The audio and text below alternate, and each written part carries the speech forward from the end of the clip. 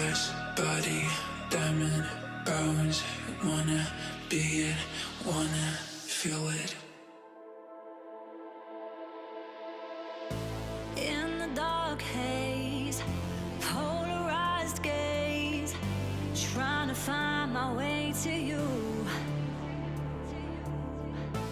Where the spaces can't erase this. You're the feeling that I choose. I'm tired of running, 'cause you lost the feeling. You're disconnected in your touch. Are you believing in what I'm seeing? Or did the high life get too much? It's all on you now to figure out how you lost the fire in your eyes. 'Cause I can't change it, what you're wasting. Now that your gaze is polarized.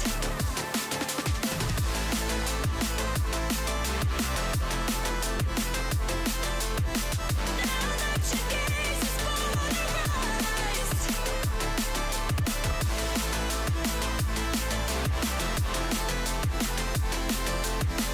Now that your gaze is polarized. When the haze clears all of your fears, now we have nothing left to lose. Fill the spaces, we can erase this, and not the feeling that you choose. You're tired of running, 'cause I lost the feeling. We're disconnected in our touch. Are you believing in what I'm seeing? Or did the high life get too much? It's all on you now to figure out how you lost the fire in your eyes. 'Cause I can't change it, what you're wasting. Now that your gaze is polarized.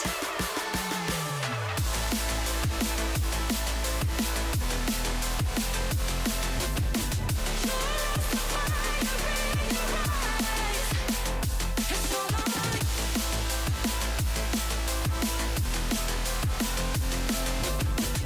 Now that your gaze is polarized.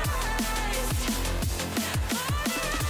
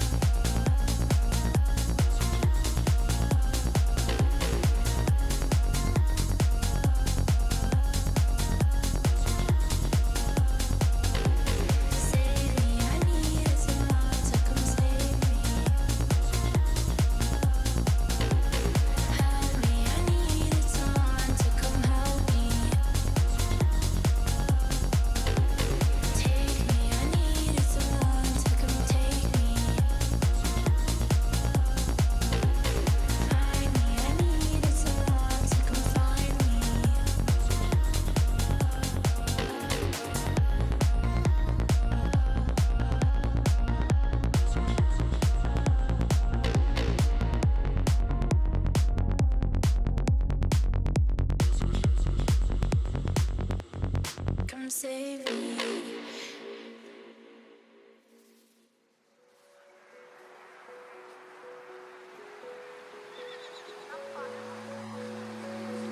I used to view you as a mountain that I couldn't climb at first, but I've only stumbled over diamonds, and I no longer fear the worst.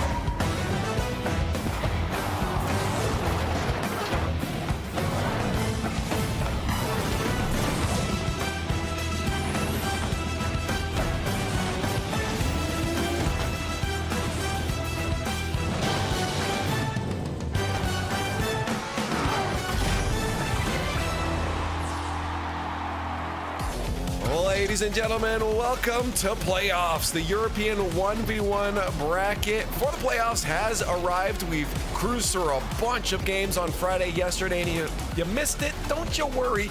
We're going to get you caught up on the pre-show.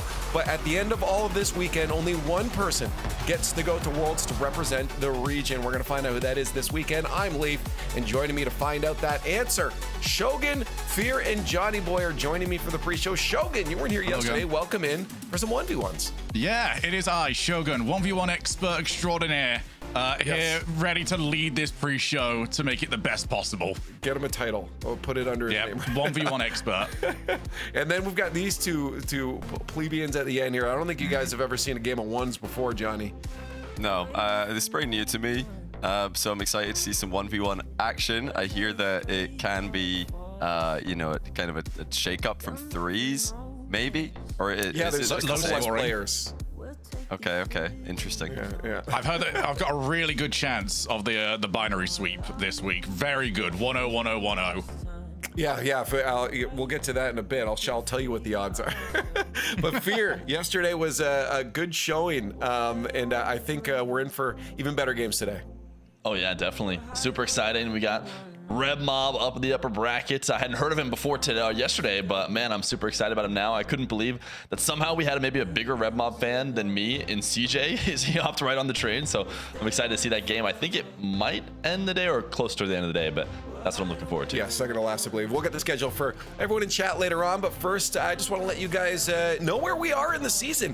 In case you didn't watch yesterday and you're like, what's going on this weekend? We are watching 1v1s. We're into the bracket there under the red, the red banner down in the bottom left of your screen. That's where we're at. We've done the 2v2s already. If you missed those, well, you missed some great European play, that's for sure. And you're going to see one of those 2v2 players. Well, then the rest of the world did really well too, Leaf. I think the rest of the world did a great job in twos. Yes, a wonderful job. Pat on the back, gold star for all of them. But we're into 1v1s now. And this is one of the better regions as well. And then we have the last chance qualifiers coming up in a little bit before Worlds. Speaking of, if you'd like to play in the last chance qualifiers, you can. Probably won't, but can go to Worlds, sign up here, try it. You might face down some of your favorite teams in the bracket as well. I wish you best of luck. We've seen how good some of these teams entering are, but you can play in the last chance qualifiers. If you win, you get to play at Worlds, which is such an incredible opportunity to be able to have. So get to practice in, sign up, and play there. But talking about 1v1s again here, we do want to look at the prize pool because there is an important distinguisher here for that first place. You can see it under qualifies 2.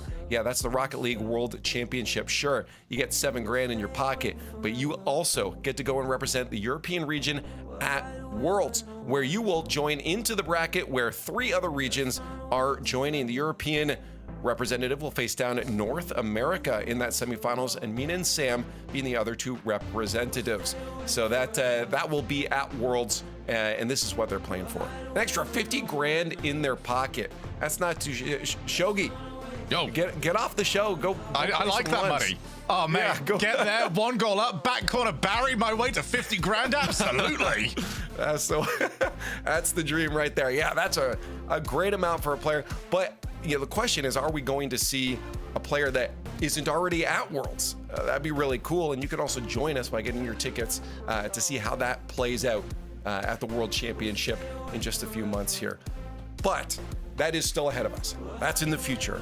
For now, we have to look to the past. We got to start giving you guys a little bit of info on what happened yesterday. In case you missed some of the storylines, let's get some recap going on here. Group A, Fear, was the one we called the stacked group, and for good reason. Yeah, and the most stacked player of all hasn't dropped a game yet. You see Moxie up there in the top, came in as the favorite for the tournament. He was the representative from EU last time around, and he was not phased for a moment. He walked right through Revsy. We thought maybe he'd get into some trouble with Lord Valdemar there after he was able to sweep Jack, but no. Moxie not dropping a game, looking comfortable, maintaining that #1 spot. And overall, I mean, any Jack fans out there, unfortunate, didn't make it through. Had to face Nass down in that lower bracket there, and that was because of who he faced in the upper bracket. Let's start talking about Zen, because that was kind of the big story for me here, Johnny boy.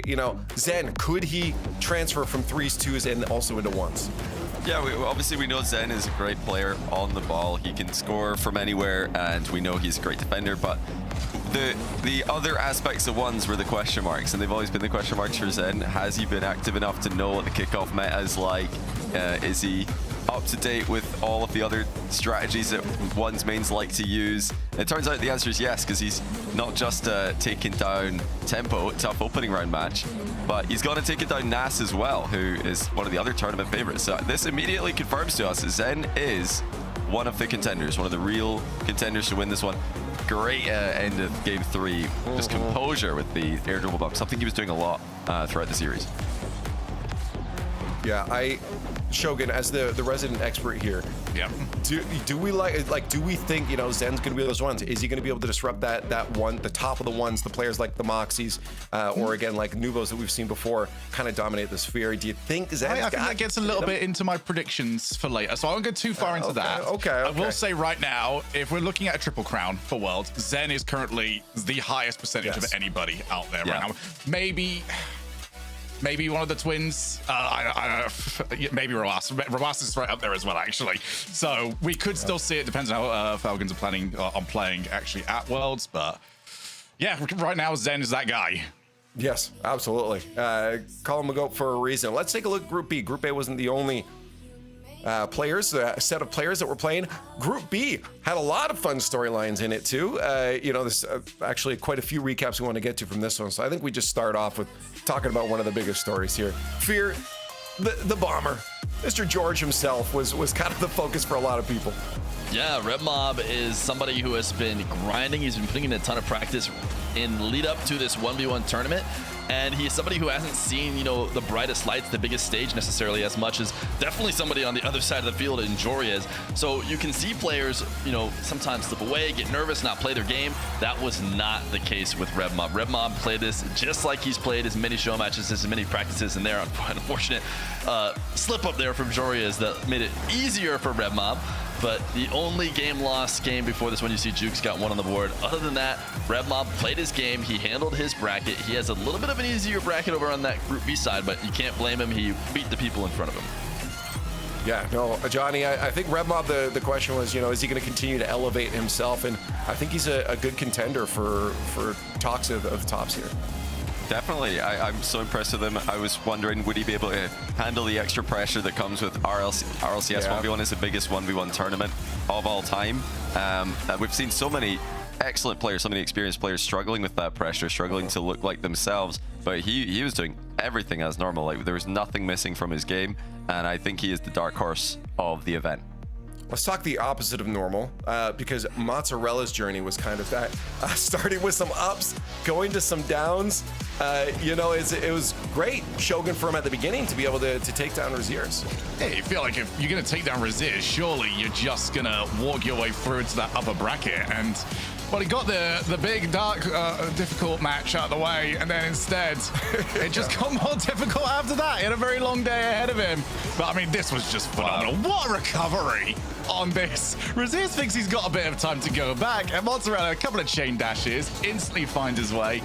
I mean, how do we feel about Mozzarella's day yesterday? Because he ran into Osoft. Yeah, he ran into Osoft right after, and Mozzarella, he's right here. 17-5. It didn't go as well as he would have liked. He had to play, you know, the two German players back to back, and I guess he maybe has a better matchup against Razers. This is like a team stream highlight video where it's like, here's our run through tournament, here are our players scoring, but if you look at the score, it's just getting worse and worse at the top. Luckily for Mozzarella, he had a better finish to the day. He gave Jarius a bunch of headaches and did end up taking down one of the greatest ones players of all time, Mozzarella. I think he is going to be the real underdog today, but congratulations to top 8. But speaking of Razers, that was another player we want to look out for. So let's cover his journey real quick here, because it wasn't as dominating as maybe we thought it would be. Fear. It felt like there were some questions about his confidence. Yeah, Razers over the course of the past, month or so has just been building his rep in my eyes with good win after good win after good win, to the point where, I had him as high as number 2.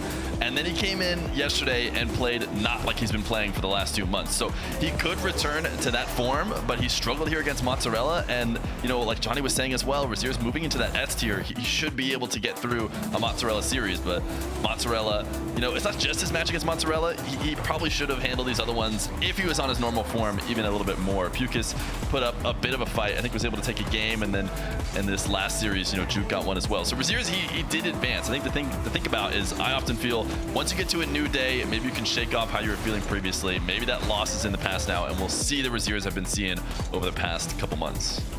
Well, yeah, I think we look at the final match they had here, and he was looking a lot better. He was starting to take to the air a little bit more, not playing back and playing too safe, and I'm hoping that's what we see coming into today, into playoffs, because if it's not, you're inevitably going to be dominated by one of these other top talent that we see here. Now, looking at all those scores yesterday, we had a lot of really high-scoring games.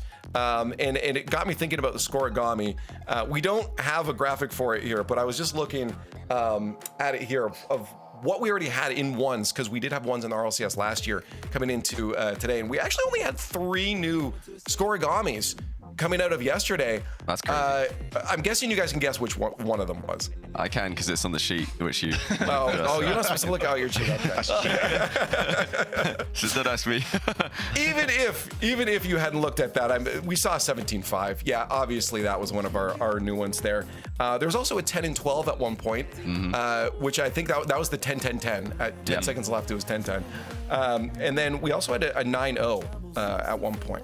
I think the thing that surprised me, the thing that was a forfeit one. You were allowed to forfeit. Did they forget? Well, they know. I think that was a forfeit. What? 8 goals went in. He thought, you know what? I'll give it one more.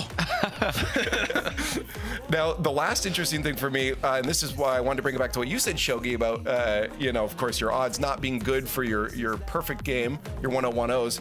That's actually never happened.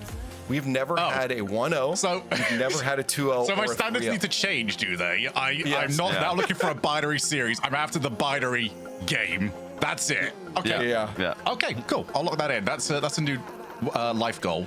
Hey, well, maybe we get it today and we get the scoregami too. If we're gonna do it of any days, let's do it with Shogi. But have you guys seen it ever, by the way? Sorry, before we go, have you guys ever seen a 1-0? No, the closest that looked like it could have been was, I think it was like a 15 or 25 minute one game where Drally was just dribbling the ball around against Grama, and he looked like he could have done it, but never seen it in an actual game. No. Yeah, no, it's a rare one. We see a lot of goals, and we'll see a lot today here. Speaking of seeing a lot of goals, there was a lot of good goals. So it's time for a progressive top plays. Shogun, why don't you start us off? Absolutely. We might as well start off with Nass, who, well, if you're going to defend against them, you might as well score against them as well. Appjack thought he was in a good spot. Unfortunately, he's also just had to be a spectator, as recoveries are the name of the game. Defense does not mean that you can't be looking for your opportunity. But we're going to be hearing this word an awful lot during this top 10. I feel the word musty, and it's from the bomber. I think he got a bit of an assist on this one. Crossbar definitely didn't help. Jorius definitely did. But that is a heck of a strike right there. And then, well, let's see Nass yet again, shall we? We're going to have plenty of different plays, but what about a cheeky little ground pinch right there over the top of your head? You got no choice but watch that one loop over. Those are horrible. Watching it just skip over you like that. It's just... You can do it. Okay, cool. Well, thanks for doing that to me. Well, at number 7, we've got the Mob. He is showing that you can play the aerial game all the way across the field, picks up the 100 boost out of his back corner, gets a couple resets before slamming it top shelf. Juke was watching on the ground, staring up in the air this whole dribble, hoping that Reb Mob might come down to the ground, but he was not going to. Takes it the entire distance. Strong finish as well. Got a little bit of the crossbar. And at number 6, we've got Hyder. I think right before he did this play, I was saying this is a very ground-based match. Nobody really taking it into the air. Yeah. Hyder decided to prove me wrong. A little reset musty into the top left. But this one is so interesting because of the placement he's able to get. The way he gets the ball to roll off of the flip in order to slot it behind Jorius. Really no chance for him there to stop that one. And then at number 5, a clutch moment. It was probably our match of the day. Zen versus Nass. This is 0 seconds at game 3. Tie game. Patience from Zen not to panic as Nass gets close, and then an air triple bump to get it in. Right here, 90% of players would panic as Nass gets close, and that's what Nass was hoping for. Instead, Zen carries it up, gets the bump, finishes the play. And it was a pretty disappointing day at the office overall for Jarius, but it wasn't all bad. Just before he lost out to Mozzarella, he had teammates figuring out what on earth is 119 kilometers per hour in miles per hour. The answer, as Google informed us, is 74 miles per hour. Placement doesn't matter when you hit the ball that hard, as Jarius has shown us here. But I think my favorite player to watch, the new Portuguese superstar, Lord Valdemar. That is his real name, I believe. I'm sorry if I'm saying it wrong, Valdemar, but great save at one end. And then an extremely creative shot reset. Reset here and then into the pogo. Earlier shot than the defender expected. Now, Hyder, he tweeted not long after scoring this goal, sorry guys, don't know how to play ones at all. Sorry for my performance, and I think this is our official note to Hyder. Apology accepted. I think you might know how to play ones. That's not a bad shot. All right, we've seen double musty resets. We've seen triple. Oh, no, we haven't. Oh, wait, we have at this point. Triple reset into a musty.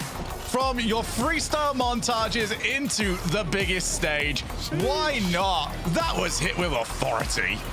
That was hit with authority. That was again, I like the amount of flip reset musties we were getting, and the fact they kept elevating from 1 to 2 to a triple flip reset musty. Yeah, that seems to be the favorite of a lot of these players, and that's a reason it was on our top plays a lot there. But there was one moment that stood out to me more than any other, and since we're talking about top plays, I had to bring it up here. Johnny had one of the greatest moments I think we've seen, maybe James spot, but you were close, Johnny. Let's take a look at how well Johnny was doing with analysis yesterday. Tempo, not even on your list, I believe. No, it was me. It was Johnny that did it. Me. Yeah, and are you surprised by this result? I'll say I'm surprised and extremely impressed because Tempo is playing so well. All right, let's try that again. Ask me the question. Yeah, so Johnny, you didn't even have Tempo on your I did. top 8. Are you impressed by what you're seeing? I'm very impressed by Tempo. He's been...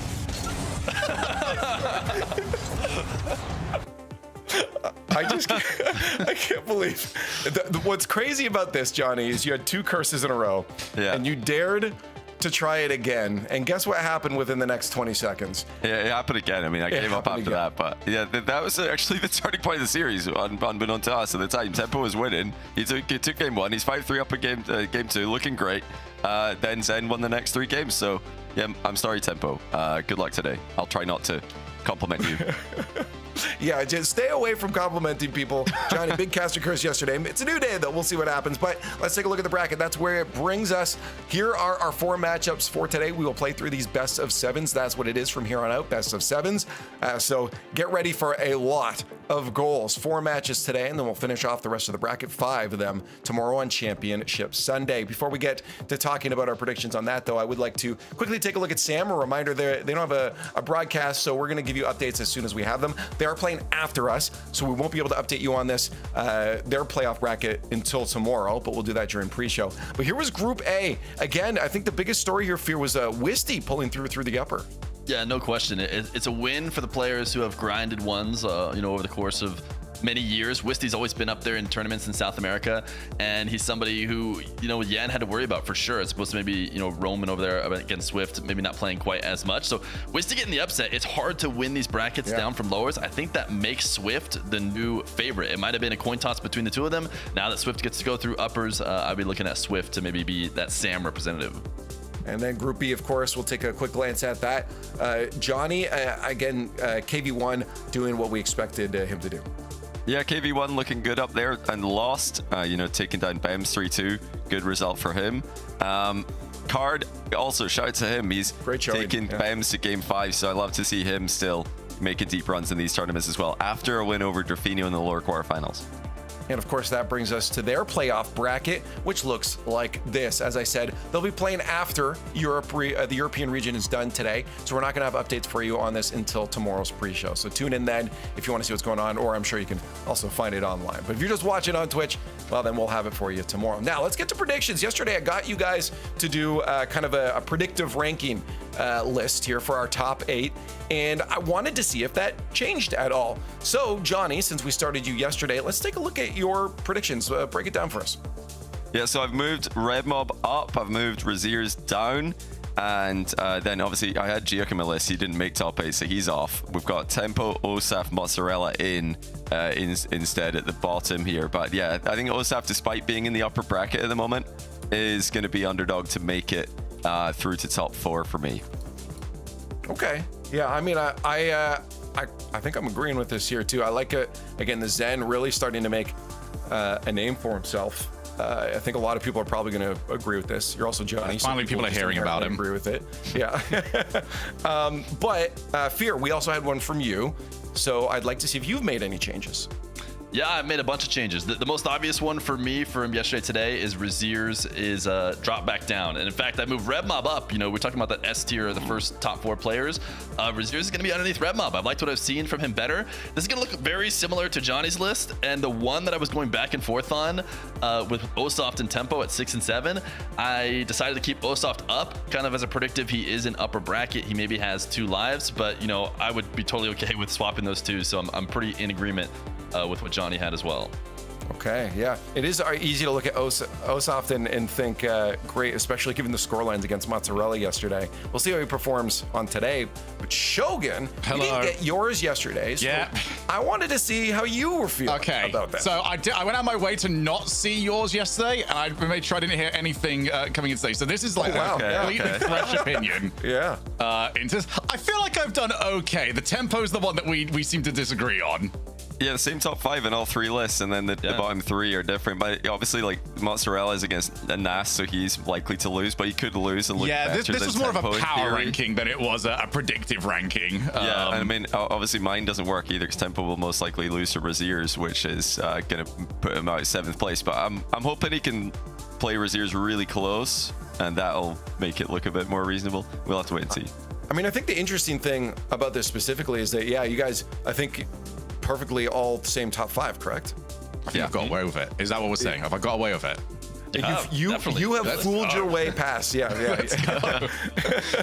Well done, Shogun. Yeah, I think the biggest thing to take away for everyone watching is that there is a kind of clear order that everyone is expecting maybe this to go. Moxie obviously still the favorite. Zen winning a lot of hearts over that he's got what it takes to move from 3s to 2s, and maybe it is the Celeste teammates he gets, the more he can do. We'll see what he does in 1s though, because that Moxie still stands tall at the top of that mountain there for the reigning champ of this region. But we have to get to the present now. Let's start talking about what's coming up in just a few moments. Our first matchup is going to be Razers and Tempo, but first I saw someone yesterday asking about the crowd cam. We have it today. You can watch from the side here if you'd like to see maybe the spacing that these players are getting. So many times players are, getting scored on from the other end of the field. We've seen a lot of just long shots. Maybe you can get a better idea of how to position yourself against your opponents from the side cams. You can have that up on your screen. If you'd like to know the order of the matches, here they are. I think Fear, you were mentioning the Moxie Red Mob one. That is going to be our second to last match there. Zen, the GOAT, going to be playing Osaft, Mr. Orange Juice, by the end of the day there to round things off with our 4 best of 7s. Let's get back to what I was talking about here. It's time for Razers versus Tempo. This is one I believe Johnny was just saying that, you think Tempo, maybe an early prediction here from you, Tempo might be losing this one. Razers might be in the position to win this one, but stats-wise, they look pretty even. Yeah, I think if you went off of yesterday's performances, Tempo looked like the better player for me, but Razers, I'm hoping for him, he's going to have a new day, better performance.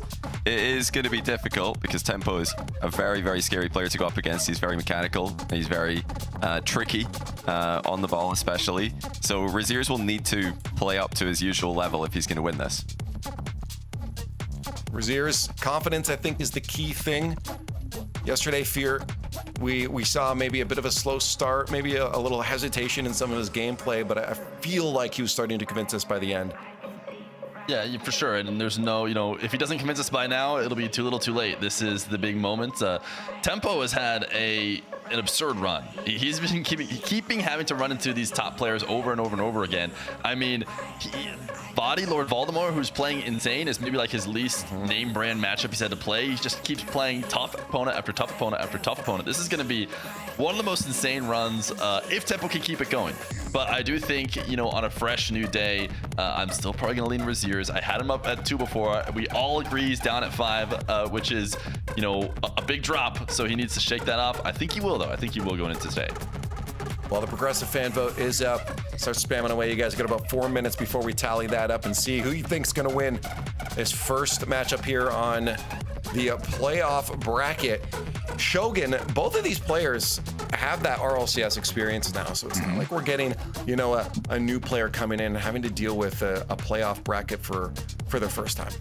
No, definitely not. But I think this is also a good chance for both these players to sort of show off what they can do. It's been disappointing, especially with Tempo this season on the 3 side. We were expecting an awful lot from him, so this has been a great chance for him to say, well, look, I'm still good. I'm really, really good at this whole Rocket League thing. As for Razers, it's just, can he translate from show match to the big show itself? Can he actually, with the pressure on where he cannot afford any losses, maintain the level that we know he is capable of? If not, somebody like Tempo is going to just roll straight through him. As for Tempo, I mean, a much better result so far. He was 9th to 12th last year when we did this, although that was over a year and a bit ago, given that I was going into Birmingham. So I think Tempo's punching up. He's definitely punching up, but Razers can open the door for him. I love that Razers has his player card in the back. Amp it up. He can turn around, look at it, give himself a little pep talk, and get back to the game.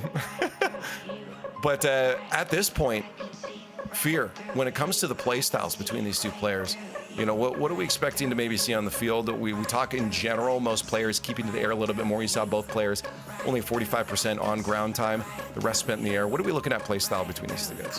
Yeah, I think you're going to see a good amount of aerial plays. Tempo is somebody who's extremely mechanical. Razers, when he's playing his game, plays to his mechanics a lot. Really strong aerial finishes. You actually saw one of those really strong finishes get saved by Mozzarella and then countered, which is one of the downsides of taking those hard shots from the air. But Razers is so good. When he's playing his game, he's scoring the majority of them, and he's able to power through. And Tempo is somebody who was really fun to watch when he was Dominus, because not only was his mechanics insane, they would lead to some stuff you don't see with the Octane hitbox. He's decided to switch to the Fennec, what's been maybe a year or so now. I'm not sure how long he's been Fennec now, but he still has the mechanics. If you're wondering whether or not he's had them, you think maybe his backwards hat of the old days was what was giving it to him. Nope, he's still got it. No more backwards hat, no more Dominus, but all the mechanics are still there. It should be a very high-flying, exciting ones game if they don't get caught up in the moment. You know, we've seen in these big, in a show match, Tempo Razers, gonna be clips galore. But with RLCS, sometimes people get a little bit scared. They start taking it to the ground more. They start playing not their style. Hopefully that's not what we see, and we see their normal show match type performance.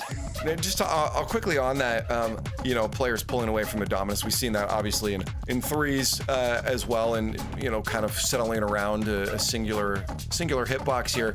In ones, Johnny, do we feel like that probably happened too, just because of, hey, you know, you needed to keep the ball a little bit closer, 50s became more important? What was the kind of reason we see players like Razers pull back from that? Maybe it is because of their threes play. I think that, well, for 1v1, the Fennec just became the card that is going to win 50-50s, and that's something it's true in all game modes.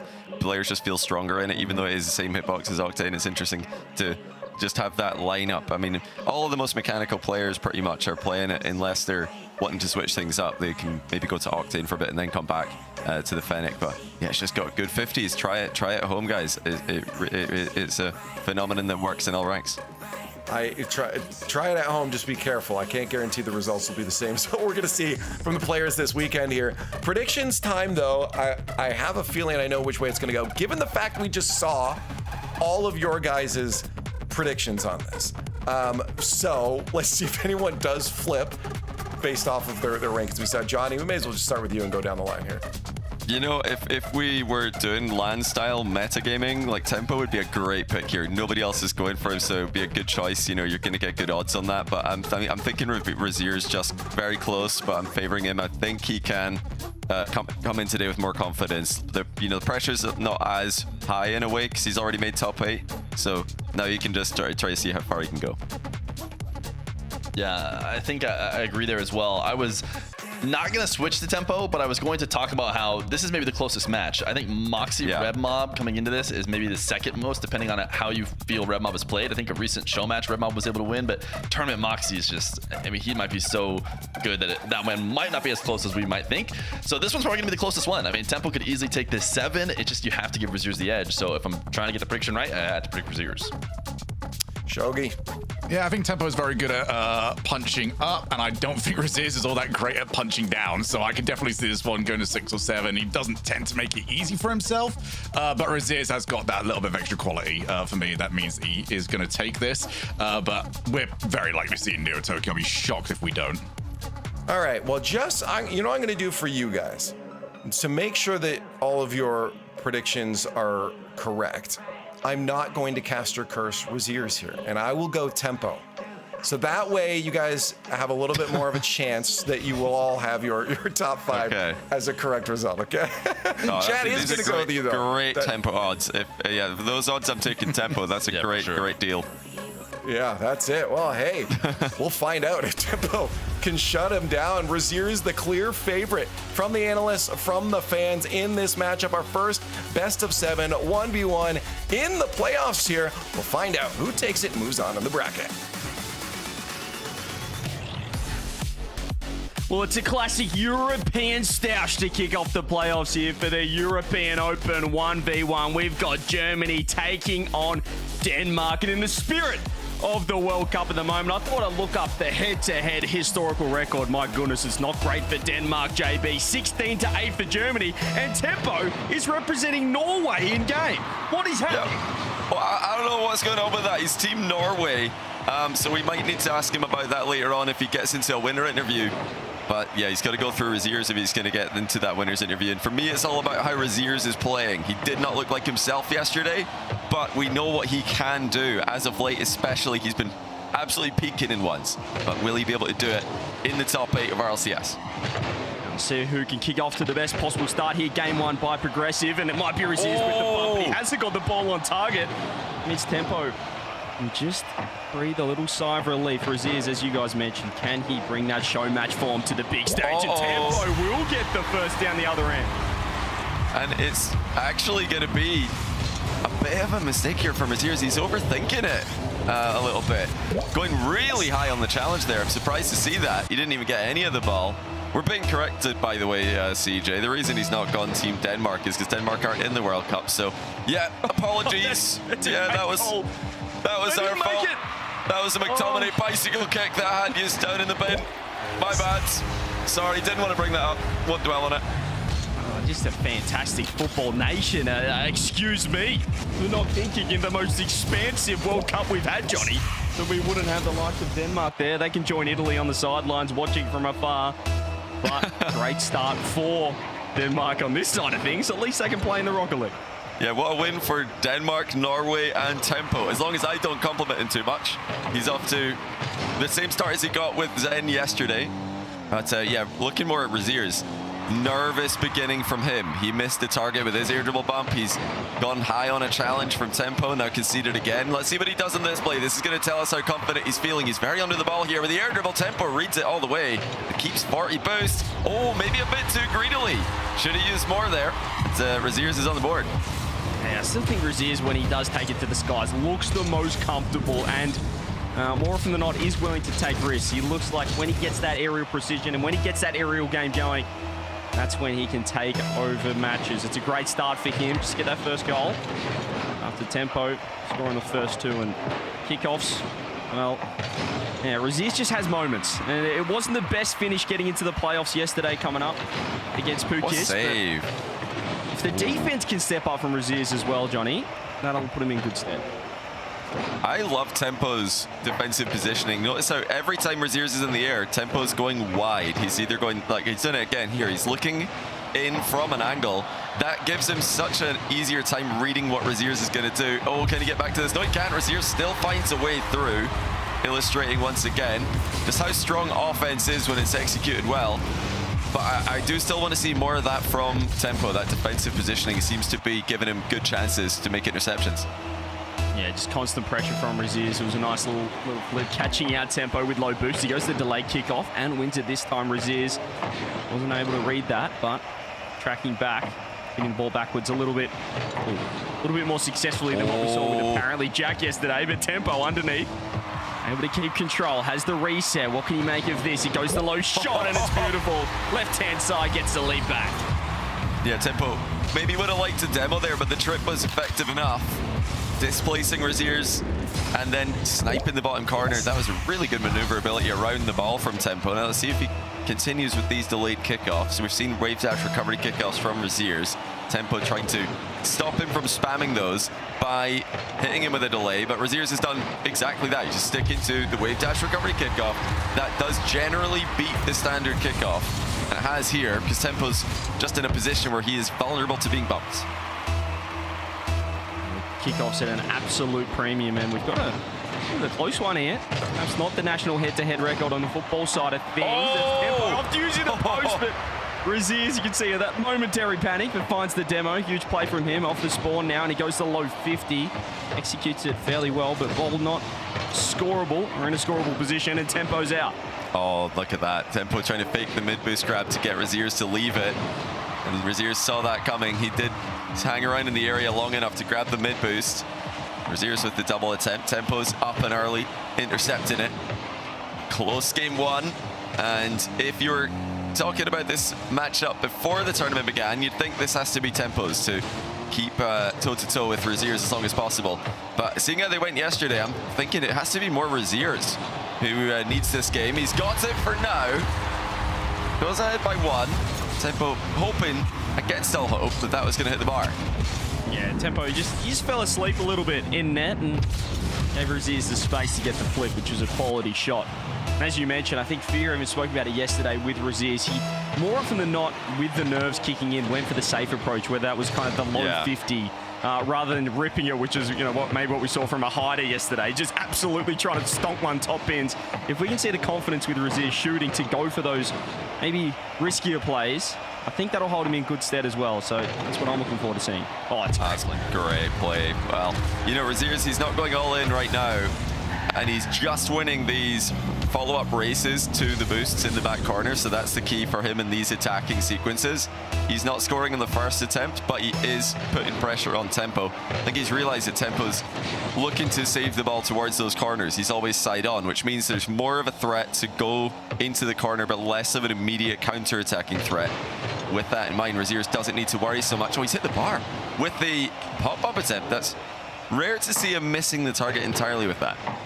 Now, we saw yesterday with Tempo, his recoveries making saves and turn them into goals have been huge. That's a great flip from Razers. Can he recover in time? Goes for boost. Knows that Tempo was going to be able to get back, but now he's in a lot of trouble. Absolute donuts. Just scooping up one boost pad, and that's all he's got to work with. Tempo. Razers nearly passed him the ball. And not looking to make the killing blow, just looking to keep the ball in. Might get punished here, Razers, because now he's found himself with no boost and demoed. Yeah, that's sneaky from Tempo. Razers does choose to spawn on the right side, but Tempo's missed the open net. Razers, well, he picked the side the ball was on, thanks to the recent demo respawn update. And then he went for boost anyway, so misplay from both players. Another fantastic save from Tempo. He's had so much success with that positioning, like I mentioned earlier. Oh, what save by Razers at the other end as well. Tempo trying for the early shot, but once more he misses the target. Should be able to... Oh no, Razers still back in time. He's having a, well, making tough work of it, but getting the job done. And Razers has been handed the ball by Tempo. Can he go for the late reset? He goes to the 50. There's the safe play. Doesn't want to throw himself out of the game. And this is where you do get punished. Sometimes it's not better to play safe, Johnny. Razers low 50, 2-goal swing. Yeah, he didn't think that that was just going to be a clean hit from Tempo. He thought it was going to 50 sideways, but he actually went too soon on it. Tempo gets a clean hit pass in 15 seconds to go. Razers has won most of the kickoffs this game. He would love to win this one. It's a delay from Tempo. He actually clipped Razers in the follow-through as well, so this is a terrible outcome from Razers. Nearly gets demoed. He's under pressure, but he makes the necessary touch. Yeah, that's huge. Tempo looked to cut across it, but Razers, is that enough? Trying to get the ball down. Tempo, ball will still be floating, but Razers should bury it, and does. Germany take game one, Johnny. They'll be happy with that. And Razers, that'll do wonders for his confidence just to get the first on the board. Yeah, huge game there, and a close game, but a game that was dominated by Razers. 15 shots to 8. Tempo is stuck in net for a lot of that, and it came from the center circle. We saw Razers winning the majority of the kickoffs. Tempo did surprise him on a couple of occasions with delayed kickoffs, but for the most part, it was Razers who was gaining possession and continuing to attack for long periods of time. Yeah, great start, but still a close game, which is probably what we were expecting based on the form of these two players coming in, and why we are in the lower bracket right here for the first match of the playoffs. And yeah, 15 shots to 8, so a pretty dominant performance pressure-wise from Razers. You said how Tempo kind of likes to play that counter-attack play style, angling himself sideways on net. If he can get an overcommit from Razers, he's going to be able to create that 2-goal swing, scoring down the other end of the pitch, Johnny. But it wasn't to be. Razers, just the pressure was too much. Well, yeah, you see different styles with 1v1 shadowing. Some players prefer to go more under the ball and then make a save into their crossbar while recovering in and out of their own net and to look for counters. But Tempo's very much looking to hit the ball into his back corner. Oh, he's in Razers' back corner here. Razers slamming him into that direction. But I expect him to continue to do the same in this game, even though he lost game 1. Overall, his defensive positioning looked pretty good. Razers, though, just muscling through him here. Tempo will be a bit frustrated with how that 50's gone. Yeah, maybe just the 50 game and the safer playstyle on net might hurt Tempo, actually. It might suit the way Razers does play, because we even saw against Zen, Razers was able to take the game. It was the counter-attack, it was the overcommit coming through. But Razers is refusing to overcommit and is looking more and more clinical.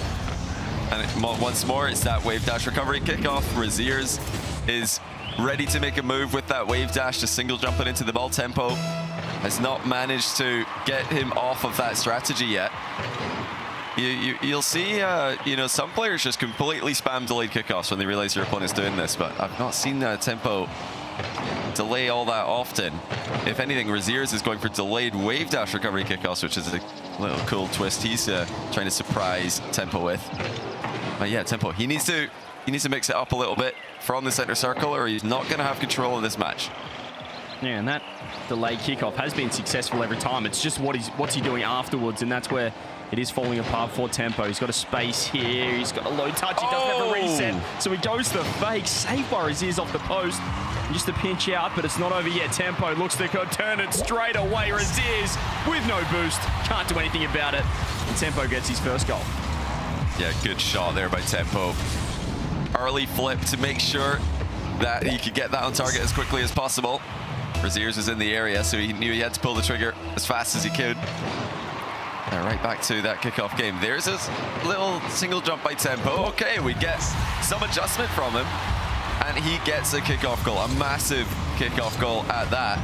Both players, similar strategy, but Tempo went higher on the ball, so he does get the dunk.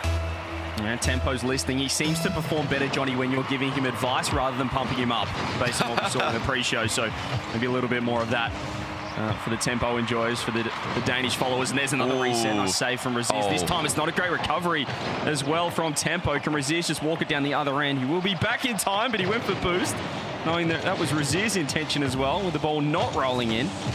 And now a little bit of cat and mouse down the wall. Razers does know Tempo is low and doesn't grab the mid boost. Has to go back for the 100. Early shot, it's beautiful. He just saw Tempo turn upfield, a little pump fake, Johnny, and that's when he struck. Yeah, great shot. Tempo had to go to the back corner there. You've got options, obviously, in the back corner when you're in defense. Immediate challenge is one of them. However, if you do that, the opponent is going to see you coming. So you're kind of relying on them thinking it's a fake, because they know that you know that they can see you coming. Okay, Tempo does get one back. It's a turnaround in the kickoff game. Mostly Razers winning in the last one, and now Tempo has made the necessary adjustment. He's just going for the exact same strategy as Razers is. You can't beat him, join him. But it seems like he's just got a more solid hitbox on the ball. He's just barreling through him. Which is rare, because Razers was an absolute tank in a few situations yesterday, which got him out of trouble. There's a demo, though, from Razers, and he will get the instant response. A couple of kickoff goals back and forth. No players will be too upset with this, but yeah, even though he got the boost Tempo, he just couldn't get out of that demo. Yeah, that's a tricky situation.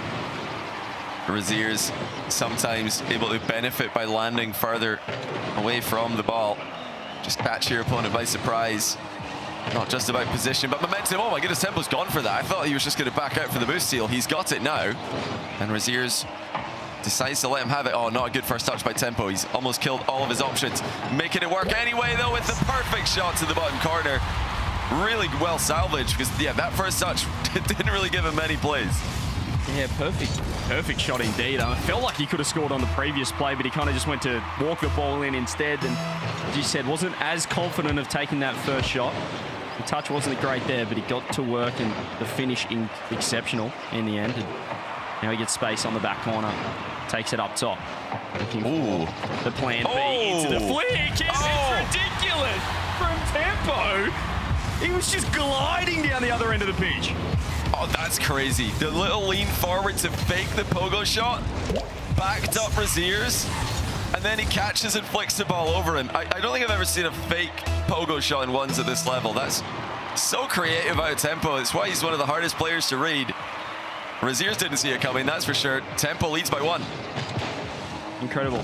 Yeah, caught me off guard indeed, as you said. It just looked like he was, trying to make it work, but he had plan B and plan C on that occasion there. Tempo with a little bit of space now. Oh my goodness. Maybe he's got a lot of confidence from that goal. That's a nice pop from Razers. Can he get it on net in time? That's a question. He has missed the touch. You want to boost and ball. And an early shot on. Tempo opting to just save on the goal line. Try and bait Razers in. Look for that counter-attack. He's going for the pinch. No, he's been demoed. Razers should be able to score if he goes quick enough. Has a reset. Tempo underneath. Beautiful shot. Even better save. He's landed inside his own net as well, so he's got a follow-up save ready. Boost his respawn to be stolen by Razers again. Tempo looking to interfere with the play as early as possible.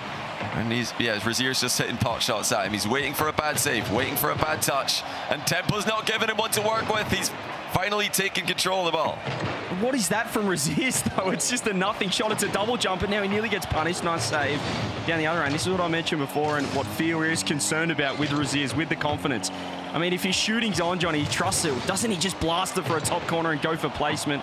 Yeah. Instead, he kind of goes for the half-half, where he doesn't want to overcommit, but it's not strong enough either, and unable to score on that occasion.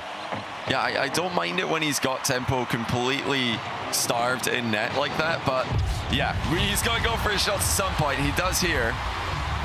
That's a very good shot selection.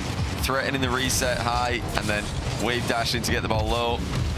The classic. It's kind of been the new meta for about a year now. 5-5, right back to the center circle we go. And Tempo is sticking to the single jump into the ball, just like Razier's has. Here comes Razier's faking the demo. So even though the ball's in Razier's half, he's the one who's got control here. Tempo's Oh! completely stuffed. He's got to turtle himself into one net Razier's! as the ball is rolling in the other, and he is going to wait for his opponent to get down the other end, kill a couple of seconds off the clock, could be crucial, and he grabs the lead. That's a huge play by Razier's. Just knocking a couple seconds off the clock, always smart when you're winning. But the mental victory as well. He says, no, bro, you gotta come watch this goal. Come up close. Come see me score in your net. It feels horrible when your opponent makes you do that. And now Razier's is up by 2. Tempo trying desperately to get back and make a save, but he just couldn't get enough on it. Disaster for the Dane. Mental side of the game. Oh dear, oh dear. He's won another kickoff. He's going to get back-to-back kickoff goals, and maybe, as you said, just the delay has tilted Tempo. Those first single jump kickoff that usually he was winning when both players went for the same approach. That time he just completely stuffed it. He has one in here. Is he going to go for the early shot? He's going to rip it straight on net. That's not good enough. Razier's makes a save, and there might be another goal down the other end. Tempo lunging, and down into his own net. Yeah, Tempo says next. He's like, please skip, please admin, let's go to the next game. I don't want to see it. Because Razier's has completely broken him in this game. 2 failed wave dashes by Tempo in critical moments, immediately leading to Razier's scoring. We're wondering, is it going to be Razier's who's feeling the nerves today? Not the case. It's Tempo who completely falls apart in the final minute of game 2. And you could see Tempo laughing on the player cam as well as he was typing next there, Johnny. He's still having a good time here in the EU 1v1. You know, that's what it's all about. But Razier's great start from him, looking confident, and this is closer to the performances we are seeing online in the show matches and in some of the lesser tournaments of 1v1. What Fear is looking for, why he had him number 2, I believe, Johnny, power ranks coming into this event, and we're finally starting to see some of that. Yeah, if Razier's can play like he does on any given day, just when he's on his live stream, when he's in show matches or smaller tournaments, he's a contender. He really can beat anyone. But if he plays like he did yesterday, I think Tempo would beat him quite easily. The range is pretty significant when it comes to Razier's. That's my favorite play of the whole game, though, when he just stopped the ball and made Tempo come to him. Huge mental victory, and from then Tempo giving himself a round of applause there for the own goal, the final few seconds. I think he might have been trying to just score it, just slam the ball into his crossbar as hard as possible and hoping that it will make it across the pitch into Razier's net before Razier's can get back. I don't think that would work, but I've got to think that's what he was going for there. And Razier's on the other side, obviously Tempo having a good time, but Razier's looks comfortable. He's looking comfortable. I love the fact that now in this stage of the tournament, we are able to get those player cams on. It can tell a pretty big story and paint a big picture as well of just how they're feeling. Here's Razier's with a ground pinch to kick things off the post, and it did worry Tempo for a moment, but that was just going to be straight in. And he's looking to turn the corner and take it straight down the other end. Tempo reset over the top. Doesn't find the bump. Razier's finds the boost as well. He didn't go for the early shot. Instead, it's an air dribble down the other end, but still quick enough for the first goal. Interesting. I think Razier's, like you mentioned, he probably could have just shot that one if he reacted faster to Tempo's bad recovery. I think Tempo could have saved that as well. He's He's tried to hit the crossbar precisely to keep the ball in the goal line and then recover and shoot. But you've got to make sure that you hit the bar if you're playing for that line of play. A nice wave dash movement by Tempo here. He's got another open net. He does score this time. Okay, 1-1. Both players are making some positional errors here. Razers, yeah, the old classic, just going for the boost when the opponent's got an open net. I mean, he'll know that that's a big mistake. Yeah, and where he let Tempo have the ball was just tracking that boost pad line where he could just kind of sweep across, hit supersonic and rip it straight on net. And this time Tempo goes for boost. Can Razers go the early shot? No, he goes to the fake. Thought perhaps he had that far post open momentarily. It's both players looking to grab the 100 boost over defending. Razers now with a fake pop. Tempo just catches him out on that occasion, but Razers keeping possession, playing patient. Tempo, 100 boost. Does he take it up top? He does indeed with the flip. He just doesn't quite have the ball where he wants it. No, it's just a little bit low for his liking. Now Razers with Tempo underneath. That's a great first touch from Razers. Second touch into the reset. I mean, it's just it's perfect all the way. Wow. I mean, that's the danger, giving away the ball at this level. If players peak in the air, you're not making saves in 1v1 these days. The highlight package from yesterday is looking like a freestyle montage. You know, all the top players can score unstoppable shots, whether it's air dribble bumps, whether it's resets, whether it's mind games. You know, the multifaceted threat of the 1v1 aerial game is not defendable. And if you give the ball away and hope the opponent produces something suboptimal, you're kind of relying on them making a mistake. So Tempo will have to be, I think, more careful with the ball. Razers, he's heating up. This is getting a bit ugly. And they're the variations we like to see. When he's not always going for the low 50, it just gives himself that option later on. This time Tempo expects the flick, and Razers can just dive underneath, smother the ball in the back of the net. 3-1 now. Ooh. Tempo, nice turn. He's looking to get more aggressive, perhaps, just with the state of this game right now, Johnny. That could be the style of all or nothing at this point, as it looks like for the most part, Razers has the upper hand across the board. Yeah, Tempo looking to demo Razers there, but nearly gets demoed himself. Now this is a much better angle on the dribble by Tempo. He's going for the top corner, but he's nowhere near. He's boomed the post, and it's just a tap in for Razers at the other end. And Tempo had all the options here. He'd compromise Razers' position, but if you do go for the top corner, you have to hit it. At least you've got to get the inside of the post. Yeah, as you said, he kind of compromised his position without committing to any shot or shaping up, and just left Razers in the middle of the net. So it still required a perfect top corner shot. It's not like he'd really open up the right-hand side, and the fact that he knew it had to be perfect meant that, well, the margin for error was a little greater there. Nice save that time by Razers with boost, and Tempo's probably going to have to part this play. Razers slowing down the pace of the game here into a pop bump against the shadowing Tempo, but Razers has hit the bar again, and that was off a slow dribble. So again, very surprised to see the crossbar coming into play there. And Razers just barreling straight into Tempo's 50. Too strong. Tempo calls his bluff on the follow-up challenge. Razers just letting the clock do some work for him, much like he did in the last game, and then in the air dribble makes it 5-1. It was the change of pace. He slowed the game down for the past few seconds, and then there's the acceleration. Yeah, he rarely looks to overcommit or beat his opponent if he's challenging. It's just that 50. He doesn't want to flip through the ball. On that occasion, the 50 means he can grab boost, take it straight up top, and catch Tempo out. This time, the delayed kickoff from Razers. Saw Tempo pretty effective with the strategy a couple of times, and Razers looking to turn it on net. Has he overcommitted? Can Tempo turn it around in time? So he uses the wall to pass to, but just gives Razers an angle in. And the counter-attack doesn't quite land, but he's got another chance. As he go the ground pitch, he's missed the ball. Now things are starting to unravel slightly for Tempo. I don't think Razers was quite aware of the situation, but he was then. Finds the 50. Can he get the shot on net? He can indeed, and it's 6-1. Well, it is really opening up now. Yeah, it's all going wrong for Tempo. He's completely misflipped off the wall and then given the ball away with just a lackadaisical mind game attempt. I mean, it wasn't really a mind game. He was just hoping that the Razers wouldn't do anything, which has not really been Razers' playstyle today. Razers has been going for the ball a lot, so you can't expect him to pass an opportunity like that to challenge. He was goal side. It was basically free. So yeah, just a speculative effort by Tempo, who can't be far away from a forfeit. Yeah, he just stays next on that demo. As soon as the ball went up to the backboard, as soon as the demo landed, Tempo says enough's enough. We're going to game 4, and he's going to need a reverse sweep, which, yeah, I'll be honest, doesn't look likely. And we said yesterday that the Razers needs a series where he really puts the hammer down, puts the foot down, and showcases what we have seen in the past month. These 1v1 performances. It didn't happen in the final match yesterday. He still got the win. But right here against Tempo, once we're into the best of 7s, this is an incredibly strong performance from Razers in that lower bracket. And certainly a danger to the guys up top.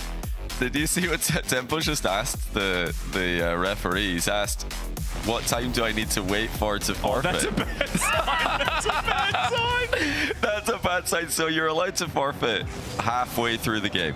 And this is a great little piece of hopium for all of you guys. No matter how much you're losing in Rocket League, if there's more than half the game to go, you just need to win the second half of the game by the same margin as you lost the first half. So yeah, players can forfeit from 2:30 onwards. If Tempo's not winning at halftime, the series might be over. He's asked if he can forfeit at 3:30, which is concerning. 90 seconds in is pretty quick when you've got 3.5 minutes of rock left. Not sure how many goals he's planning on conceding in 90 seconds, but indeed you can only do it after halfway, so 2 minutes 30 and under. You can call next. Will we see Tempo take a game, or does Razers sweep the first match of the playoffs? You know, it has been a very tilting series for Tempo. He was losing a bunch of kickoffs in game 1. Game 2, he had some failed mechanical plays, like messing up wave dashes. Game 3, he's, completely been bodied. But yeah, I mean, here, this is a pretty half-hearted play there by Tempo. A great shot, though, by Razers. I mean, the catch brought the ball down with him, but I'm suspicious of Tempo's defensive effort. Let's see if he plays the ball in the next one. I think okay, he's still going for this. Oh, not quite. Yeah, great save. I want to pump up Razers with that shot. That was ridiculous. The double pop reset, but the second one just looked like he was going to rip it to the left-hand side, and it completely done. It would have got me. I would have been on a different planet with the fake, and the fact that he found Tempo was, yeah. as well. He was on a different planet. Well, I think he was going into the game. The fact he's trying to fall for 3:30, but he should score this.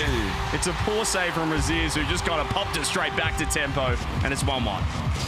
Yeah, the flick ended up being more awkward than Razers was anticipating. He thought top left, he's expecting very top corner, but it's more middle of the net, so Razers might not have to pre-jump that far or position that far preemptively for Tempo's shots. Something else that Razers has completely dominated, another aspect of the game that I think he's just been one up on is, oh my goodness, where's he come from for that save?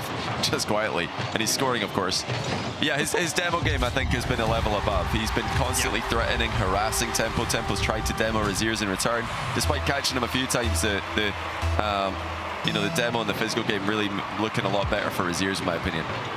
Yeah, well, he's looked fantastic so far. I know that Fear did have him number 2 in the power rankings, but for mine, Johnny, he was the obvious favourite coming into this EU 1v1 because he is the reigning OCE 1v1 champion, Razers, and that form line stacks up globally, which is what we're seeing right here as Tempo says, great pass, and it's falling apart.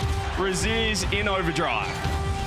Yeah, Tempo was really hoping Razers would go for the shot on that previous bounce. Razers says all the time in the world, he just waits.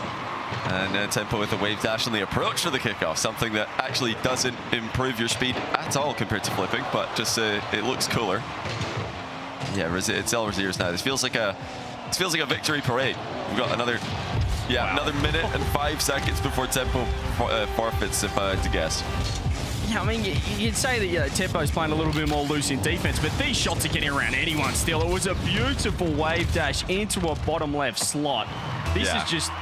This is the best we've seen Razers all weekend long. We're not seeing the nerves now under the lights, and yeah, this is dangerous for the guys in the upper bracket that might drop down into Razers' path.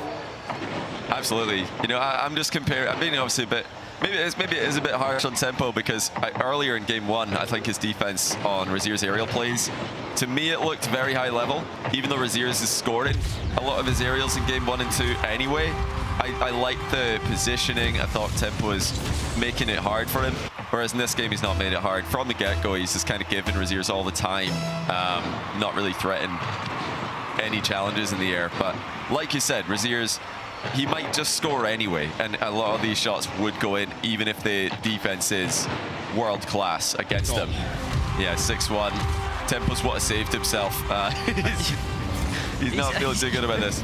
He's getting space, but it's still, the finish has just been quality for the 6 goals. I mean, exact open nets, but as you said, Tempo, I think, just looking at that player cam, Johnny, I think he's taken a few glances just to the time, as now he knows it is 2:30 for him to call next, and he's eagerly waiting for the next 30 seconds.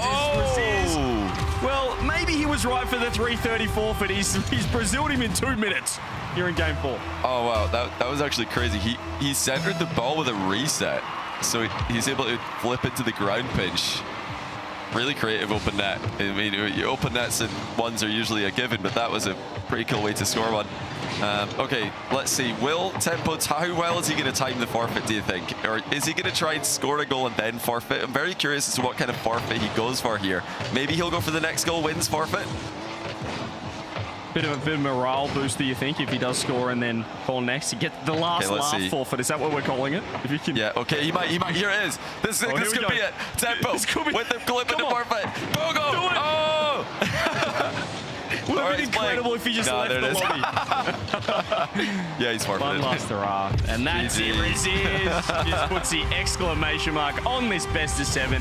It's a 4-0 sweep for the favourite and one of the favourites coming into the tournament. He was looking a little rough on Friday, but Super Saturday is Super Razers. That's an incredibly strong start. Yeah, that's the Razers that we've been waiting for. He completely broke Tempo in this series. The early games, he had an edge in the kickoff battle. He had an edge in the physical game. He was hitting his shots at a high enough clip that it had Tempo under a ton of pressure.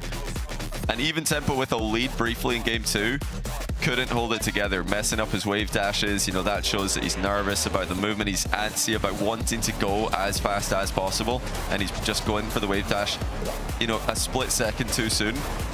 Yeah, I think that's all credit to Razers. Yeah, even if Tempo does defend well, a lot of these shots, like you said, CJ, they're going to go in anyway. And Germany gets another win on the board and the heads-ahead over Denmark. A strong start for Razers. We've got plenty more matches. Our next best of 7 is Nass taking on Mozzarella. Don't go anywhere. We'll see you after the break. Keith, I want to try an experiment. All right. To help you unbecome your parents, I want you to try a game called Rocket League. Ooh, is it a puzzle like my crossword? No, picture soccer. Okay. With a car. What do I hang my feet outside the window? No, not your car. But you said think of... It's a video game. Oh, okay, I get it. Where's the cartridge? No, it's an online thing. Is there a joystick? Not like the ones you're thinking of. But I need to get some quarters, right? No. I gotta blow in the cartridge. Again, like no cartridge, but you'll need a username. Username, huh? How about Keith_9914? The bathroom code? That's the only number I can kind of remember easily, so. Don't hold back, cause you woke up in the morning with initiative to move, so I make it harder. Don't hold back. Galvanize. Trajectory and balance look good. You're confirmed to go for orbit. Every day, Michelin innovates to move the world forward on the road and far beyond. Michelin, motion for life.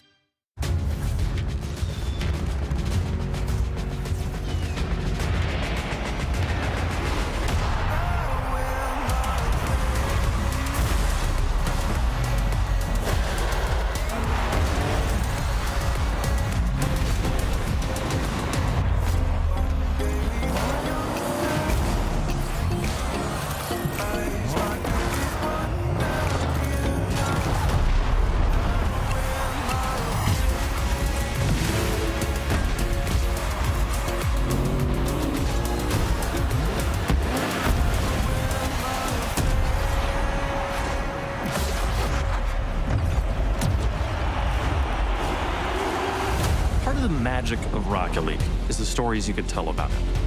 The 0-second buzzer beaters, the epic saves, the underdog victories. It's all there. As we return to this legendary arena, we'll witness Rocket League's story unfold together.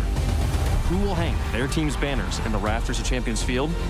It's time to find out.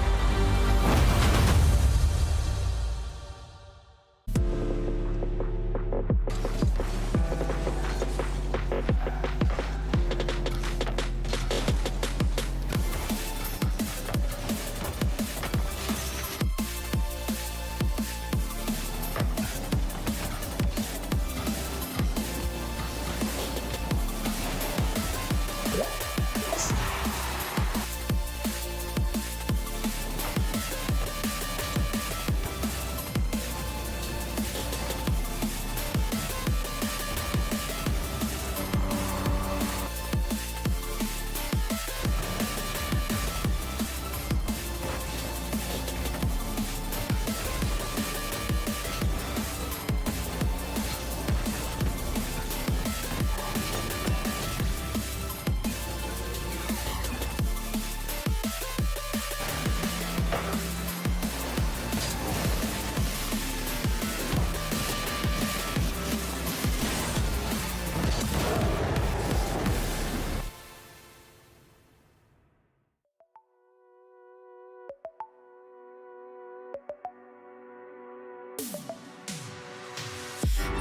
lips are stained with fiction. You always have your reasons, and I spoil you rotten. Your hands are sealed in pockets. You fill them with your secrets. To you, I am nothing. I am.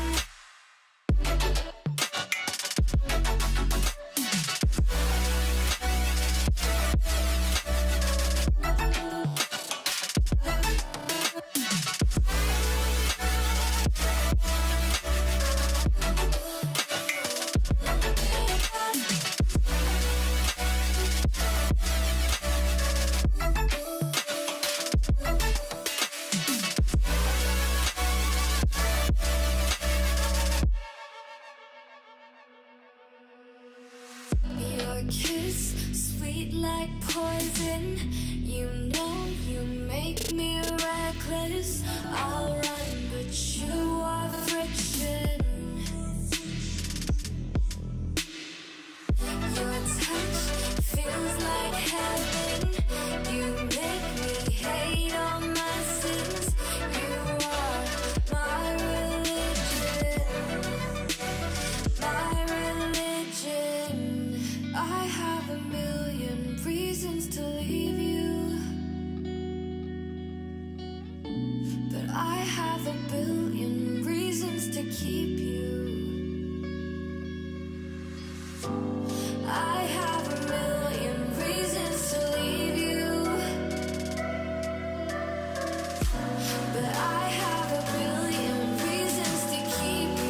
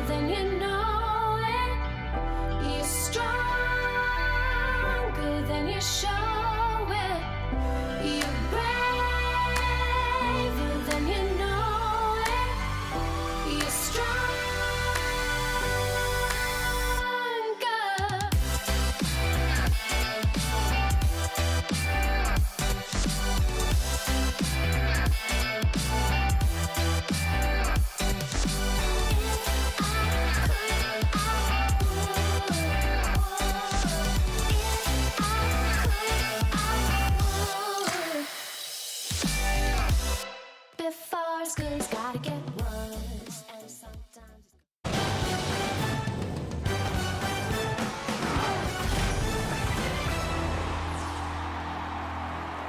Welcome back to the Rocket League Championship Series. And yeah, that Psy was the story of the whole series here. One of the quickest we've seen. A 4-0 for Razers over tempo.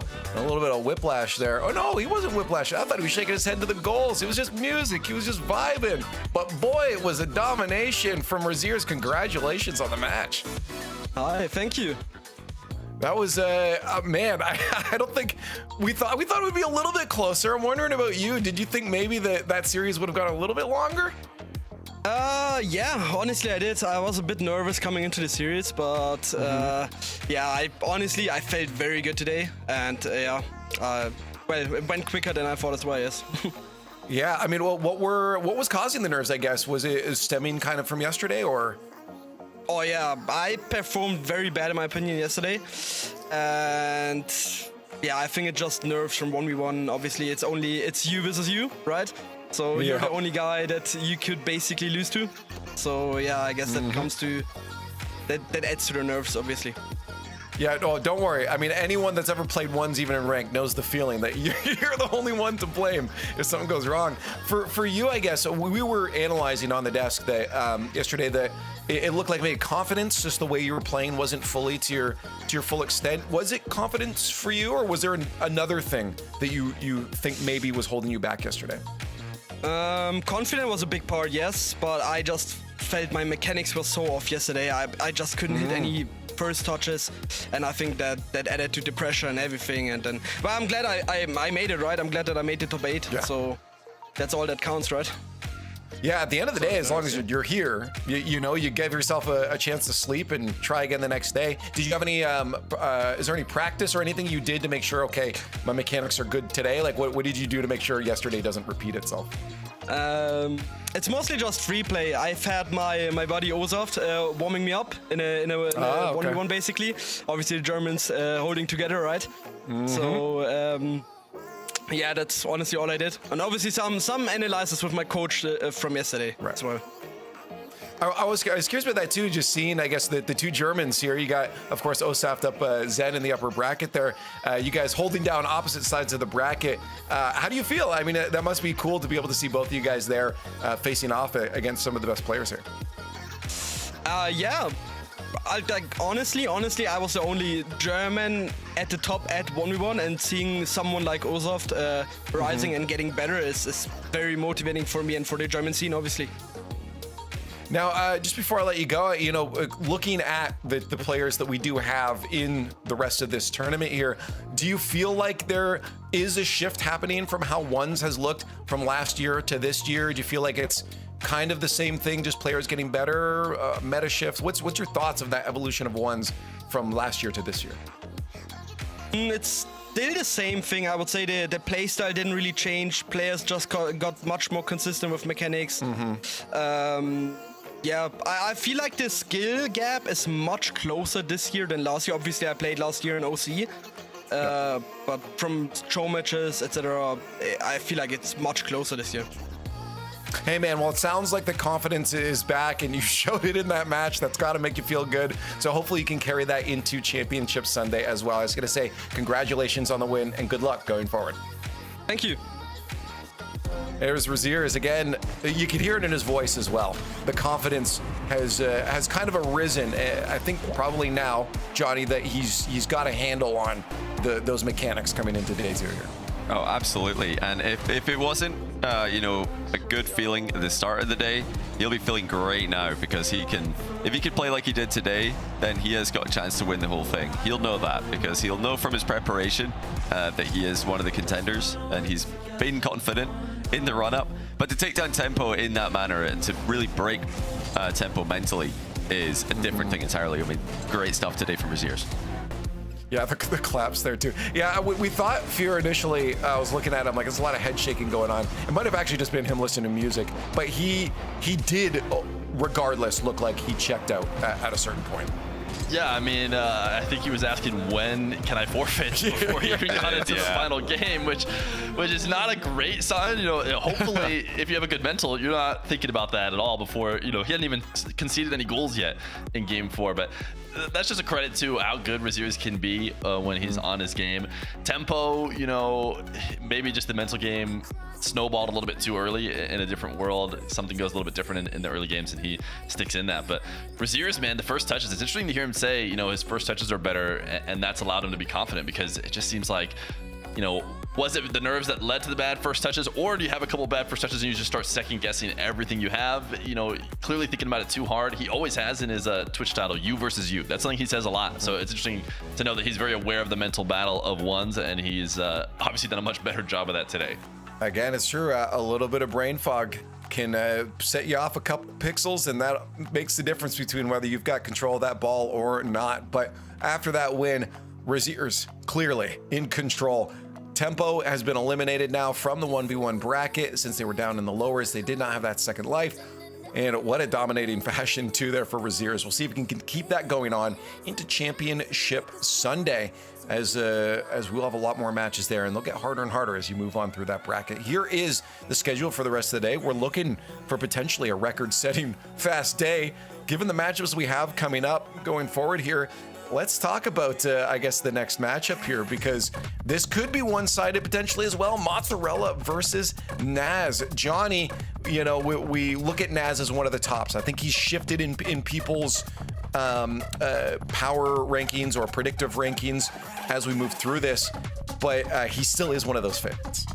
Absolutely. He you know, only lost in 5 to Zen, which is something nobody will ever be ashamed of in Rocket League, and he will know that he can run this bracket, especially today. Today is one of, I think this is probably the most one-sided match on paper. Mozzarella did have a couple of great wins yesterday. He beat Razers, of course. We just saw how good Razers is, but that was, like we said yesterday, a lot to do with Razers not playing up to his usual level. And now I think this is a chance for, you know, for him to prove us wrong, I guess. Mozzarella, it wasn't just about Razers playing badly, Jari's playing badly, it was about him playing well. Because, yeah, he did have his moments. He actually had a lot of counter-attacking moments that were very impressive to me. But I want to know if Fear's taken this. I don't think Nass is an ideal matchup for him. He's not going to give him counter-attacking looks like some other players would. Yeah, no, definitely not. I mean, Nass is just so clean. He's the whole package when it comes to ones. Very smart player, very safe, very good at breaking you down defensively in the air and never giving you opportunities to counterattack because he reads you and he just ends up scoring. The reality is he's so good at reacting, so good at improvisation, which has become a big part of ones in this day and age. You know, you can't just go up the wall or go up for a play and have only one plan. You have to have almost no plan, and you kind of have to just play, you know, to what your defender is showing you the whole time. And that's why you see defenders jumping up and down and trying to pre-jump and trying to do everything they can to stop you, and they stop other people, but they don't really stop Nass. Well, the progressive fan vote is live now. Hashtag MOZZ or hashtag NASS to vote for who you think's going to win. Look at that in just a moment here. Again, we have a favorite coming to this. We have to mention, and I hate to do this, but there is an asterisk beside it, but we still have to mention that Mozzarella did beat Razers yesterday in a game 5 to go up into those upper bracket semifinals. But then, of course, that's when the 17-5 happened. It looked devastating in Mozzarella. So a little bit inconsistent, I guess, in some of the play that we've seen from him, whereas Nass, one of the more consistent players, you know, as of late. Any game mode you see him in, he's looking real good here. So Fear, this definitely, I mean, percentage-wise, what would you say maybe, I guess, Nass has, because I saw your pie chart before. What would you say for Nass against Mozzarella? What's that pie chart looking like percentage-wise? The pie chart is looking real big for Nass. You know, the pie chart is 95%. I mean, it's high. Okay. There's a level in which I'd maybe go for Mozzarella. We were talking about the odds for Razers tempo, and I think right before we went in, Johnny was like, "Oh, I'd take those tempo odds." That didn't age very well, but I don't think there's going to be any game like that. That's going to be the biggest one-sided game all day today. I'll make that a prediction. You know, even though Nass is favored and I have him favored in, you know, it'd be really, really tough to convince me to go Mozzarella's way. I still don't expect each game to be, or this whole series to be as one-sided as we just saw in the last one.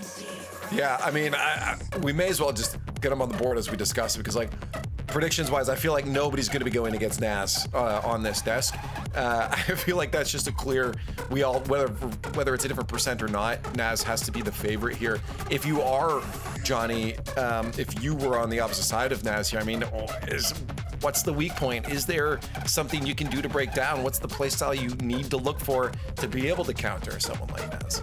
I mean, you're just really hoping that he's having a bad day, to be honest. You just hope he doesn't hit his shots. I don't think there's a style of play that can counter Nass. He is just so good at adapting to his opponent, and he's a guy who's going to be countering what you do. So you're just hoping he has a bad day, but for Mozzarella, you just have to go for every single shot 100%. You can't pull any punches.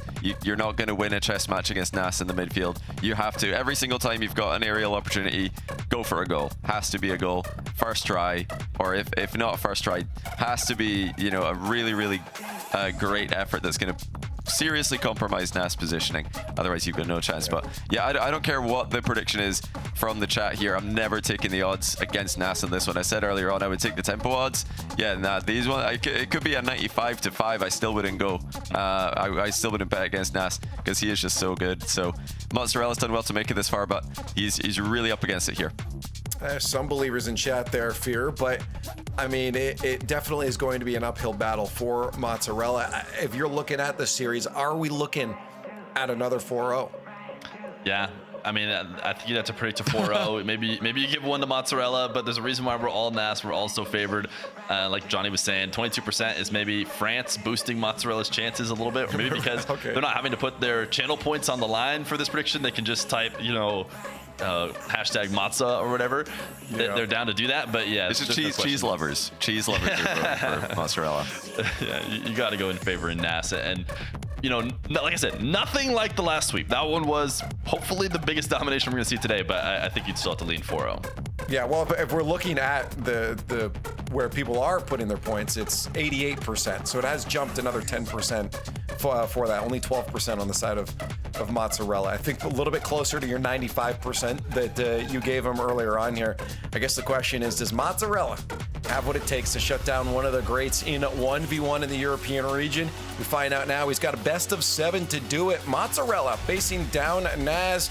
Of course, only one can walk away a victor. Let's find out who that is. So with elimination on the line, Mozzarella has got to punch up, with Nass looking to try and put right the wrongs that happened from the 2v2 event just 2 weeks ago. Game 1 brought to you by Progressive. CJ, let's get to it. I can't wait for this one. And once again, Shogun, in the spirit of the World Cup, I thought I'd look up the head-to-head record, France-Morocco. And if you're looking for some Mozzarella favoritism, they've got a 5-1, but maybe in Rocket League, or at least in this matchup, Nass could be too good. What a start, and only took 9 seconds. Yeah, this is going to be...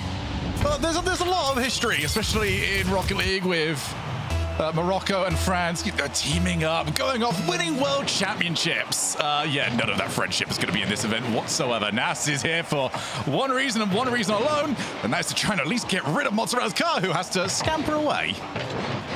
Johnny said he's never taking the odds, but I feel like at some point, if it's 1%, if it's 99, surely Mozzarella wins 1 in 99 series, but the best of 7 certainly kind of reduces the chances of a crazy upset. It's a nice start from Nass. He's looking for a close double. Mozzarella under the pump. Should be 2-0 to Nass, and indeed it is. Yeah, Mozzarella's committing so heavily to a lot of these plays. Previously went for a big dive, then just doesn't catch that ball at all. And Nass won't score too many easier than that. Mozzarella's just... It's difficult. You've got to match the pace, but you also can't overcommit. It's a very difficult balancing act. As one reset, Nass looks to try and fake out the challenge. Oh, and Mozzarella couldn't execute. Oh, gee, you got mighty close. You might be able to score this time. Nass makes the save, loses boost. Mozzarella had an open net, but just missed the ground pinch. He's still got a crack. Can he find the first goal? There's the Oh, my goodness. Surely he can turn the corner on this. He grabs another 100 boost. He looks for the 50. He tries to fake Nass, who goes to bump instead. Mozzarella is making a meal of this with the pressure he's got. Well, surely this time. Here we go. Surely it's in. Finally, Mozzarella with Nass. 0 boost. He was hoping the corner boost spawned. He had to wait 1 more second. He found the bar off the pinch, off the deck, and he gets his first goal on the board. Mozzarella it was maybe a little trickier than he was intending, but he gets the job done. I will say, very impressive from Nass to stay under 12 boost for so long. Oh, what a start. Although he's not going to need many to just try and put that one in. Nass is, I don't think I've seen him over 50 boosts for like the last minute. Yeah, he just feels so clean. Just, you know, if you stick on a Nass POV, just the way he moves around the pitch seems, it's so measured. He doesn't feel loose. It feels tight the way he's moving. I don't know how else to describe it, but just so locked in as a player, and this is why he's so tough to beat in the 1v1, as this time he goes for the 50. It's a nice save from Mozzarella, who's going to throw it on net. He found some power, but his radar's just a little off. Yeah, you've got to start scoring some of these. You're not going to get those chances too often. Great start, but Mozzarella just does not have the recovery.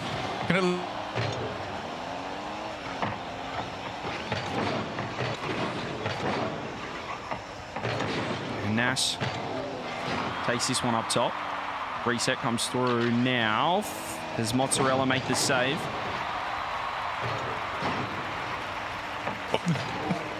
It didn't like you anymore. Oh. I am back. Hello. Welcome back. Welcome back to the Nass show. That's what I'm going to say. You're missing Nass stories for Jogi.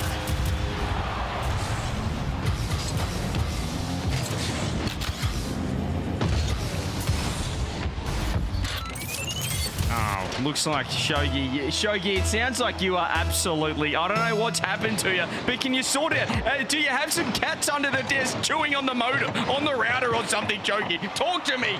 We're losing you left, right, and center. Meanwhile, Nass, I don't know, Mozzarella's losing his mind having to play this much defense, though. That's what I do know. Oh, dear. Shogun, are we back now? Do we have you? We can only hope. We can only hope. It's hot over in the UK. We're not used to this. Probably every single router available is just melting. Mozzarella, well, he's not going to melt, is he? No! Oh, my goodness! Just somebody increase the size of the goal for this guy. Unfortunately, I think Mozzarella melts incredibly well based on my experience with said cheese Shogi, which doesn't help him in this situation. Nass does lose that corner boost. Doesn't mean he's going to go for the midfield. It's Mozzarella. We need him to turn into peak Slotzarella right here. Goes for the reset. In behind. Nass is just making save after save.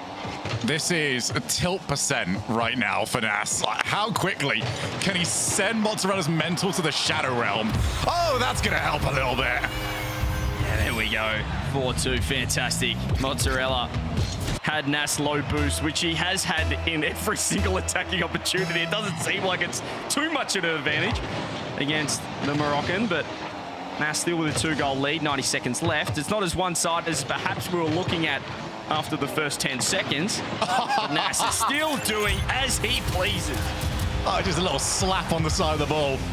I do like the idea from Mozzarella. He wants to try an early challenge to put some pressure on Nass. But Nass has got that. He can just take the shot. It's not like everybody else where it's a reset. Oh, I'm going to wait a couple of seconds. No, Nass can just take the shot with the reset. Yeah, you just see the 1v1 form coming through. Won a couple of Johnny Boy's salt mines as well, and the pressure on. Big prize pool's big money. He's a major MVP. He can do it all under pressure. Mozzarella with a fantastic shot. Nass gave him space, and Mozzi capitalized. Yeah, Mozzarella. There's an argument to be made here that if you can just shoot a little bit better, he should be winning this game right now. He's got 2 goals to make up. Kickoff goals have not been too frequent.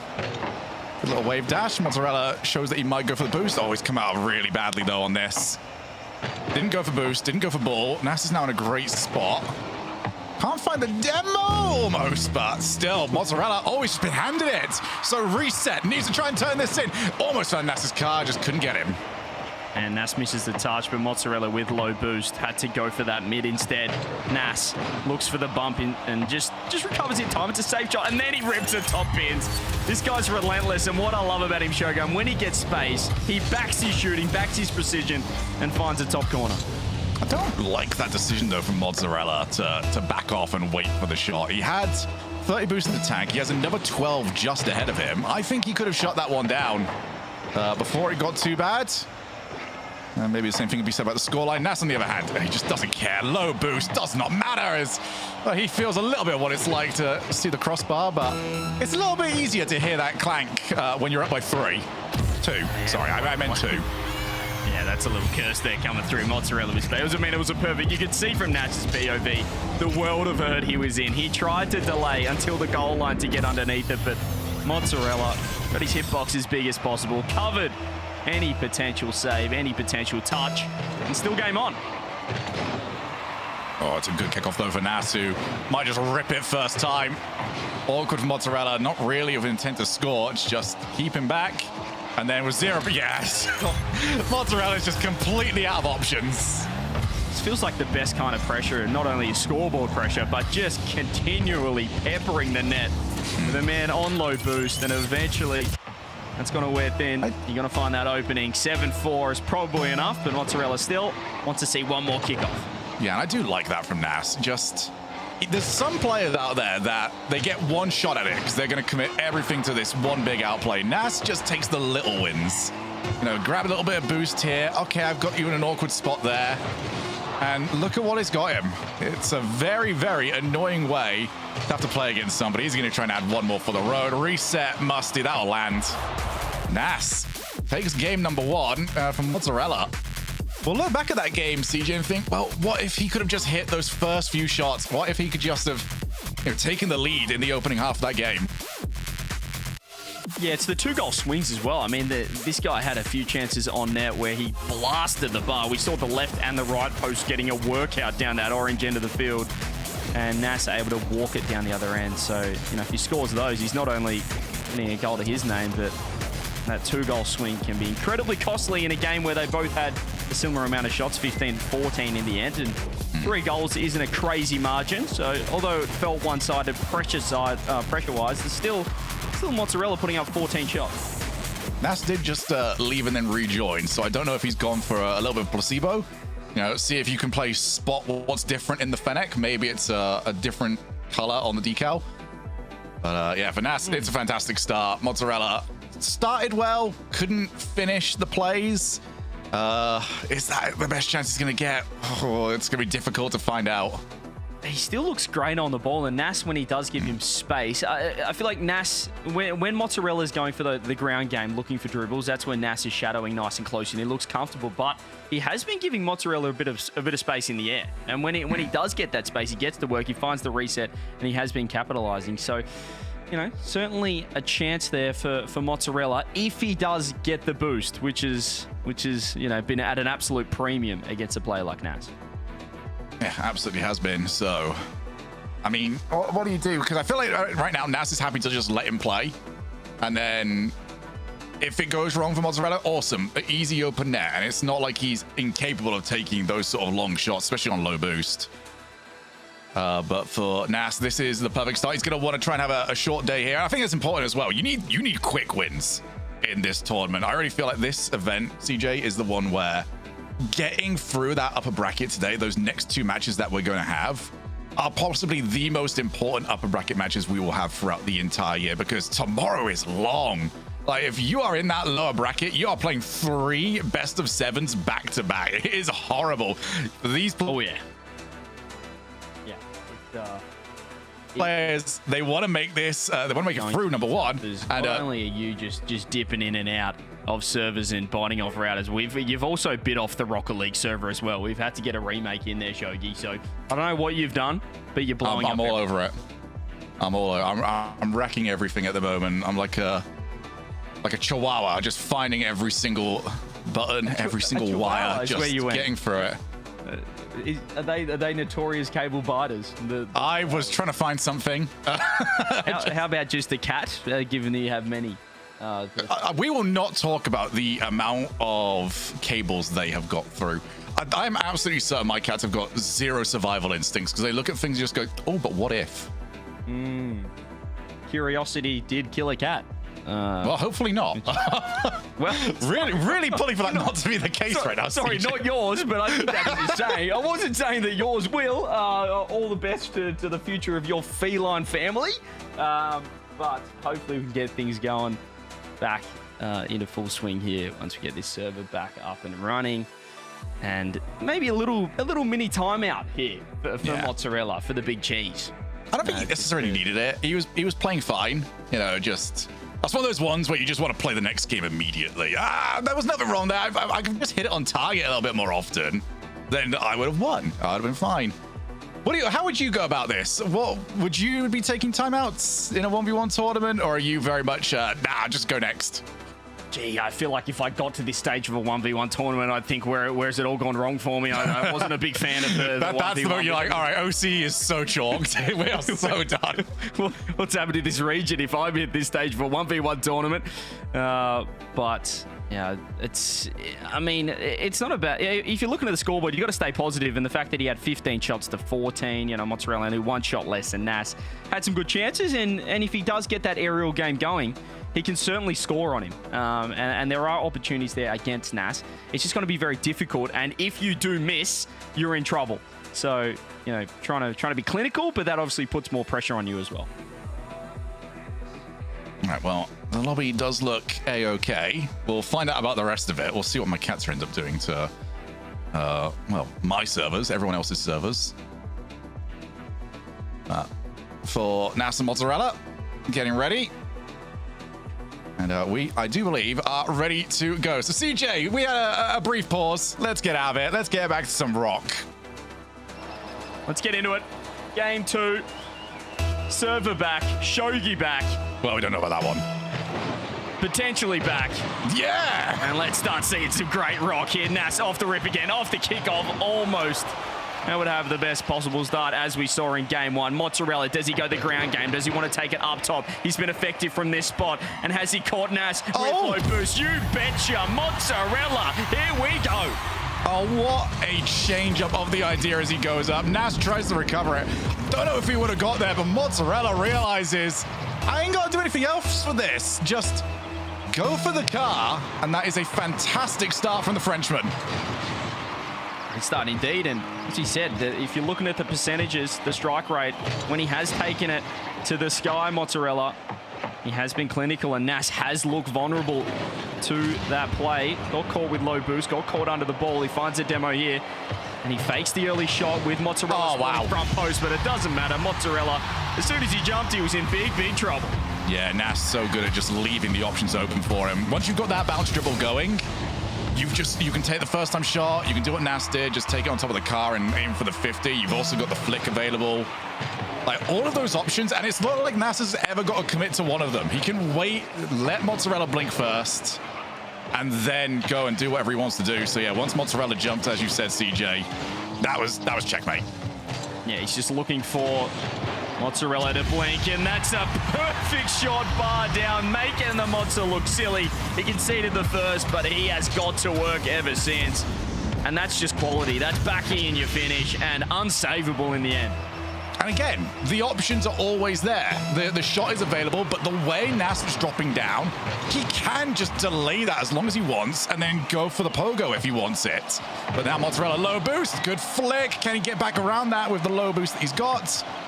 There's a little bit of just, no, after you from both players. Nass trying to keep his head on a swivel, make sure he doesn't get demoed. Off to the wall. Early challenge from Mozzarella. Didn't like that, but it's a great follow-up save. I still like the confidence. Let's keep doing it. Let's keep Nass right on his toes here. Mozzarella, this is where he's looked the best. Has the reset, and he rips it in. He's so effective when he gets space up top. It's just the angle. I love the angles that he leaves on this because it's not like it's going in one direction. It's not like Nass can only cover the left side of the goal. Mozzarella can delay that as long as he wants. He can take a 50 if he needs it.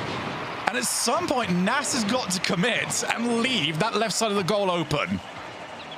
Yeah, if you're Mozzarella, keep on, all right, back Diaz? history until history fails. Keep taking it up top. Nass this time, he's going to show us his aerial prowess, end-to-end, reset, prime time, but just drops the ball. Didn't have the, would have had to really lunge for that Shogun and get caught out in the end. Nass, perfect positioning from him to make this save. Mozzarella has to play more defense. There's the pop, finds the bump. Nass so effective. Wow! Oh! Almost saved, but Nass gets the lead. Yeah, Mozzarella almost managed to recover this because I thought he was caught here. Good recovery, but Nass sticks with it. So, 2-3. This is very close at the moment. Mozzarella keeping Nass honest. That's a good kickoff as well. Can pick up the 12. Can he take the shot? No, fakes it. Now Nass is on very little. Takes that 100. Chooses not to dive. Mozzarella's doing better in this. Good thing I didn't finish that sentence. Nass is now on the ball, and he scored. He's just got a bit of that superstar aura, I think, as well, where Mozzarella... Oh, no. You just got to take that to the corner, take it to the wall. If I'm Mozza with space, I think you've got to use the fact that the aerials have been so effective. He can just get up the wall, go back corner, play the safe approach. Instead, it's just a bit of a mistouch. Now Mozzarella, that's a great 50 from him. He rips it on net. Should be a goal. Oh, my goodness. Wow, Mozzarella is the most 98% of the way there to beating Nass anyone will ever be. But that last 2% just keeps evading him. Nass off the ceiling for the challenge. Will he get the recovery? No, instead takes the 100. Mozzarella sticks around. Like, this could really be dangerous to Nass if Mozzarella can just start to execute. Yeah, he's just keeping Mozzarella off the boost on that occasion, but it was an incredible save from the cheese.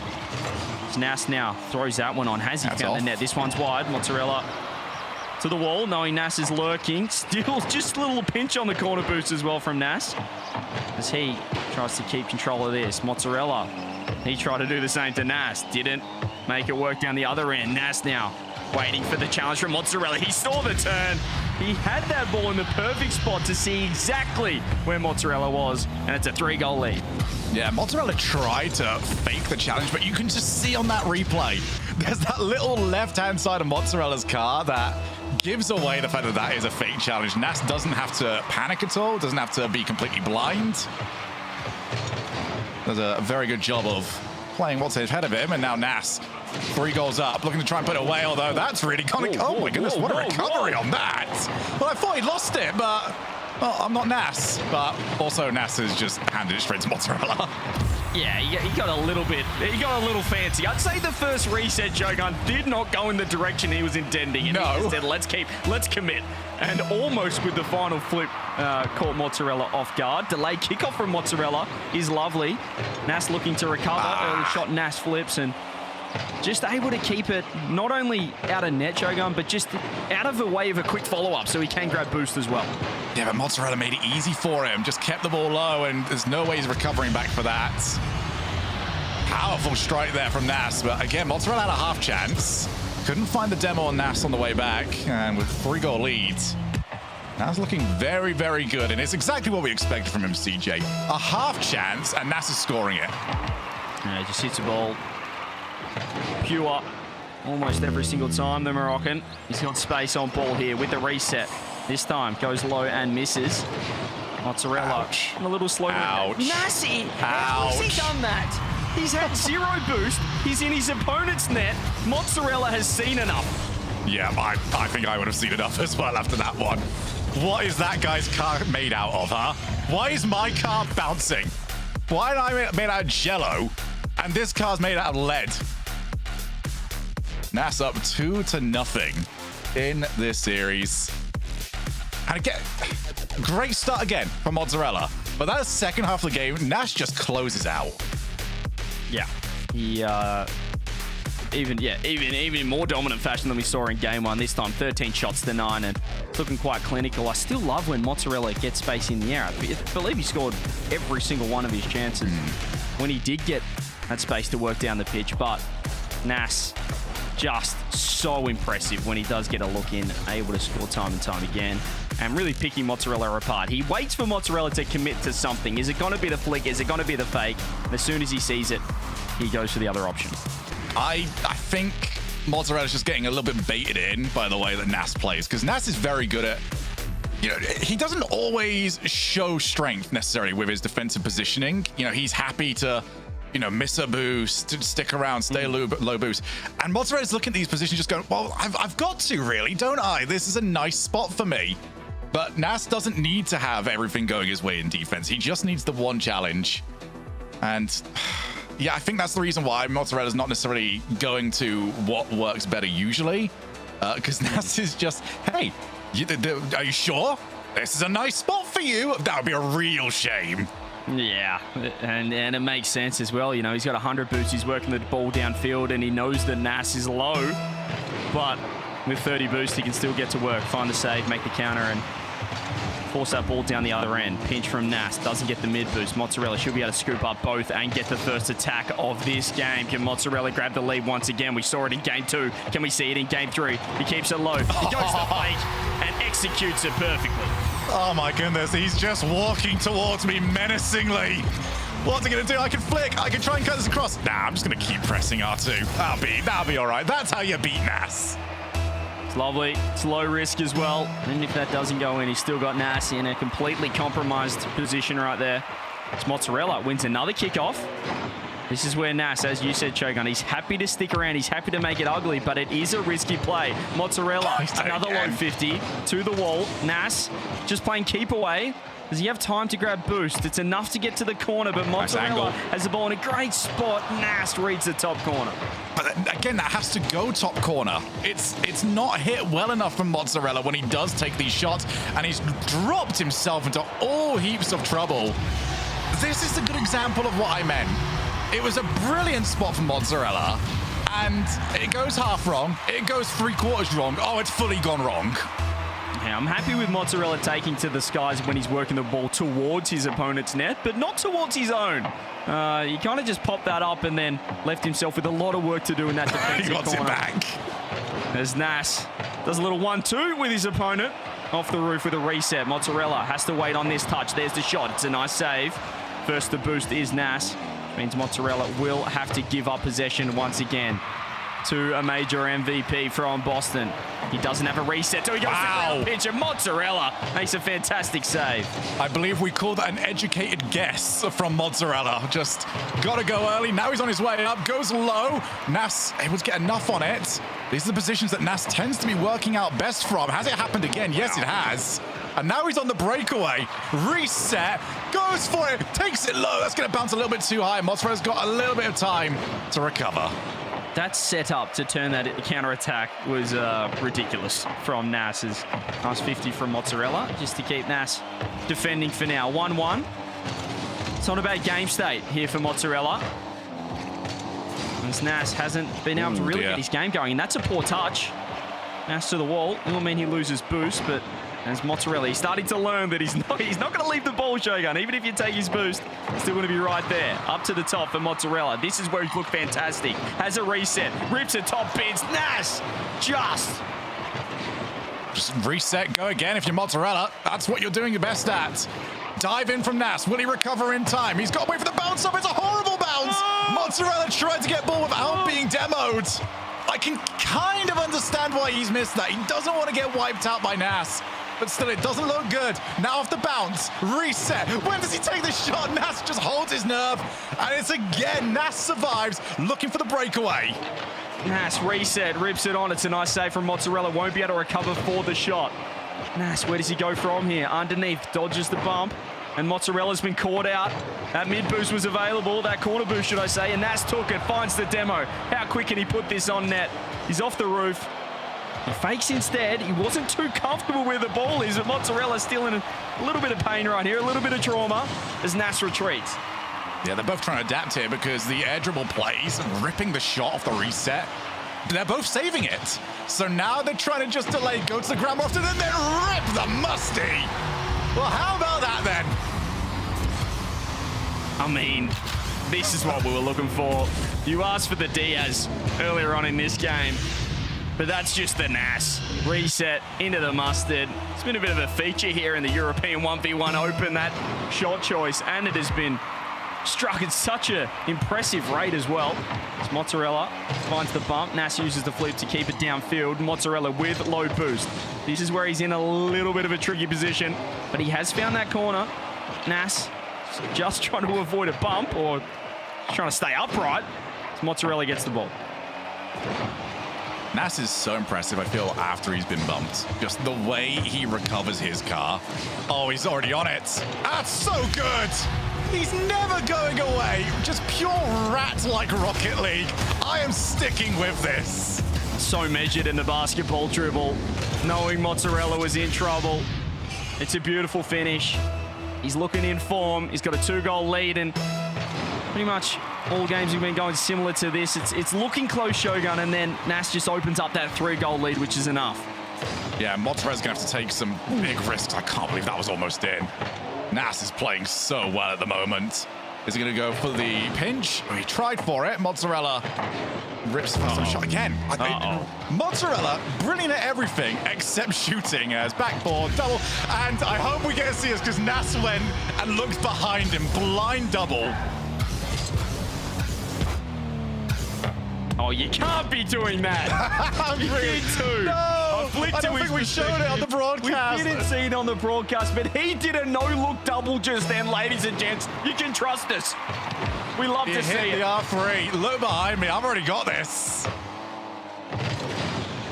That's disgusting. This guy, last minute Nass, is just a mythical being. Oh, wow. Oh, wow. Yeah, this is a next right here, I'd say. It's still 4. It's possible off the kickoff, and Mozzarella might want to see one more. But Nass, when he gets in this form, and we've seen him in this form in the 3v3 setting as well, Shogun, it is scary, and he can. This is a reason why he's one of the tournament favorites coming in, why he's a back-to-back or a 2-time Salt Mine champ. Looking ridiculous. Yeah, he's playing so well at the moment, is Nass. Oh, what to say? I don't get it. Like, this series right now, Mozzarella would be so happy if this series was 3.5-minute long games. He'd actually be having a really good shot at this. But the last 20% of these matches are all Nass. He looks for a psycho. He's going for psychos. Go on, all right. Oh, the Mozza let it in, Nass. Go on.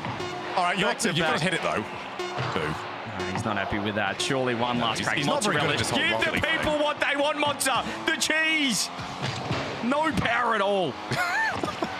You know what? Usually I'd be up for the forfeit, but if this is what you're going to... Yeah, we'll absolutely take it. Shogun, have I lost him again? Jogi, come back. Jogi. The deal of the time. Fine, go for it. I'm here, I think. Come back to me. As Nass is dominating, Jogi is crumbling just as the cheese is, and it is it's a lovely cheese mozzarella, but against Nass, it's not standing up.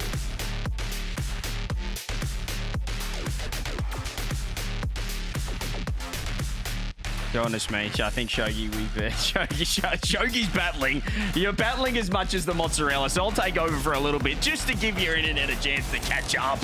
Mozzarella looking Mozzarella not looking fantastic right here. Nass is just kicking into overdrive, kicking into gear, and on form. I love seeing the back-to-back psycho attempts at the end as well. Both players having a little bit of fun, but as I said, the Boston Major MVP is looking strong, and Nass, well, could he be the player to get the job done from the lower bracket? That's the question, ladies and gents. We spoke about it yesterday. Since we went to this new format, the hybrid format with top 4 double elim in the playoffs, on LAN, we haven't had a winner come from the lower bracket. So maybe the 1v1's a little bit different. You mentioned it's going to be tough, Shogun, as we bring you back to win 3 best-of-7s on Sunday, but Nass could be that guy. Yeah, certainly could be. We're going to get ourselves into game 4. And has Mozzarella got any answer for this? Or is it just too much for him? Been playing some good rock, but just not enough at the moment.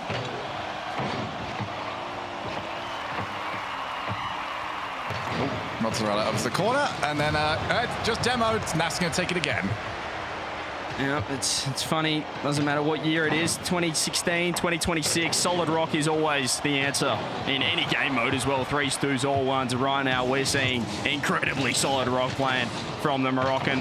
Looking to improve that head-to-head record from the football side of things, as it is a bit of World Cup fever. Morocco versus France, and Nass avoids the bump, makes it 1-0. Is he done at this point? I mean, the mental has got to be so rough. How do you keep playing like this? Is another total goal to add to the tally. I think there's 2 now for the weekend.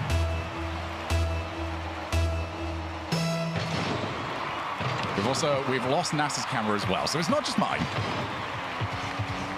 I tell you what, We're putting it together with Band-Aids, but we're having a good time here at the EU 1v1 Open, and the gameplay's not letting us down. That's one thing we can count on.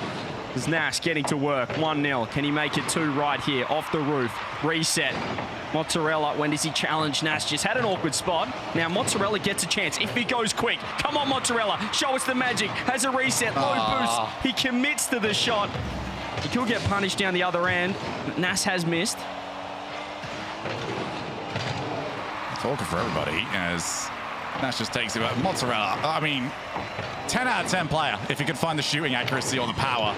As here we go. Here we go. Oh, that first touch let him down. It's too low, and he had to bail out into the corner. Mozzarella on net. Look for the bump. Look for the continuation. There's Nass. So even in this situation, I reckon Mozzarella's thinking surely he's got 0 boost. He's still got 40 though. Finds a great 50. Looks around for where Mozzarella is as well. Just on the camera, gives it a couple of flicks. He got caught out though as Mozzarella had an opening, just couldn't find the target. That feels like it's just the story of the entire series, isn't it? Good bump. It was going to be the first on the recovery. Mozzarella had the boost advantage. Just didn't do anything with it. And now he's on the chase. Mozzarella, I think, has had enough. We are going full ball chase Rocket League. Yeah, this is called activation mode. Send it, and I don't mind it at all. I don't like that. Oh no! I don't like sending it backwards towards his own net with 0 boost Shogun. That's not the send it I was looking for. Oh, Mozzarella! Well, just why? I don't understand it. He wants to go back. Probably back corner, not back into the middle with Nass on 100 boost that Mozzarella just saw that he picked up. So, yet again, it's just moments that Mozzarella gets things a bit wrong. Yeah, well, maybe that's what, Mozzarella, if he's looking to join Gentlemates next season, he's saying those are the passes you can expect if we are teammates. And we are to deliver it to you on a silver platter. Mozzarella with boost advantage. Nass just shimmying to that boost. He only had one intention. Now it's to scoop up the big 100. 2 minutes left. 2-goal lead for Nass. He goes low, misses the flick, but he just wants to stay around. This time actually backs off. He does give Mozzarella a look in. With 46, he's not going to be able to go for the aerial. But he has got to find this end of the pitch as the cycle goes awry. Mozzarella looks for the early flick, and Nass in a little bit of trouble. Oh, how has he got that? There's been a robbery on Utopia Coliseum. Go next. How has he got that boost? No, it's over. It's so over when that's going against you. Nass is getting everything. The only thing he's missing at the moment is the Psycho, and I think he's got 1 minute and 40 to find it. That was an absolute corner boost heist. That was of the biggest caliber. He was getting bumped. He was on top of Mozzarella in the corner. It just didn't make sense, but I don't know. So the boost grabs are funny.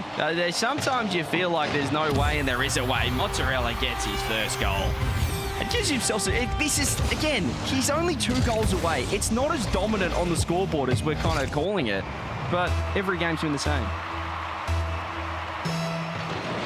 All right, well, he's got a little bit of time for it. But it needs everything to go his way at this point. As Nass just trying to get rid of it for now. Taking his time, realizes he's not the one that's got to play it first. Mozzarella.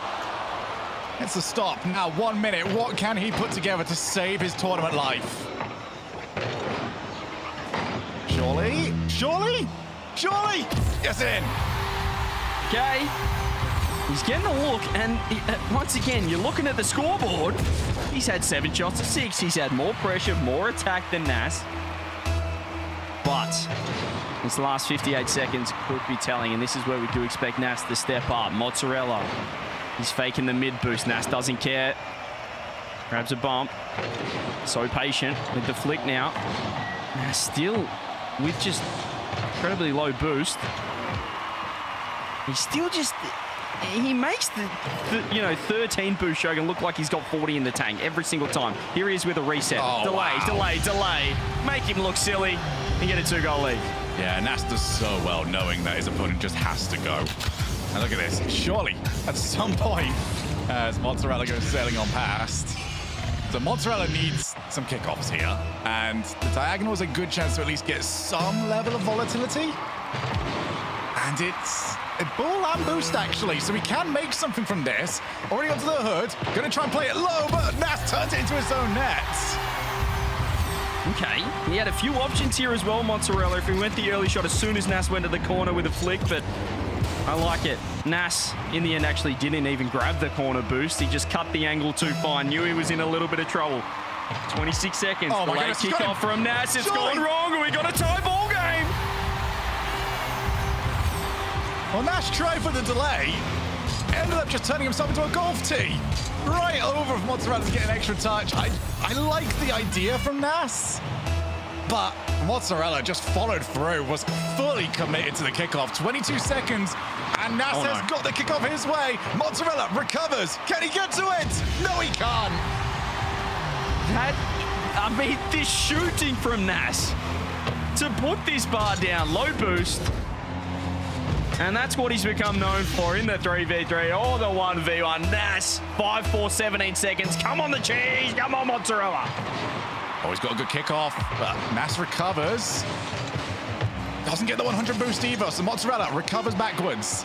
And he's gonna have to go coast to coast to save his tournament life. Doesn't like the initial setup.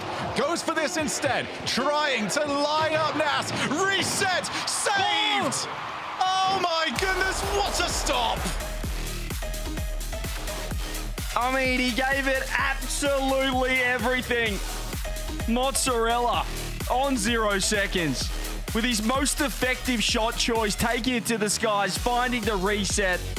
It's a top bin save, and it's our second 4-0 sweep. This lower bracket, perhaps we're seeing the gap right now, Shogun, between the top 6 and the rest in Europe, because Nass is looking like a true contender to that 1v1 title. Yeah, I mean, we pretty much all had him up there, didn't we, when it came to who we expected to maybe be the winner of this tournament. Nass is definitely up there. I mean, a Game 5 loss against Zen yesterday, not exactly a big indicator that we should write him off whatsoever. But for Mozzarella, a good showing of it. Honestly, it just wasn't his day. Literally nothing was dropping his way. So we'll see more of him in the future, and we'll see some more 1v1 Rocket League very, very soon as we come back after the break with some upper bracket 1v1s. Okay, the plumber's fixing that burst pipe. We should be all set. Good thing you're protected 24/7 with your home and auto bundle from Progressive. Oh, I'm sorry. I'm just trying to figure out the right caption to post about this. Maybe something like, I have protection, just need a lifeguard. What about that emoji with a shocked face? Or maybe flooded with emotion. That's too much. Try Tuesdays are cray. You know, technically, you don't have to post everything that happens online. I totally believe you. Life is meaningless without affirmation, am I right?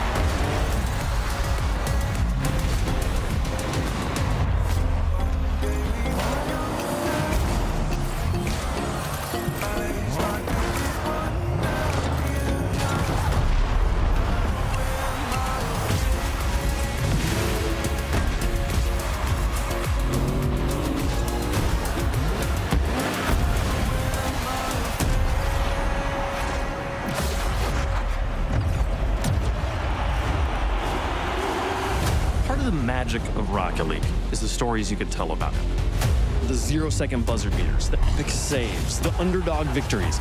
It's all there. As we return to this legendary arena, we'll witness Rocket League's story unfold together.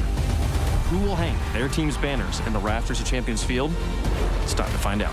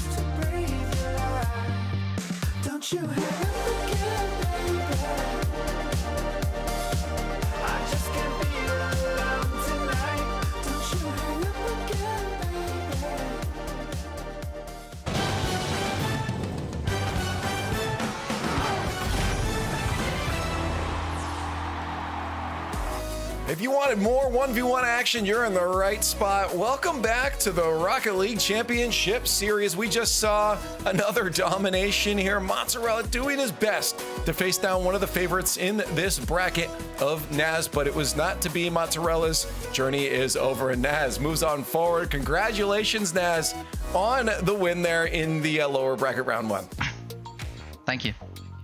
Now, I want to talk to you about, I guess, yesterday coming into today, because you know, you're down in the lower brackets. You don't have that extra life to hold you afloat, and it was Zen that knocked you down. There's a bit of a back and forth between you two. You guys took him down in Boston, but then in the 2v2, Zen took you down in the grand finals there. What is it about Zen, I guess, that seems to have gotten the best of you the last couple times you faced off? I think he's been playing really well recently. I mean, he's a fantastic player, so I should expect it from him. And I think I should be like my level should be higher as well. I think I have to step it up a bit to try and win this tournament. Do you feel like you've stepped it up today? Like, was it just a matter of, hey, that's yesterday, today's different? Do you feel like you're at that full potential, or maybe a little bit more as you run through the bracket? I'll say the more games I play, the better I'll become. But Okay. I think, I mean, a player like Mozzarella, I don't really think it's like a hard challenge. Yeah. But I mean, not trying to disrespect, but if I play someone else, we'll see then, like how I play. But I think it'll be better tomorrow. I mean, obviously Zen is one of those. Who would you have as maybe your outside of yourself, the top three in this bracket that would give you a challenge? The top three, I'll probably say, like, I mean, Zen, obviously, Moxie, and Razers could be a good one as well. Yeah. Interesting you don't say Reb Mob, because a lot of people have been kind of hyping up Reb Mob. Do you feel like maybe Reb Mob still has a little bit of ways to go before he's kind of hanging with the top? I think if he's playing on this, I mean, if he plays really well, I think he can be really good. But I think when a tournament goes on, the nerves gets a bit higher as well. So we'll see. I mean, we've never seen him play like a 1v1 tournament and get like far in it. So we don't know what to expect yet, but we'll see. Yeah. I guess for you, for your play here, before I let you go, I guess when coming into this tournament, or just ones in general, you've played 3s, 2s, 1s. For ones, what's the hardest part, I guess, for you that you've had to work on the most in your game in ones? Wait, sorry, the hardest what? The hardest part for you, like when it comes to playing ones, what's been the most difficult part for you to overcome? It's probably in the high pressure situations that I have to keep my composure. Really? I think I'm an all-rounded player, and I think if I just keep playing like how I usually do, I should be winning. But sometimes when it's like high pressure, I lose my composure, and sometimes it makes me lose the game as well. So, like yesterday, I think against Zen, the pressure was a bit high, and I didn't keep my composure. Interesting, okay, because I feel like, you know, the amount of times we've seen you in grand finals, I would have said the opposite, but it's interesting to see it from your perspective there. But you know, maybe you'll be able to hold yourself together and cruise through the lower bracket, and we'll see you after a win in grand finals. But for now, congratulations, Nass, and hopefully you keep getting better as you play. Thank you, appreciate it. Because he's already at a good level from what we just saw here. I mean, he said it himself, CJ. He was trying to be nice about it, but it's the reality of it is that Mozzarella wasn't quite up to his level of challenge here, and Mozzarella still played all right, but yeah, it was clear that Nass was the better player.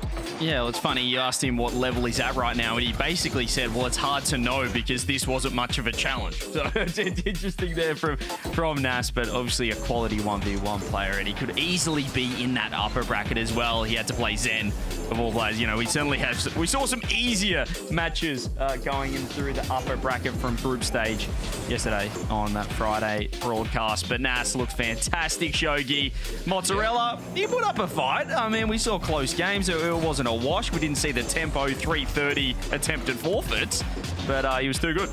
No, he was definitely giving a go. I mean, even in the games that Mozzarella knew he'd lost, I do like the mentality he had of, okay, well, let's just try and trade a couple of psycho attempts and see if one of us can hit it. I don't mind that whatsoever. As a little bit of a good way of bringing back up the mental. But it just wasn't going his way because every single time the mental came back up, we saw something like the boost corner steal that happened in that last game, which was just a pure robbery. But it kept going against him. Hey, overall, Nass does move forward. He's looking pretty solid today. We'll see if, again, he can hold himself together under high-pressure situations. But CJ, I mean, as I said, I feel like from what I've seen from him, he generally handles those high-pressure situations well. We've heard him say that the hardest match for him is the semis. Once he's in the grands, he knows he can win. So it felt interesting that from his perspective, that was his biggest challenge. Yeah, he's won 1v1 tournaments before. He's won a RLCS major before and an MVP at that in Boston. So I think that, you know, you can't really doubt this guy when the pressure is on, when the stakes are the highest. And which is why we kind of said on the call, I'd back him over Razers as a player who could go the whole way tomorrow, you know, from top 6. 3 best of 7s required Shogun. But Nass just feels like he doesn't get too fatigued when he's playing. He just keeps in form. I mean, you're not going to get too fatigued at all if you're winning 4-0 like that. Suddenly, that's not a problem. It's if you end up getting those game 7s where you're having to put all of the adrenaline into it. But right now, if Nass keeps playing like that, I mean, if Razers keeps playing like that, those two might walk their way through to those semifinals.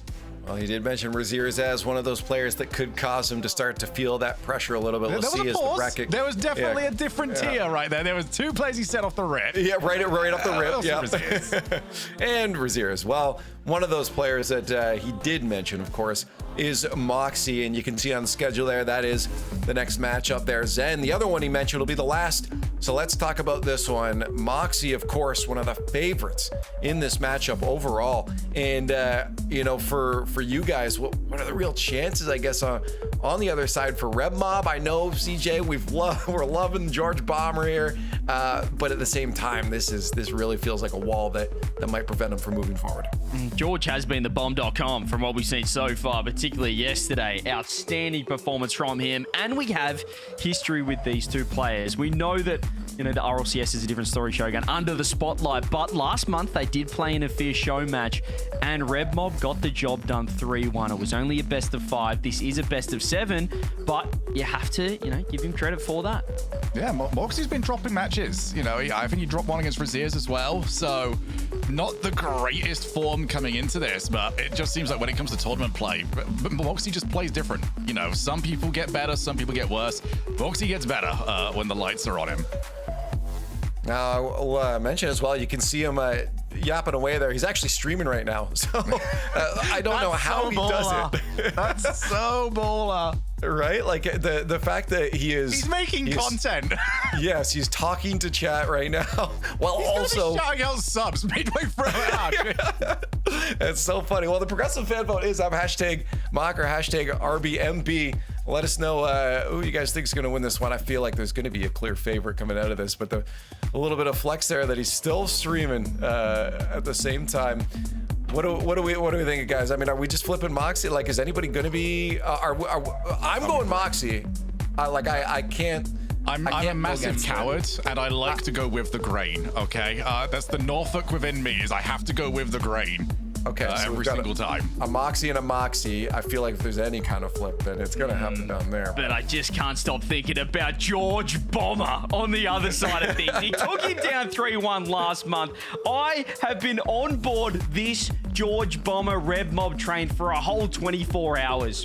And I am bandwagoning harder than anyone. Fear, I'll give him credit. He started it. But I just hope that the weight of the expectations I'm bringing on the Bomber doesn't weigh down this train too much. We're going to be marching all the way to the finals, baby. Give me Red Mob. He's going the distance. Give me the Bomber. Until the Bomber proves me wrong, I will keep backing in. CJ, I've got to rob the mob here, okay? This is Moxie all the way. I'm not having any of this. He might be I've got the Holy Trinity now. We've got the Bear, the Bull, and the Bomber. I think he might be up there on the podium. If he wins this match, he's in there. You're getting close to 30% there. You're starting to convince chat. You're getting up there. Hey, chat, keep it going here for the Red Mob. We'll see if we can take down the undisputed champ here in the European region for 1v1. It's Moxie, who is currently also talking to chat. We'll see if that distracts him enough for Red Mob to shut him down.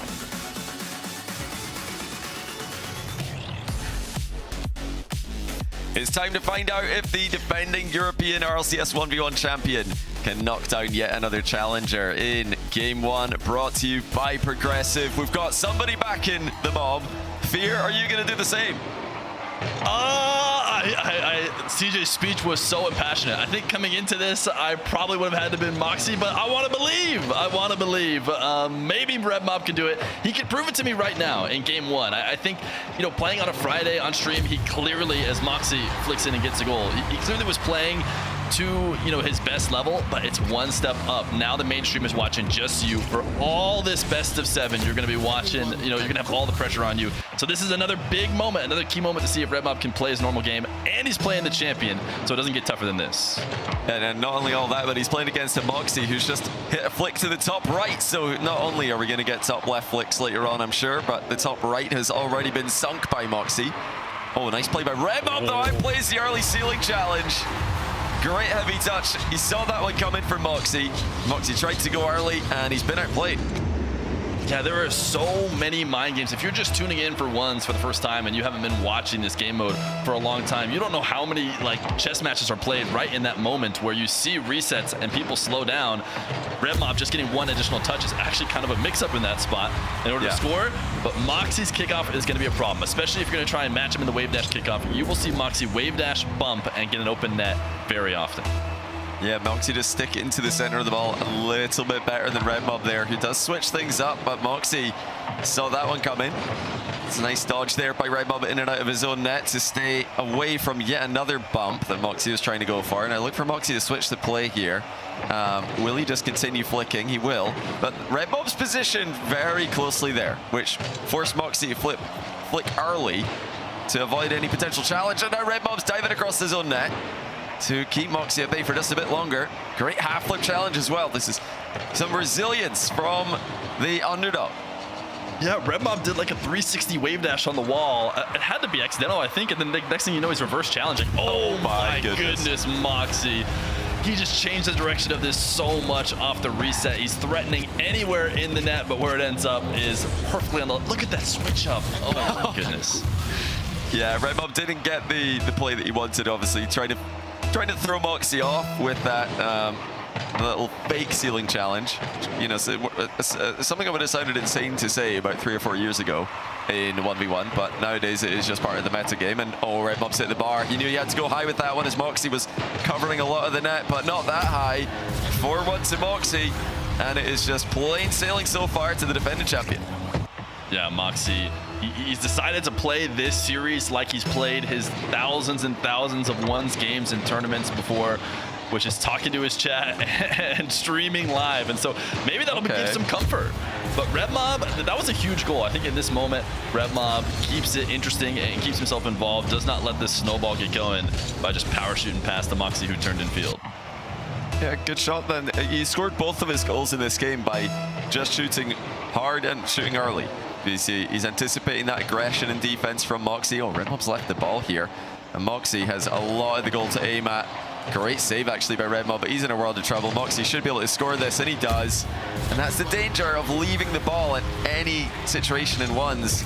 Red Mob probably didn't need to do that. He could have stayed with it, played that close quarters game against Moxie, although that's not going to be easy either. Yeah, and going in and out of the nets before the shot had even really started to develop. It's something you won't see players do a lot, but Red Mob, you know, is something he does somewhat consistently. He likes to move in defense. Moving around in defense is good. You can distract players, and you can maybe make them switch their line from what they were previously planning. And a player, especially one not as good as Moxie, might struggle more. But now Red Mob, a little low 50 as Moxie lets him get close, and he just muscles it in. Yeah, interesting. So Moxie's going to remember that next time Red Mob's ball carrying. Expect Moxie to just go straight for the ball, but of course Red Mob's already shown us that he's quite happy to shoot immediately as well. He's ready for that aggression out of Moxie. These are the mind games that we were talking about early on. Good save by Red Mob. Reactive save on a top left Moxie flick is not something that many players can stop. This guy really is in a league of his own when it comes to consistency with the ground game. He's going to go for another one, and that was just too good. And it doesn't matter, you save one, you're not going to put him off. He always trusts himself when it comes to the top left flick. Yeah, Red Mob is not going to be able to get away with doing too many shadows on carries. In general, players are trying to, you know, not let someone get to their game. Nass, maybe his aerial game. Now we're watching Moxie. His game is those ball carries into flicks. You have to do your best to not let him get comfortable there. Right now, he's looking good, but Red Mob has still had a decent amount of possession. He's got chances to. Nice delay flip here. Wow, okay, Red Mob, I thought he messed this one up. I thought he'd lost control of the ball carry here, because when he jumped, there was a bit of a gap between his car and the ball, which is very difficult to flick from, but he managed to get it. A couple touches there. Mid-air, kind of a mid-air flick from Red Mob. And that's a crucial touch. Oh, can't get to the boost in time, though. Nice clear. Red Mob doing his best to try and even out these strong possessions from Moxie. Moxie, you know, getting to the aerial game maybe for the first time today, and even though he doesn't score through the air, he gets Red Mob up, and he's able to score after hitting the ground. Moxie gets a lot of flack for playing too much on the ground, but he's certainly more than capable in the air. That was actually one of his weaker takes, and it still worked, which is a good sign for Moxie in this series. Moxie gonna need to be careful here. He has been bumped away. Goes straight back to his net. Red Mob's flicked the ball straight at him. Moxie's got just a little bit of boost in this position. That should be enough. It's great clear by Moxie, buying him so much time. Red Mob again trying to bump him as Moxie circles back around. Will he go for yet another ceiling play? He does. He prefers the ceiling plays instead of resets on the ball, and this is why.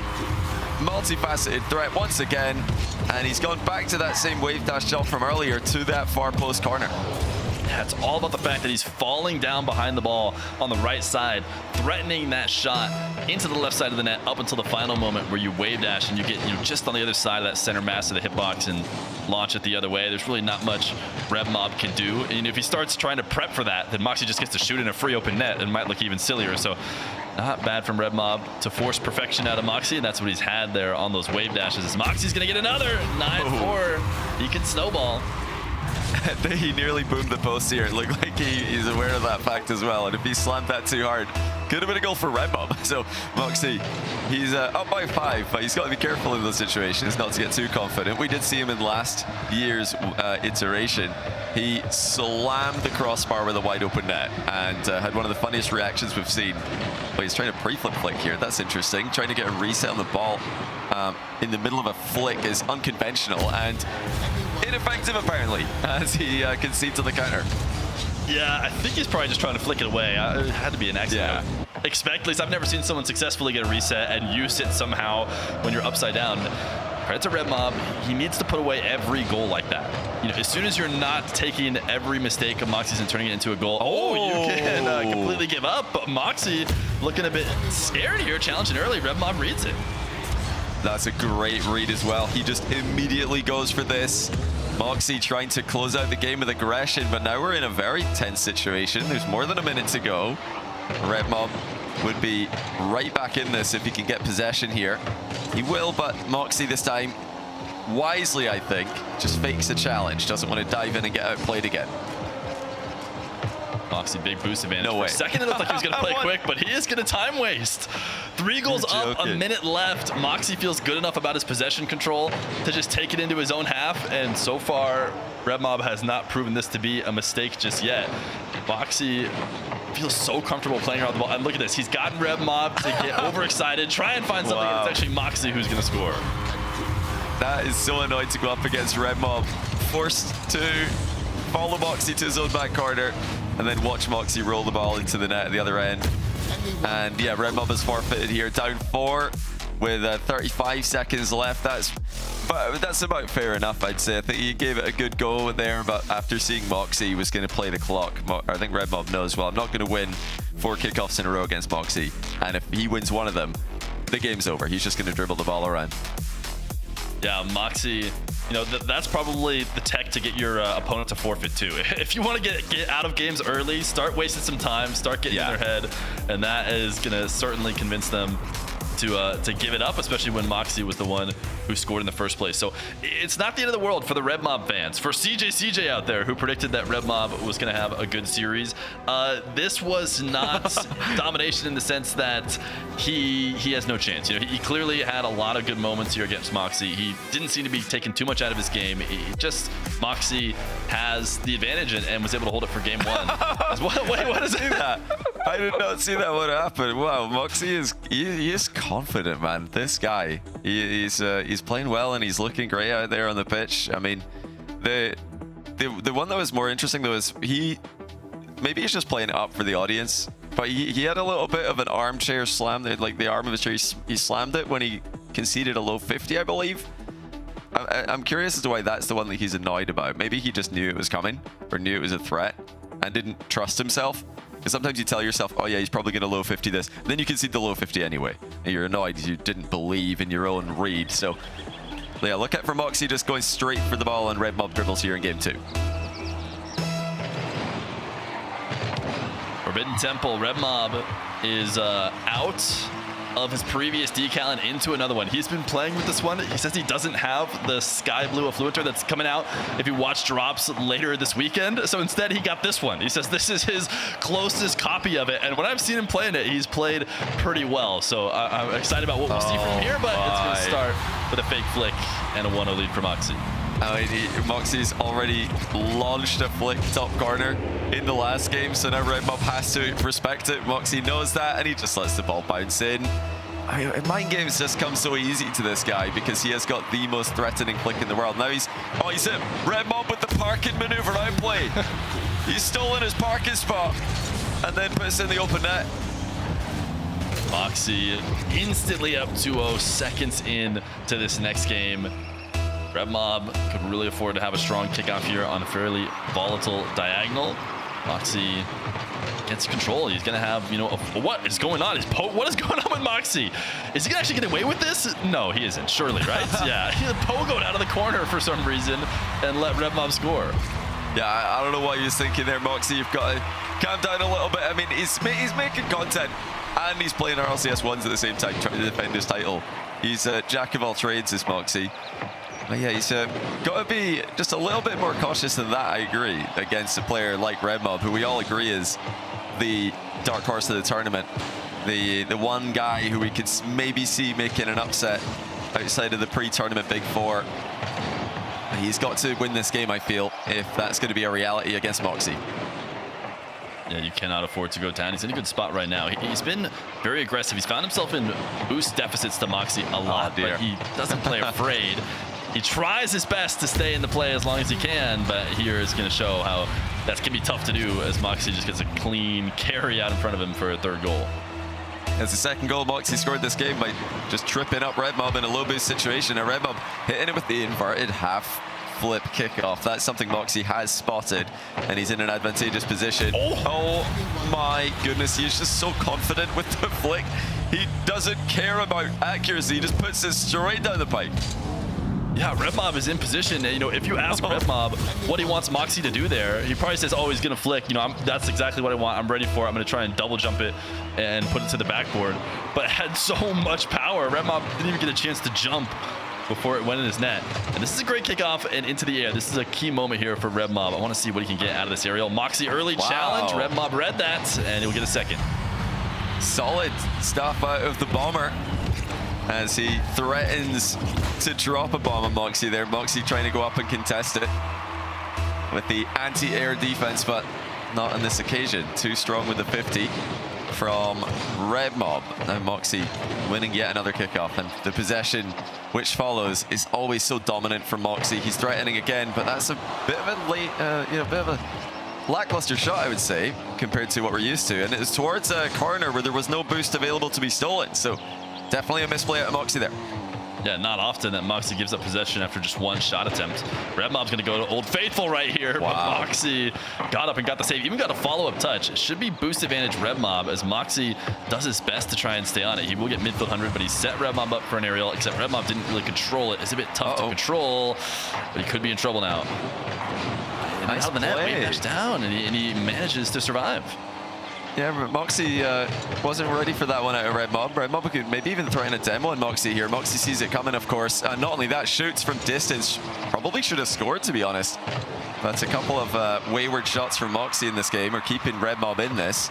Now the reset from Redmob. Big gap between himself and the ball, though. He was stretching for that one, and he couldn't get anywhere near it, really. Moxie safely hits in the open net with a hook shot.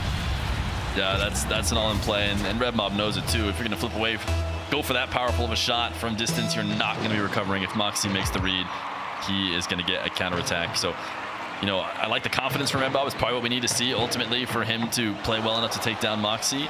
But there, you'll see most players bring it back down to the ground. Nice kickoff execution, little flick top shelf, takes advantage of the low boost Moxie in net. That's a confident shot from Redmob. I like that. I like to see that he's trusting himself to hit that from that range. Obviously, he would score that 10 times out of 10 with no pressure.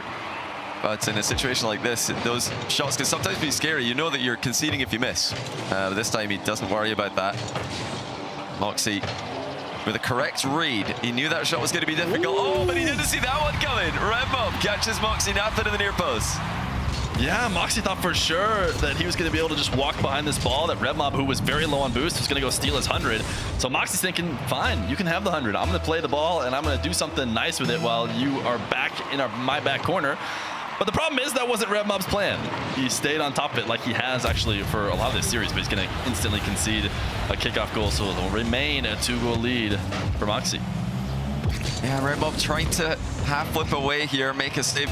Again, just like in the first game, I'd prefer if he stays on that ball and just accept the fact that you're going to need to play an awkward close quarters position against Moxie. It's backing off, just gives Moxie too much control. And Redmob capitalizing on a bit of a missed wave dash out of Moxie. Creates the open net and scores it. Excellent conversion by the underdog once again. He is making ways through Moxie's aerial defense.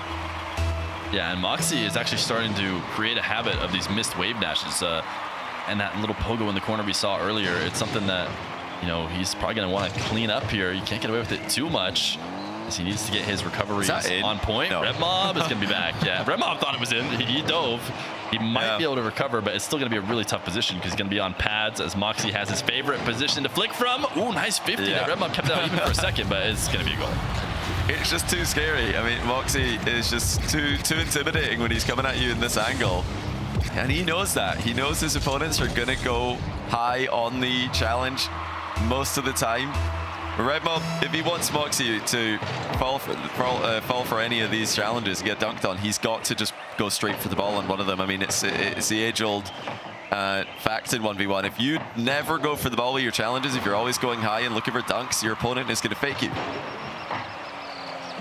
Moxie has bailed out of this aerial and has decided to take it back. We saw, you know, was it a 3-goal lead maybe last time with a minute left? He already started wasting. I don't know if he's going to try and time waste again. Red Mob doesn't have a reset. Otherwise, there was a shot attempt there.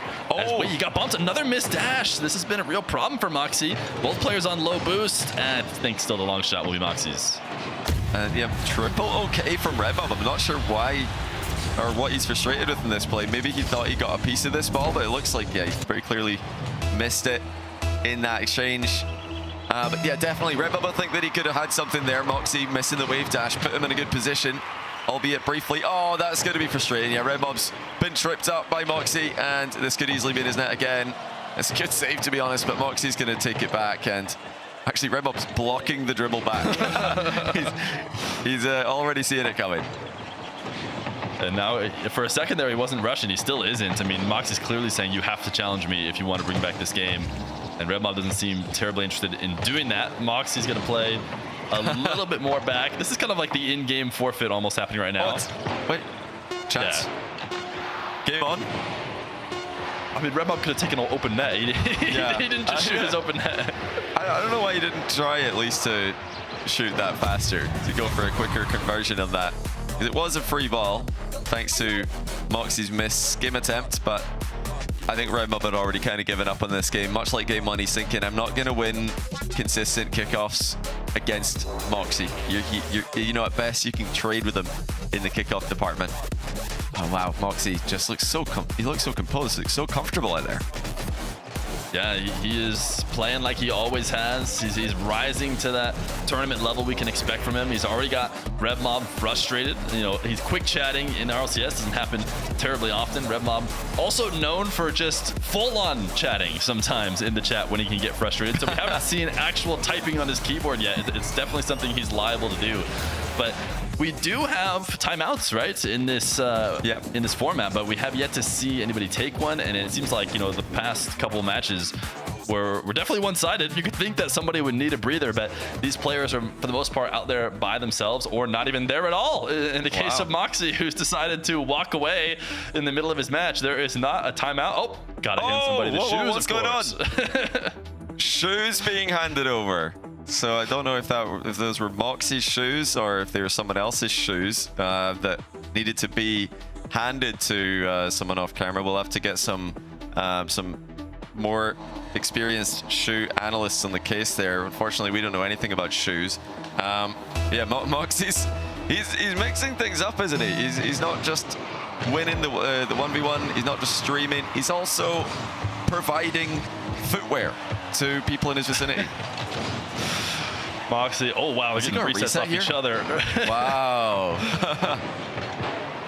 Oh, nice shot. Is this the first lead for Red Mob here in game number 3? I can't remember if he led at any other moments. That's a crazy sequence as well, both getting a reset on each other and using it for an effective movement. I mean, it's rare that you get to see that. I was talking to Moxie before his matches when I saw that he was, you know, live and seemingly going to stay talking to his chat. We've seen people stream before. Not usually are they still chatting like he is right now. And he asked me if it was Aura. I'm pretty sure, you know, he speaks French. But I think the chat, you know, translated it for me. And the answer is definitely yes, especially if he keeps playing like he does right now, handing people shoes, seemingly not caring, talking to his chat, and maybe 4-0ing. That is for sure Aura. If he starts handing out more shoes, that is just ridiculous. How many shoes has he got back there in that corner of his room? Why are they there? There's so many questions. Oh, nice outplay in the back corner. Moxie's just about missed the open net, though. Oh, is Red Mob going to get faked here? He is. Is he going to get faked again? I'm worried about this sequence. No, great save. Finally, Red Mob just goes for the ball. Says, enough of your nonsense, Moxie. I'm just going to go for it. You're faking me out too much already. Yeah, Red Mob with these in and out saves, this is not an easy thing to do. And if you go and try and do it in your once ranked game, I guarantee you'll look silly. You're going to go flying off, not make a play on the ball. Red Mob has made it fairly consistent. And in fact, he was able to keep speed challenge, which enabled him to get that counterattack because he kept that speed up. Yeah, he's making sure to get low enough is the important aspect here. And look for the dunk on Moxie. Moxie powers right through it, and that's going to be wide open for him. And taking that extra touch with his open nets, a wise decision, as he knows he's got all the time. No need to rush that one first time. Yeah, I don't think Red Mob's been badly mind gamed so far in game 3, which is the main thing I'm looking out for. I don't want to see him get faked in this game. And it's a nice bump and finish. 3-1, Red Mob ahead again by 2. Such a good wave dash here. It's multi-purpose. As he lands on the ground, he pops up, bumps Moxie forward, and then dashes himself to get back to the ball. Moxie has all the boost, but it doesn't matter because Red Mob using those dashes to maintain speed. He has gotten his first 2-goal lead. We might start seeing the mob get going here by, Yeah, we can't speak too soon with Moxie's in one of these positions. I mean, we talked about it a lot already, these close quarters positions. When the game grinds to a halt, Moxie is so good at just positioning himself awkwardly so that his opponent can't move the way they want to. Here comes Red Mob now with a ceiling play. Trying to mind game Moxie. No go on that one. Moxie getting completely dunked on though. Is that in? It isn't. Red Mob. Much more aggressive defensive strategy, and it's paying off. Red Mob has seen the result of allowing Moxie to catch that a few times now, and he knows better. You know, as he dives in, he may get beat a couple times. I think that went about as good as it possibly could with the ball going straight to net, but it's the switch up. It's getting Moxie thinking twice about when the dribbles are coming, and maybe he'll have an easier time earlier. It's the ground double from Red Mob. He's getting going here. And this is something that he's had success with throughout the series, despite the fact that he's losing. You know, Moxie's ceiling challenges are not working the majority of the time. In fact, I'm surprised he even went for a ceiling challenge there because Red Mob wasn't exactly air dribbling particularly highly. Oh no, the delayed kickoff. That's open for Red Mob. Moxie scrambling back as he own goaled that. I think it might have been crossbar down. Yeah, I think he did. And that just goes to show how much, you know, respect Red Mob has, that he knew he needed to try and place this perfect, and he missed. I mean, in reality, he missed, but Moxie ends up tapping it in, so maybe he gets a little bit of a mental edge on top of getting a goal. He forced Moxie to hit it in his own net, and now he's not going to go to the kickoff like he did last time. He's mixing up the kickoffs really well. We saw the fakes earlier, even on the slight offset ones, which not a lot of players will do. Wow. Red Mob, nice 50, and doesn't even need to follow it up. It's just in. Yeah, it's now Moxie who's starting to struggle to connect with his challenges. Red Mob just leaving a little bit of a gap between himself and the ball there. Mid-air 50 goes his way. Even using the underside of the car to control the ball more. So he didn't want it to leave that position. Oh, great movement. Red Mob dodging the bump.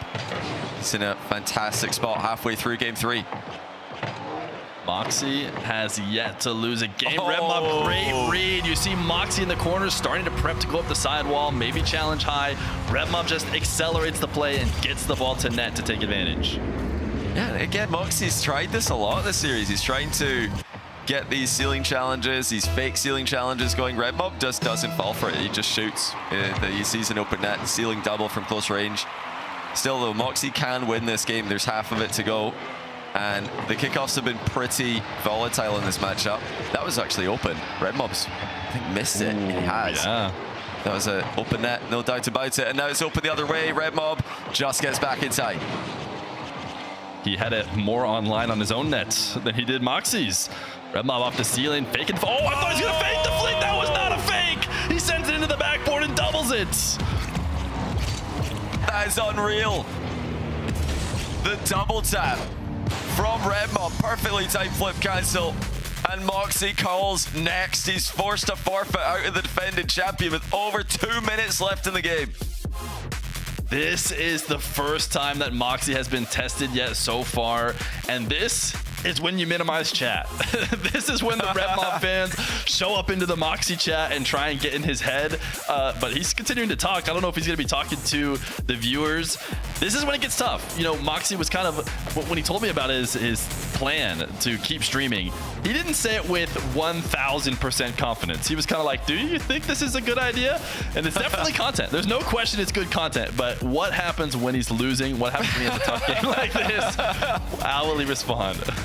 I mean, look at this from Red Mob. Ceiling shot, and then look at the flip cancel for the double.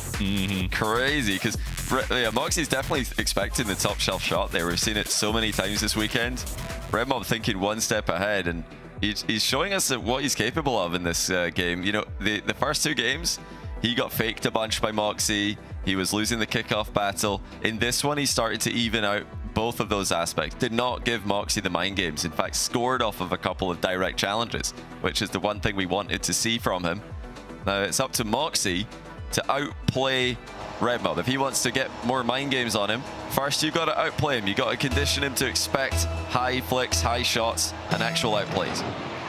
And Red Mob is starting to connect on his aerial game, which was, for the first couple games, just free counterattacks for Moxie. So now Moxie going to start thinking about that as well, feeling like he needs to get the perfect challenge. Moxie's in a great spot right now. Red Mob in and out of net again, and he gets a demo. He keeps getting away with this. That's a great play. I mean, Moxie's a bit confused about what to do against that, because he just wants to keep the ball low. Red Mob's coming in for a double tap at the other end. That's the third double tap in a row that he's tried between last game and this one. I would like to see him going for something else, so it doesn't become too repetitive, especially given the fact that Moxie's already saved one of them this game. And yeah, it is going to be Moxie opening the scoring. Maybe a bit too repetitive from Red Mob in offense. Red Mob just thought that ball was coming out to the midfield. He hit the brakes and waited for it. And Moxie said, I'm just going to tap it towards net, and I'm going to punish you. Moxie. We're trying to demo him. Ooh, good dodge. Awareness from Moxie. Now he gets to his favorite spot, which is Nightmare for Red Mob, who had to take a detour for the mid boost. But he covers that top left spot, Moxie's favorite spot, so he remains alive for now. Oh, that's unlucky for Red Mob. He's landed on the post, and he couldn't move for about a solid second there. That was the difference between being able to challenge and thinking he needs to turn. I still think he could have maybe challenged that. Turning definitely didn't put him in a position that was worthwhile. He could bump Moxie here and have somewhat of an open net, but Moxie just shrugs it off. Wow, Moxie made of titanium, just not letting these bumps affect him, and he's got another chance. Huge angle. Red Mob plays ball though, and that's going to force Moxie to go wide. Red Mob dodging the demo, clearing this ball away, still gonna have to deal with a Moxie dribble that can be so scary. Moxie's using that flick now instead of the fakes. Red Mob is around for both these saves. 9 boosts to work with. A better jump off the post this time, but still in a really tough spot. Great placement from Moxie in the top right. Just so good with the bounce dribble. I mean, these touches have to be perfect. These little touches to set up shots without giving the ball away, without giving Red Mob any time to grab boost. Not giving him any time to challenge, close the gap. And Moxie just brutal to go up against when he gets you into these back to the wall positions. But you know, he's doing what we asked of him. He's hitting flicks. He's not overly relying on those mind games. This is a great opportunity for Red Mob. He just decided to boom it. I thought he was going to try and place it away from Moxie to guarantee his scores, but he says, no, I'd rather just put some heat behind it, even if I throw it right to the sweet spot almost where I'd say Moxie was preparing to try and make a save. But Red Mob gets on the board. It takes him over a minute 30 to do so, but he has actually managed to, hold Moxie to only 3 goals, which is definitely something he can come back from. And a full field air dribble might be one way to do it. No reset. Does Moxie know he has no reset? Oh, what a read from Moxie. Did not panic, knew it was out, and Red Mob not going to be able to score on that attempt. Yeah, Moxie positioning safely that entire time. There was no chance for Red Mob to go for a bump, and the ball's really off the back wall here. Did not want to take that. He's trying not to waste all his boost on these air dribble fakes. Now Moxie does go. Red Mob saw that coming, but a bit too late. Moxie entrance into the play dispossesses Red Mob without having to concede, and there's a perfect outplay. Red Mob diving in, and Moxie outplays him. You know, we called for that exact adjustment out of Red Mob earlier, but Moxie's countered it with an adjustment of his own. Yeah, I felt like there was an opportunity for Red Mob to maybe not allow so much initial space in the first place. We see him rotate out wide and then dive back in. Makes it a little bit easier for Moxie to react to. By that time, he has the ball under full control. Red Mob, maybe it was possible to stay a little bit more involved in the play. Oh, what a save. Tons of power. Moxie's still able to get the 100 boost. Red Mob's going to try and chase this down and see if he can't get a goal out of it. He will. Wow, well, big mistake by Moxie here. Red Mob was a lower boost player. Moxie, that touch actually is the one that made him awkward. The ball hit him in his bum and he just popped it up by mistake. He wanted to take the ball to the back corner with him, but he's been forced into a center ball towards Red Mob. So yeah, definitely a bit of a panic there from Moxie, but now he's got the ball in the back corner. This is where he wants to be, baiting the opponent in, getting behind it, and it just annihilates Red Mob. Oh, that's a heavy touch. Okay, is he up? He's going for it, but he's not going to get this. And Red Mob has actually decided not to. I feel like he could have swung under Moxie and gone and grabbed the boost if he cared about it, but he felt more important to pick up the ball. This Musty's going to get stopped. Now Red Mob, beat in the corner here as he tried to keep the play going. Moxie counters to make it 5-2. And you know, if you're going to try this, Red Mob knew that that flick is likely to get saved. You need to have control of the ball afterwards. You've got to have a backup plan. He was trying to turn there in an awkward spot. You know, maybe it's smarter to just try to take the ball back with you, build the attack from deeper. That's a nice fake by Red Mob, getting some space for himself, but you've got to score here. He wants to keep Moxie under pressure. Ceiling double reset. Red Mob top ends. What a finish. Such a huge moment in this game for Red Mob. He had to get this goal, like you said, and he just goes for the reset off of the double on the ceiling and then places it perfectly, nestles it right in that corner where Moxie can't stop him. This is how Red Mob can keep his confidence despite the series not going in his favor just yet. Seems like it's about to get even worse if it continues this way, but nice recovery. Red Mob, another great opportunity. He's going to take to the air where he's looked so comfortable. He's had a few different taps over the top of Moxie, but Moxie reacted to that and floated back to make the save. Now, this is Moxie's favorite spot to be. Can Red Mob muscle a 50 this time? Yeah, great play, Red Mob. We're reading the fake. Moxie thought maybe the fake's going to work because he's successfully flicked the ball past Red Mob so many times this game. Red Mob knew something was up, and then maybe he just got a read from Moxie's approach, but is Moxie going to switch it up? No, he's going to fake again, and Red Mob didn't go. Oh, he's just waiting a bit too long there. Maybe he lost track of where his goal was.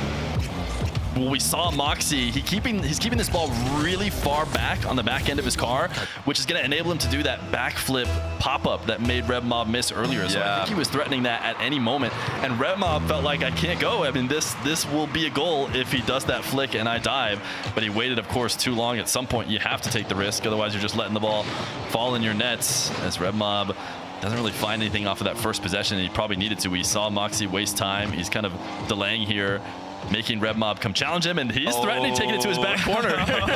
He's trying to fake it and then see if he can get Red Mob to overcommit so he could score. It's like a crazy threat that Moxie's annoying Red Mob. Moxie's just typed an ellipsis while dribbling the ball back. How has he done that? Wait, that's crazy mechanical. Wait, has he got that in his quick chat? Oh, I didn't even know that was a quick chat. It's a new one. It's a new one, wow. Johnny. I thought he typed it out. I was like, listen, that's the best play I've ever seen. I'm not gonna lie. But Red Mob's going back on him here. We've actually got a game. Both players actually turning away from 50-50s right in front of their net. Can Red Mob get the ball though?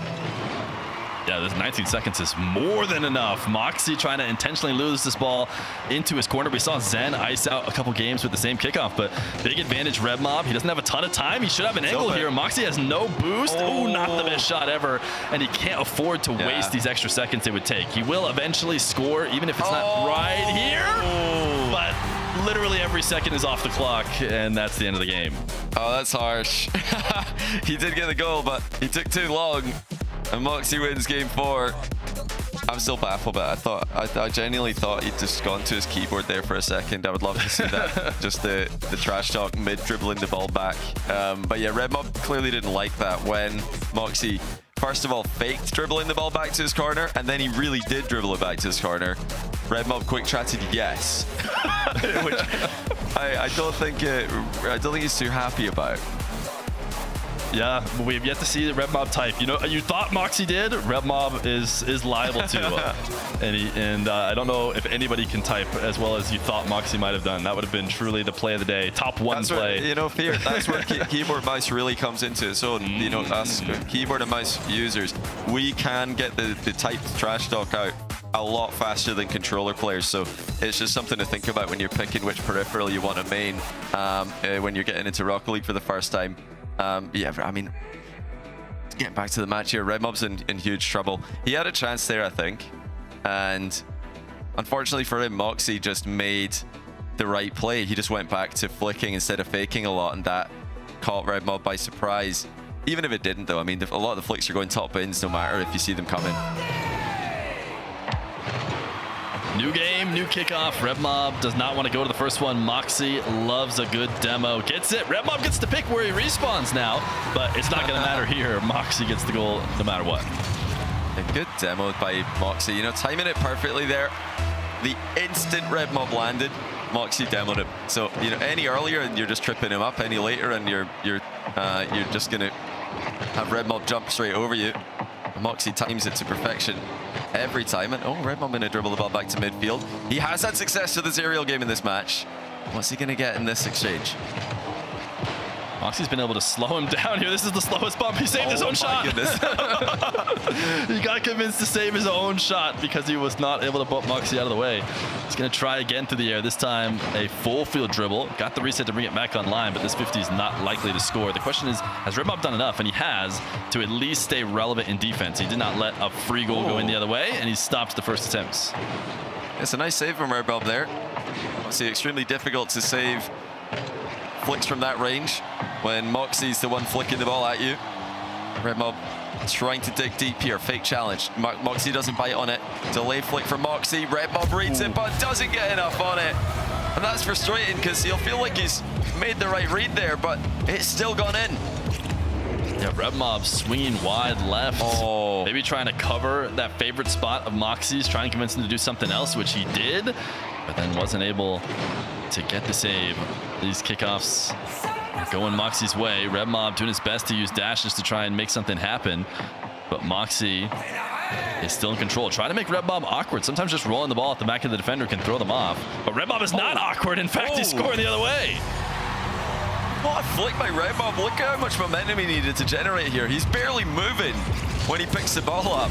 He's inside his half, but he launches it in without a bounce. Red Mob on the board in game 5. A game he needs to win against the defending champ. Another kickoff in Red Mob's favor. Doesn't get the high bounce for an air dribble, but he's going to try and take it to the air all the same. Do not love that setup from him. Got rolled underneath the ball, got forced down on the challenge. Just didn't like that play from Red Mob very much at all. Yeah, he didn't get the touch he wanted. I think the first touch was lower than he was open, and then he just kind of went for the reset anyway, but that low to the ground, it's quite easy for Moxie to cover all the angles. You can get up and challenge that high in the blink of an eye like he did. And Red Mob is in an awkward position. This time he does stay with the ball though. I prefer that to his earlier strategies where he's just backing off and giving it to Moxie. Now he's got 100 boost to defend with. Red Mob looking to control this one with a defensive reset. Dodges the demo by doing so, but Moxie still steals the boost away. Oh, he missed the mid boost though. Red Mob back in 100. Moxie is one of the best follow-up demoers off of his plays, and Red Mob has done a really good job of moving early. Moxie found way too much heat on that flick, and now he's low boost too. I'm not sure he's going to be able to hold on to this possession. It seems like it should be Red Mob's. Moxie manages to get 100 and then just bumps him away. Says, nope, this is mine. Yeah, he's very good at following up every single play he makes with those little bumps and demos, like you said. He can always find the angle. Oh, Red Mob, what a play! Reset into the bump, and he had to pre-flip through this one as well. First the fake, and then it's actually not even a reset, just a delayed dodge, but he covered the ball beautifully. And he canceled it so well. We saw, you know, a highlight reel of top 10 plays of everybody shooting those flicks there. Red Mob instead, really soft touch and made sure he could stay in front of it. Now, can he take advantage? Oh, Moxie just chipped the ball right up at the Red Mob, who had dove directly on the play. He's going past the net here, looking for a boost steal and looking to see if he can get Moxie to make a bad challenge. Moxie's done a decent job. He wanted the demo there. He's pulling his camera down to see what Moxie was up to, but he didn't get it. And Moxie will flick for a fourth.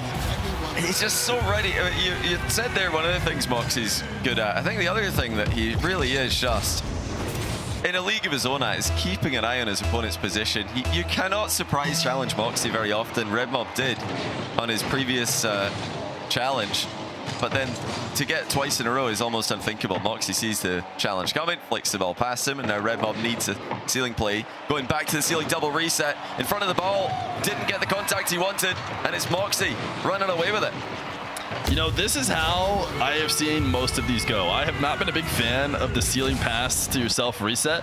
Red Mob has done a decent job with them, but I swear 80% of them look just like that, where it's basically a pass to the other player, and you probably could have done something safer. But the good sign for Red Mob is you do not go for that if you've lost confidence. He clearly still thinks, you know, he can get it done in the air.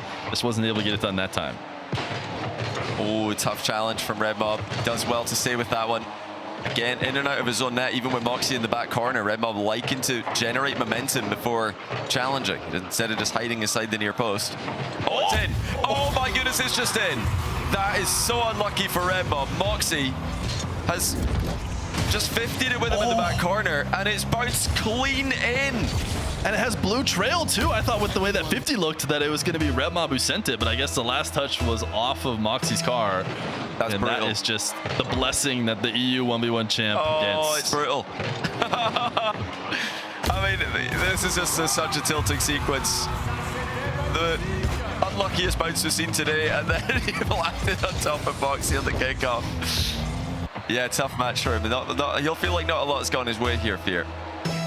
Yeah, for sure. I mean, Red Mob, we are now in the upper brackets. This is going to be Red Mob's first loss. He'll have chances again in the lowers. Not to, you know, call this one over, but it does seem like Moxie will hold on to this game in the next minute 15.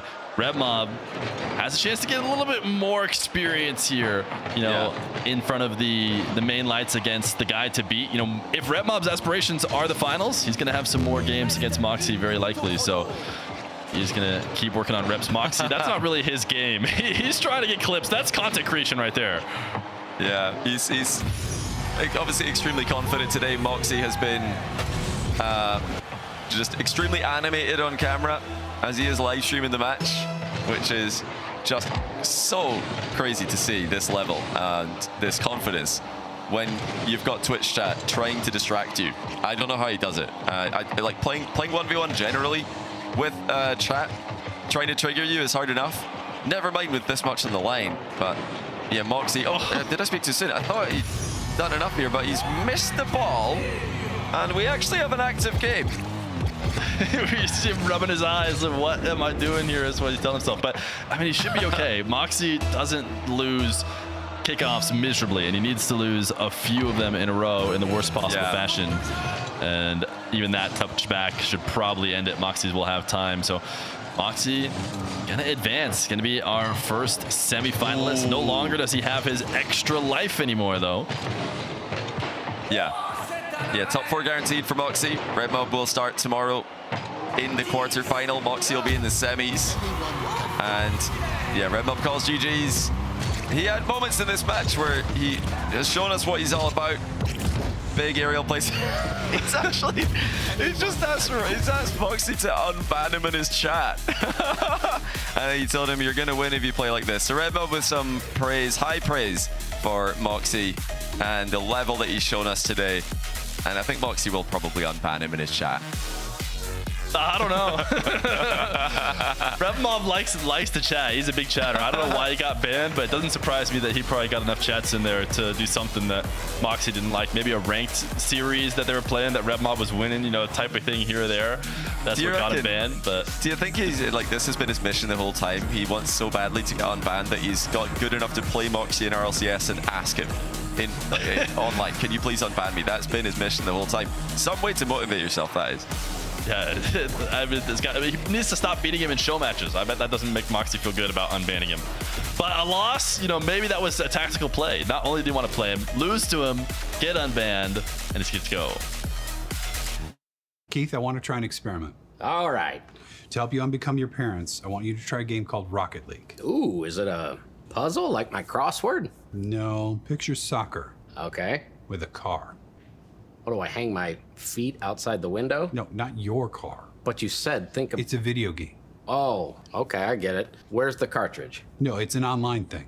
Is there a joystick? Not like the ones you're thinking of. But I need to get some quarters, right? No. I gotta blow in the cartridge. Again, like no cartridge, but you'll need a username. Username, huh? How about Keith_9914? The bathroom code? That's the only number I can kind of remember easily, so. Don't hold back, cause you woke up in the morning with initiative to move, so I make it harder. Don't hold back. Galvanize. Trajectory and balance look good. You're confirmed to go for orbit. Every day, Michelin innovates to move the world forward on the road and far beyond. Michelin, motion for life.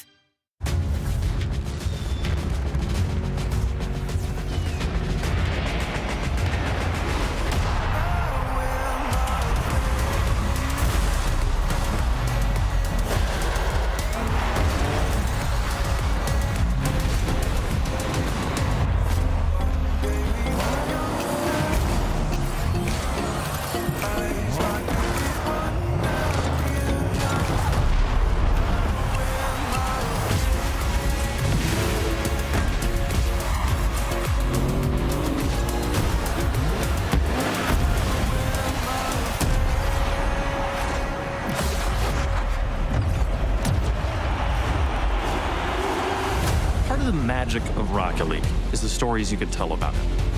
The 0-second buzzer beaters, the epic saves, the underdog victories. It's all there. As we return to this legendary arena, we'll witness Rocket League's story unfold together. Who will hang their team's banners in the rafters of Champions Field? It's time to find out.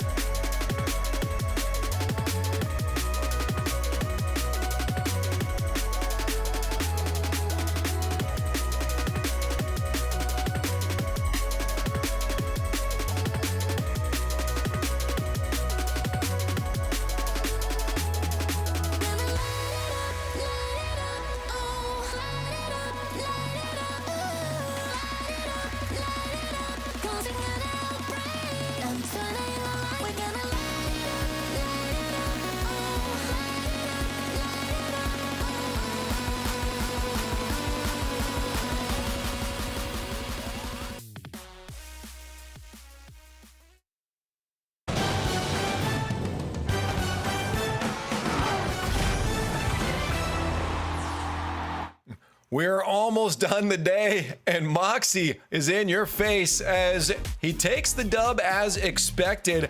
Just farming reaction clips as he goes. Red Bob will have to drop down to the lower bracket, but he was looking good too. Welcome back, I'm Leaf, and I do have CJ and Johnny with me. How we feeling about the reaction clips, guys? Because it was crazy that he was streaming at the same time.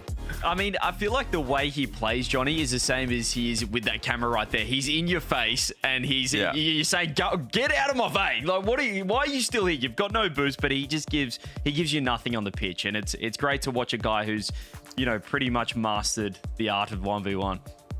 Yeah, he just doesn't give his opponents any time to relax. He's just always there. He's always fake challenging or posturing up or actually challenging or trying to demo you. It's just stressful to play against, and you can see Red Mob getting frustrated with how these games were going because Moxie just doesn't leave him alone. He could manage to surprise Moxie in game 2 a couple times, and he won game 3, but Moxie overall was just on a totally different level. Yeah, look, the Bomber stocks took a slight hit. Leaf, I won't lie, after predicting Red Mob here and saying he's going to go all the way. Doesn't mean he still can't go all the way. It'll just be a little bit of a longer Champ Sunday for him. But we still saw glimpses, Johnny, as you said. That game 3 where he just went into absolute overdrive was incredible to watch. And he's got so much potential, not only in 1v1, but 3v3 as well. I agree. I think Red Mob has a good career ahead of him if he keeps grinding. And yeah, his play style does look like it will translate well to 3v3.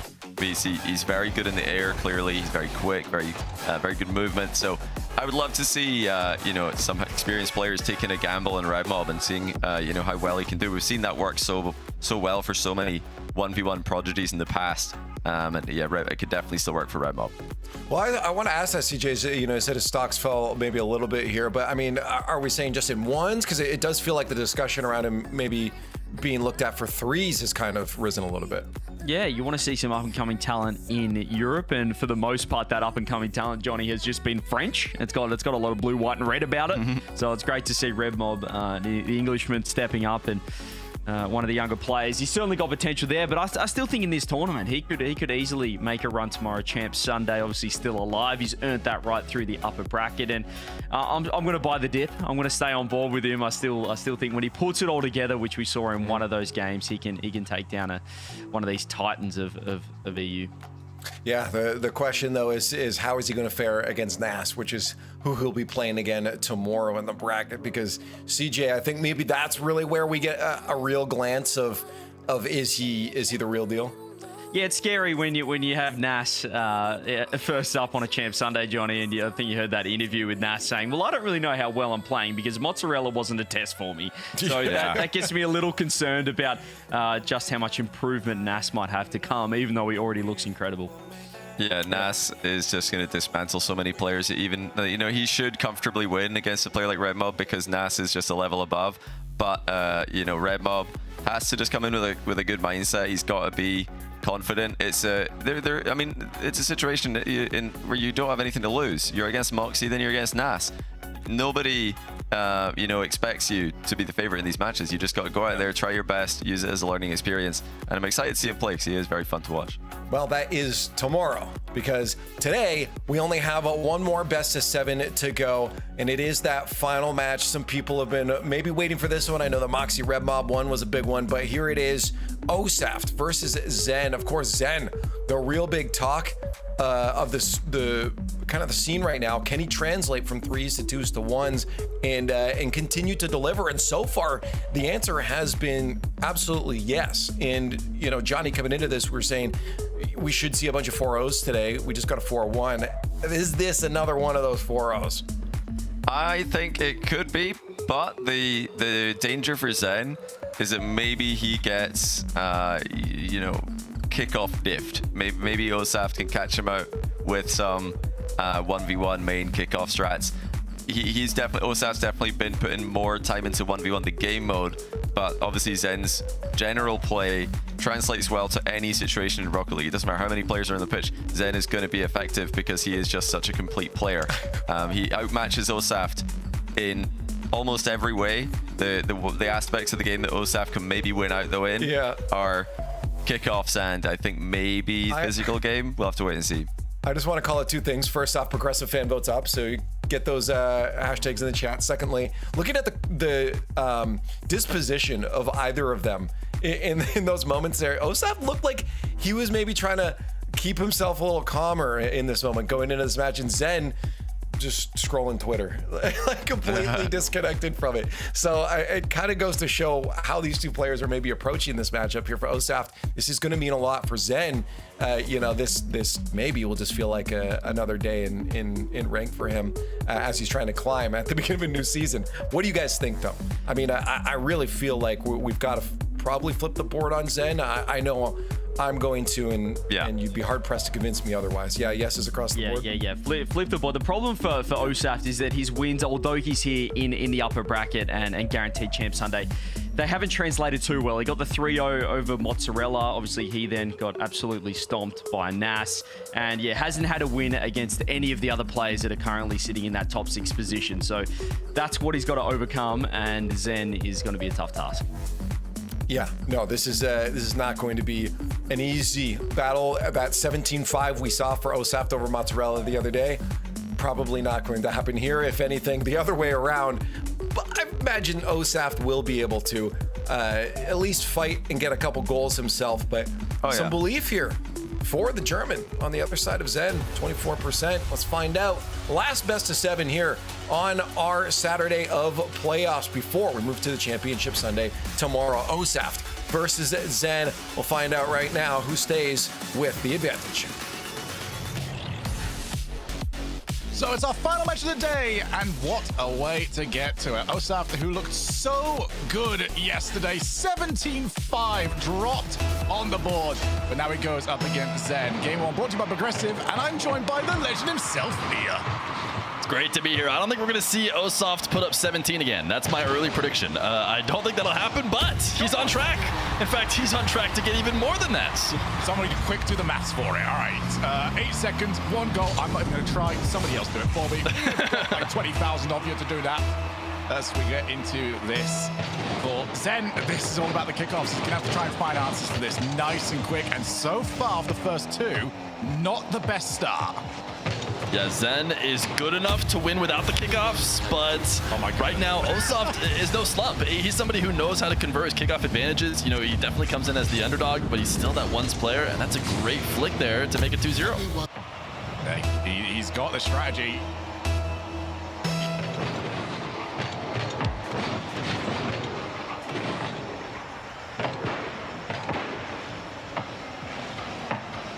Zen is up in the air to get his first goal. I think we might have lost Shogun temporarily, but no, Shogun's back.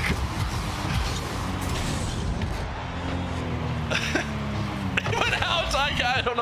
I don't know what you guys said or what you guys heard necessarily, but he went out right in the middle of saying internet outage. So for now, I'm gonna take over until I'm told otherwise, or I hear him once again. Zen is gonna get a second goal. Are you back? Can they hear you? Do I hear you? I think it's just me. I think I'm the only one who hears you. I think it's out. I'm talking to nobody on the stream. But this is what I normally do, so I'm right at home.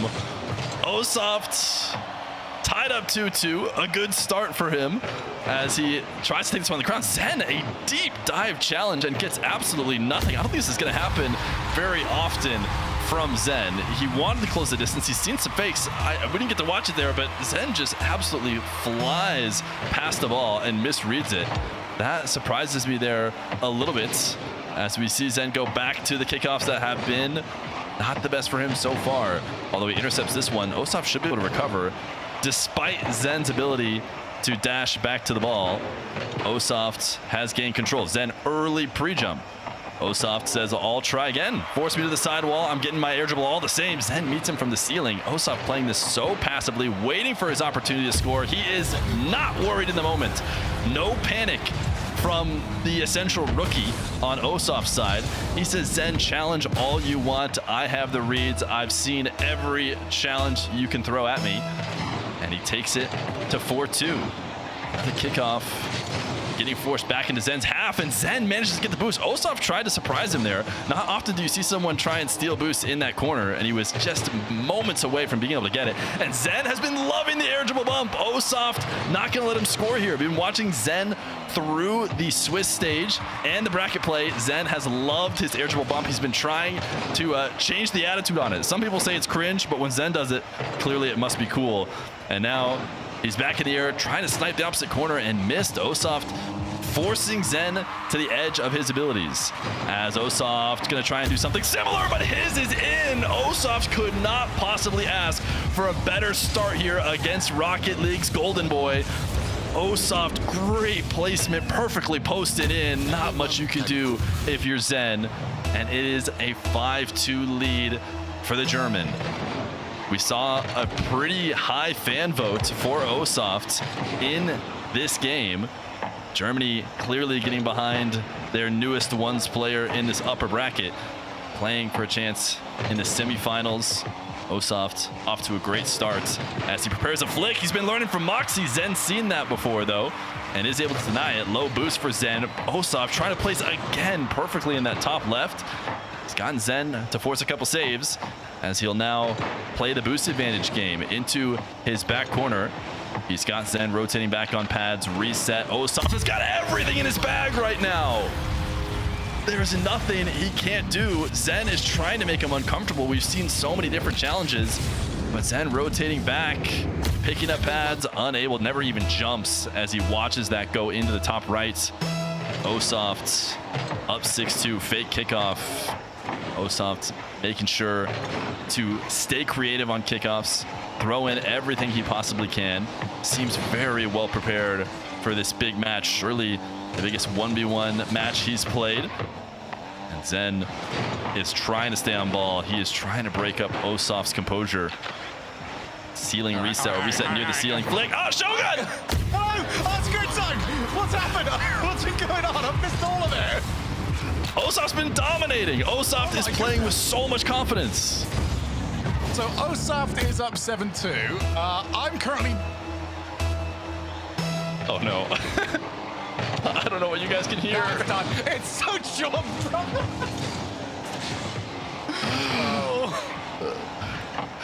Are you here? Go without me, Fear. Go without me. It's a Fear stream now. Let him have it. Everyone rise up for Fear. Oh, Zen still has time. With 1:45 left to go, a decent save, something we haven't really seen from him so far. It's just been Osoft taking control of everything. And now Zen can get something going. A kickoff here really sparks some life back into this game, number one. But it's Osoft off the side wall. He's resetting so far away. This is a good way to counter that early challenge that Zen does. It's harder for him to make contact if Osoft doesn't bring the ball to him. And it's very often that someone will make a really poor challenge. Zen didn't allow a goal, but it is still Osoft possession. Look at Zen instantly challenge off the ceiling. He's trying to stop Osoft's game, but Osoft has the reads, and Zen cannot break away possession. He needs, I mean, he's running out of time here to even bring back this game, number one. People were talking about whether or not this is going to be a 4-0. Osoft is looking so strong. I mean, it's time to believe in the full series win. That's just how good he's played this game, number one. He's not just beating him by a bit. Knowing the full repertoire, he's got everything it takes to take down a Zen. Now, the one thing I will say is Zen has struggled in game ones and has had a couple Swiss stages where he went the distance. He is king clutch historically. So it's certainly not over just taking one game from Zen, but it's definitely a message to anybody who thought that they could skip this series that it is time to tune in, that Zen is capable, and that Osoft is capable, and that Zen needs to be at least a little bit worried. I think these guys are basically just playing midfield game here. Zen didn't get a quick enough goal. Now they're just feeling it out for the last 30 seconds. There's no way I'm cursing him, right? There's no way. I couldn't possibly curse him in this situation. He's had such good kickoffs. He should be able to hold on to it. Zen scores. He needs 4 goals in 30 seconds. Osoft needs to win just a single one. Even one kickoff win that he can get possession of, he can end the series. and keeps, and he got that boost right there. That should be enough. He'll play this away, or Zen will play it away. It doesn't matter which one of them do, but the seconds tick off. Osoft challenged here, but still on the ball. Oh, actually, Zen's gonna get one more. I still stick to my story here that this is not possible for Zen. Osoft, please make me right. This would be devastating for the mental. Osoft definitely cannot afford to give this game away to Zen when he's coming in here as the underdog after playing it so well for 4 minutes and 50 seconds. Osoft chips this over Zen into his half and lets it get dunked down. Osoft has to be feeling good as he is going to take game number 1 over one of the potential favorites of this tournament. Now, here's the thing about being here by myself with you guys. We usually get right into the games when I'm here normally. But we'll take a look at the replay. Osoft, right from the get-go, was just truly living up to the moment and playing to his maximum potential. I mean, I think I've seen Osoft play like this before. The few times he's played show matches against his fellow German Razers, and he wasn't able to get the edge on Razers. Maybe there's a bit of a big brother situation there, but there's no question he's been playing well. Got a little bit of an easier side of the bracket, but he's converting on it. And we got Johnny here now. We brought Johnny in. Hi, I'm sorry, I might have spoiled my entry a little bit earlier. I'm not sure what I said that you guys were typing my name in the chat about, but hey, what is going on? Osoft's taking game 1 against Zen, and he's done it in style. 8-5, he was up 8-3, and that's a dominant game, honestly. He's looking great. The practice partner for Razers, like Razers told us, this is to, I believe, to dodge the all-German matchup if he wins this. So there's an extra little bit on the line here for Germany. Yeah, and I don't think Osoft, like I was saying before, I bet he has this, a poor matchup against Razers specifically, because he knows Razers is that, top German 1v1er. I think he might be in a little bit in his head about playing against him, so it'd be extra bonus to dodge him. But I think just beating Zen in general, you don't even need any extra bonus. I think that's going to be good enough, and he had a great game number 1 for his chances. Yeah, and he's doing all the things he needs to do. He's winning kickoffs. He's like making sure to keep the ball when he gets a hold of it, not give it away too much, because Zen's going to score some goals that there's just nothing you can do about. But if he can dominate the possession, and that's going to force Zen to get nitty gritty and start to show if he's been doing his homework on the ones game, which I'm sure he has. He's taking a sweet time here, though. Osoft backing way off, and here goes Zen into his natural habitat, the sky, where he is so dangerous. Osoft does well, dissuades him from continuing to fly. Yeah, he got him to back out of his play and just go for a standard air dribble. But this is honestly a huge switch up from game number 1. It felt like Zen was almost never in control of the game. Osoft was dictating everything, and for this first full minute, Zen has had control, and now he's got Osoft right where he wants him. No boost. The air dribble bump, his favorite move this tournament, will be the first goal. He is just so good at this. I'm looking forward to seeing Zen in 2s and 1s again and see if he's getting more physical in those games, because his air dribble bumps are really impressive, even though he's not the guy who's often associated with them. I think it was CJ asking yesterday, is he going to make air dribble bumping cool? I think he might. Yeah, I mean, if anyone's going to do it, it's going to be Zen. And right now, he's looking to try and turn around this series. What we've seen from him so far, I was mentioning when I was just talking, to the void by myself, is that he's had some rough series. He hasn't been just dominating in all of them. He struggled in the Swiss even against some players that maybe didn't make main event. But he's learning on the fly as he goes, and Osoft is going to have to hope that he doesn't do that here in this series. Oh, Zen going for the long-range shot here. Osoft sees it coming. You can spot the occasional moment where Zen doesn't make the 1v1 main play. Like right there, he landed before Osoft after an aerial contest. A lot of 1v1 players would just go for the demo, but Zen doesn't do that. He just goes for the boost. He plays for the guaranteed option and not the demo and someone else's landing. But are these missed opportunities? Now he is playing for the demo and he doesn't get it. I mean, Osoft nowhere near getting demoed in that play. He knew he was fine, boosting up on his own back wall.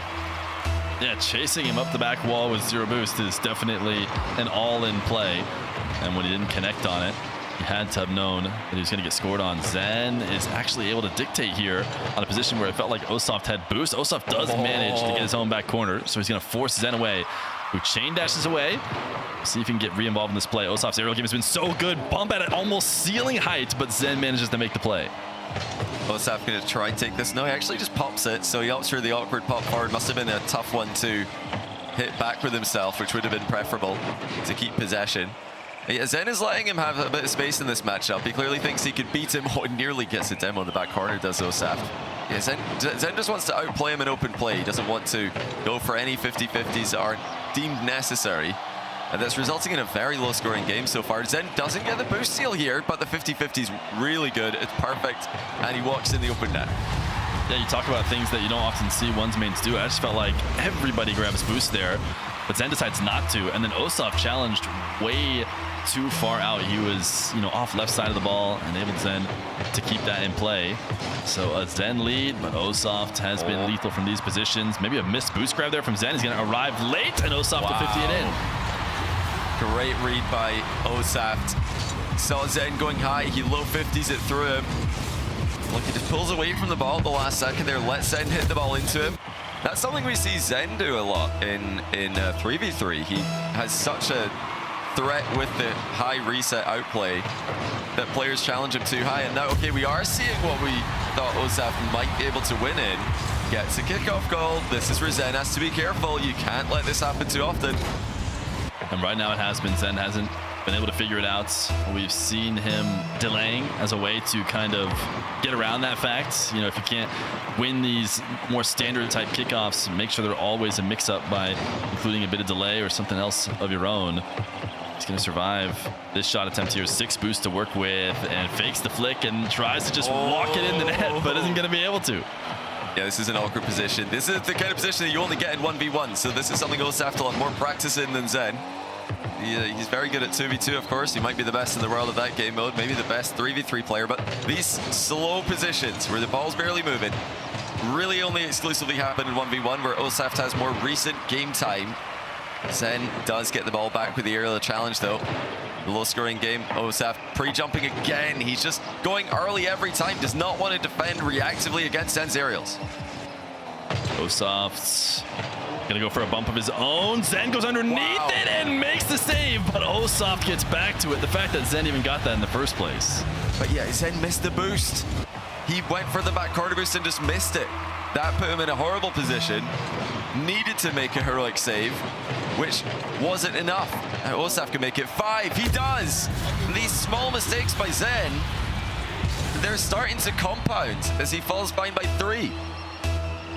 We might be on track for a 2-game lead for Osaf. I do not think we were expected to be here. Zen's digging himself a hole, but he's got one of his own to try and keep this game alive.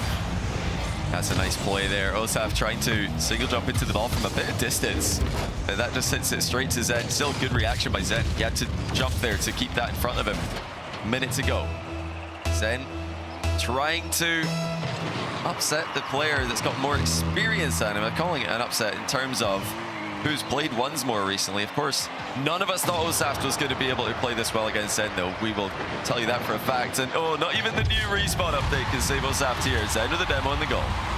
Yeah, Osaf trying to pick probably the closest spot to the net where he can cut off this angle. Respawns even had a pre-turn, but Zen keeps it away. So this game, right as it was threatening to get pulled away for Osaf, Zen keeps it interesting and is off to another kickoff.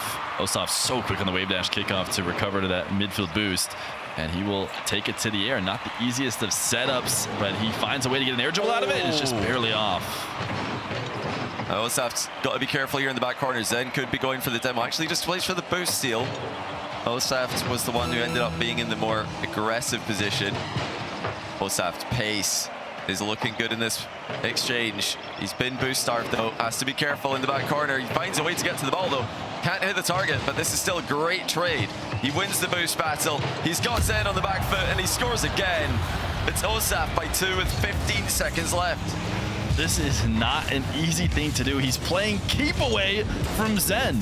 He's diving across the net and he's keeping the speed up while controlling the ball enough that a player like Zen cannot close the distance and cannot find space to challenge. That is a near impossible task that Osaf is succeeding at. Zen still has an opportunity. He has to score here and get a good kickoff, but that save is probably enough, pushing Zen back, wasting the last moments. Unless... No, it's over.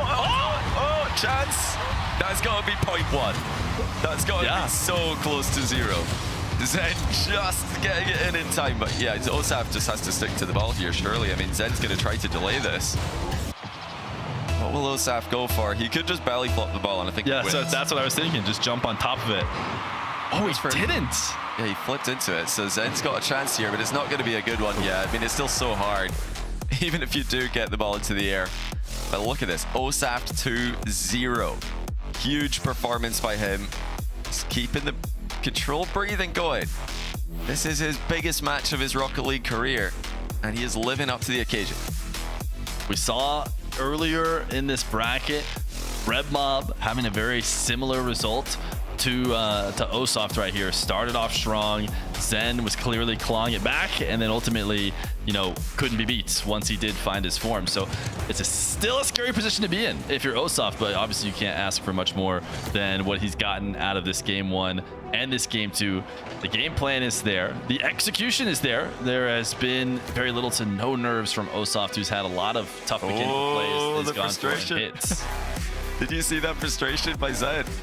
He's looking like it looked like the Italian hands there from Zen. But yeah, he's definitely going to have those moments in ones where he just feels like, what is going on? What am I supposed to do? Because kickoffs will go against him. Have you actually seen any drive kickoffs from Zen today? He did do that yesterday against Nass. But did he do it this match against Osoft yet? I don't think he's done any drive kickoffs here. We've seen some other people do them, but not Zen, not yet. I want to see that from Zen, just to mix things up a little bit. It's a kickoff where you just simply drive through the ball, let the opponent win it. Oh, Zen just missed a speed. Yeah, he's making some small mechanical mistakes here because he's clearly distracted. He can't get into the flow state. He's playing manual thinking Rocket League, which is not the way that Rocket League should be played. Oh, what a save by Zen. Osaf's going to bump, by the way, though. That's frustrating for Zen. Osaf 1-0. Trying not to tilt out of a 1 series you're losing is an impossible challenge. But Zen certainly should be capable. We saw him talking earlier to his team streamer in the chat, and I feel like that almost maybe helped him relax, you know, joke around about it, like, oh, I lost, like, oh, he's too good. A way to kind of diffuse it a little bit. I don't know if he's got anybody to brush off the frustrations with today, but Osof's, he doesn't have to feel frustrated at all. He snipes Zen, and the ball is in! He demos him on the ground. Zen respawns and then gets demoed again. Osoft is doing exactly what he needed to do. He's winning kickoffs and he's crushing Zen in the physical game. He's scored once with a bump in this game already. Now with a double demo. It's the two aspects of the game that we highlighted as Osoft favor. And I'll be honest, I have seen a lot of moments where I'm thinking, Zen isn't going for demos. If you swap him out with Moxie, Moxie would go for a demo in that spot, but Zen is just not doing it. I think it's just the lack of experience in the game mode. Yeah, and this is, you know, a win for the 1v1 grinders everywhere. If Osoft is going to be able to take down Zen, we'll see if he can find a flow state and make Osoft flinch. So far, it doesn't feel like he has much at all. He's reading Zen. Wow. Nice save from Zen. That was such a good position from Osoft to place it in the top left. A little bit of an awkward recovery, but Zen's going to go back to all reliable, and it's not going to work. What a save by Osoft.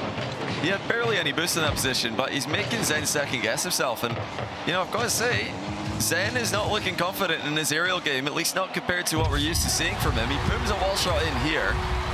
Osoft is not just winning because of the 1v1 main associated things. He's also just doing a great job defending against Zen's usually undefendable aerials. Yeah, I mean, this is just a breakout game here for Osoft.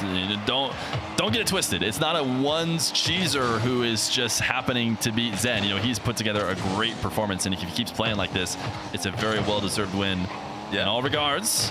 But he's up only 2-1. He's bumped Zen off, though, and he's gonna get another. He's just better in these close quarters exchanges. He just knows when he can go for the ball, when he can make Zen awkward. And Zen did not see that coming. He thought that surely Osaf's going to back off here. Surely, at worst case scenario, I'm going to get a 50-50 that's even.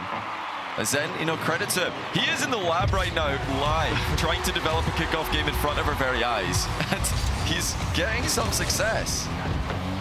This is huge. Huge for the Zen believers. who want to see him correct the rest of this series. If he can see a couple kickoffs go his way, especially ones like that directly to the net. He has another diagonal. Simski did switch his flip the other way to try and mirror what just worked for him before. Why not? He's going to try and stay on ball. He doesn't get that corner boost. He knows he's not going to get it, so it seemed like he's maybe going to go to the opposite corner, but ultimately just picks up a couple pads before heading back to his half.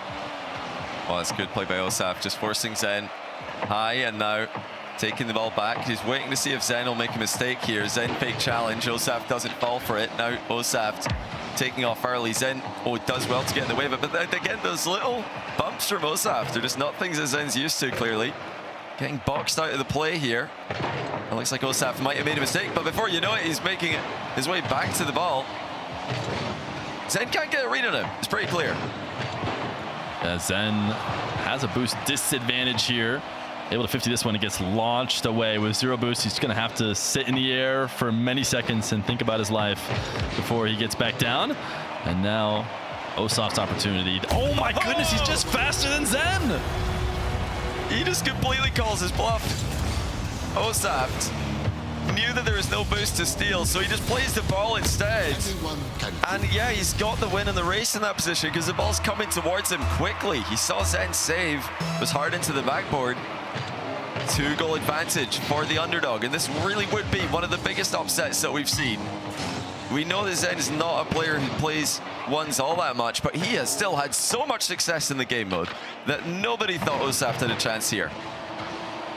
Yeah, I mean, I think even that recent win against Nass is proof that he can win against the people who play ones. Nass is a guy who's both very talented and plays ones, so it's already been shown that Zen is on form and that he could beat anyone. There's a reason why all of us moved Zen up to just underneath Moxie as, a favorite for this tournament. And Zen has to try and find a way to prove us right here. He's not out of a series. He can definitely keep this going, and this game very winnable after a demo gets him a 3rd goal. Yeah, we are seeing some promising signs for Zen in this game. He's adapting with his kickoff, starting to have more success in that aspect of the game. He's maybe spotting some areas where he can get demos. Both players have delayed here. Zen actually the one who comes away with it initially, but Osaf has managed to get back in control of the play here. Can he reestablish the 2-goal lead? Zen just charging in. Osaf saw it coming. Low 50, keeps Zen at bay. Zen fake ceiling challenge. That seems like it's at least distracted Osaf enough to win the ball back, and he buries the open net. Zen is staying moving in defense, not making him easy to read, and he's able to dunk Osaf and take it away. It's interesting how scary Osaf has looked in open field when he's had a chance. Another delay. Zen sticks to it twice. He throws rock on the RPS twice. Yeah, he's just sticking to what has been working. And it goes to show, if you're losing kickoffs, you've got to switch something up, even if it's just the timing of your arrival. But is Zen confident with his aerials? He's gone really high with this one. Got the ball past Osaf, but didn't get it past the crossbar. The flick will, though, and that's good for a 1-goal advantage. Yeah, Zen was prepping in case Osaf was going to dive out here. He positioned ready to pop the ball if he did. As soon as he noticed he didn't, he said, okay, I'm going to be able to catch and collect and get this flick. Zen in the lead is quite a rarity so far in this series, and this is such a tough spot. Osaf looks so scary from these positions. Zen trying to challenge out, does make contact, really impressive. Osaf thought maybe Zen was going to fall down lower after the ceiling challenge, but Zen stays up there and gets a perfect boost respawn. Now he's into an aerial of his own. Very convenient. He wants a 50 and he muscles it in. And that's more like it from Zen. That is what we're used to seeing from him. Just absolute confidence in his aerial supremacy. And he's got a 2-goal advantage for himself. Honestly, most impressed though with the mental game from Zen in this series and in this game especially. He was down and he could have easily tilted out of this. I said, cringe game mode, cringe 1v1 main, I don't care. I'm going to go play 3s and blame my teammates. He's not done that. He's stuck in it and he's trying to win it. And that is so impossible for me personally. So I'm very impressed. Oh, a little pogo shot. Top left. He just needs to be careful here. I don't know if he considers that to be a safer option because he falls to the ground quickly, but just needs to make sure there's no quick goals. He's turtling. He's turtling defensively. Clearly, he still feels comfortable, and he was able to snag this game, prevent himself needing 4 straight game wins. He's got game number 3. And he's going to put in a 7th. Just pad the stats a little bit. Well, we thought this series would be going the other way. It's Zen who's having to fight back from behind, and it's Zen who's having to learn as he goes. He's not just trying to download Osaf's playstyle, he's also trying to download the 1v1 kickoff meta. I do still think there are some spots where Zen's missing opportunities to demo. I think he could be boxing Osaf out of the play with demo threats more than he does. You look at Osaf, meanwhile, he's way better at noticing those moments, and he's getting free possession as a result. Yeah, Osaf is animated here in this 1v1, but Zen is a little desk slam from Zen. I can't remember which moment that was. Maybe after the double demo, the air dribble bump. It seems like that would be a frustrating point. But it was when he made the overhead save and Osaf just turned with 0 boost and shot the ball. Oh, okay. Which is definitely annoying because he probably thought in that moment, nice, my ball. If there's no boost for him to steal, he's going to go to mid. He scored. Which is just annoying because Zen don't know he could have got behind the ball there and it's a goal for him. But yeah, he's struggling to read Osaf, and that's full credit to Osaf. We have not seen this from him before. He's had some impressive results, but nothing of the caliber of what he's showing us right now. Yeah, Zen, he's picking up things from his opponents as he goes through this tournament. You know, I feel like I've seen people use various different strategies against him. Next thing you know, Zen said, hey, that worked well, I'll take that. And he started to do that a little bit himself. So maybe once he plays Moxie, the problem is once he plays Moxie, it'll be probably a bit too late to learn how to bump. You're going to have to figure that out a little bit earlier. If he does get to play Moxie, because right now it's feeling like Osaf might. I mean, look at Osaf go. He's just completely in control here. That is a monster of a delayed flick, and he really waited so long with that one, so low to the ground. Zen had no idea that was going to come up over the top of him. Now Zen with a chance from his own kickoff. Not the power shot he wanted. He flipped a bit early at that one. It was lacking power because of a slight mistiming by Zen. Osaf, strong possession play. Wants to keep this going in his favor. Zen is floating off the ceiling. He has no interest in allowing the air dribble. But Osaf says, fine, I'll go to the ground. I'll show you my delayed flick game. That might be the best delayed flick combo I've seen in a while. 2 huge delayed flicks back to back on a player many considered to be the best in the world. Osaf has got tricks that Zen has not seen before, at least not at this rate of regularity. I mean, to pull the same move twice in a row, and it's even better the second time. Ooh, Osaf just barely able to make that save. As Zen looks to get going, he sees the pinch from Osaf, backs off, and wants to gain control. Osaf, though, even though he only has pads to work with, immediately dives in on the play and wants to make sure that Zen is not comfortable. Oh, look at this from Zen. He's trying to somehow ground pinch this while going back the other way. That was another moment there where I think, you know, Osaf's in the air. Zen could have demoed him. Instead, it's a missed opportunity, and then Osaf flicks the ball past him. Zen's had enough of waiting on the goal line and getting delayed flicked on, but it turns out when he tries to challenge, Osaf is aware of that threat as well. Yeah, I think, you know, Osaf has shown that if he's given space and he's given a clean possession, he's just been too good. Zen has to do his best to make sure that never happens. As Osaf's delay kickoff, this is going to be saved. The question is, can Zen create something out of it?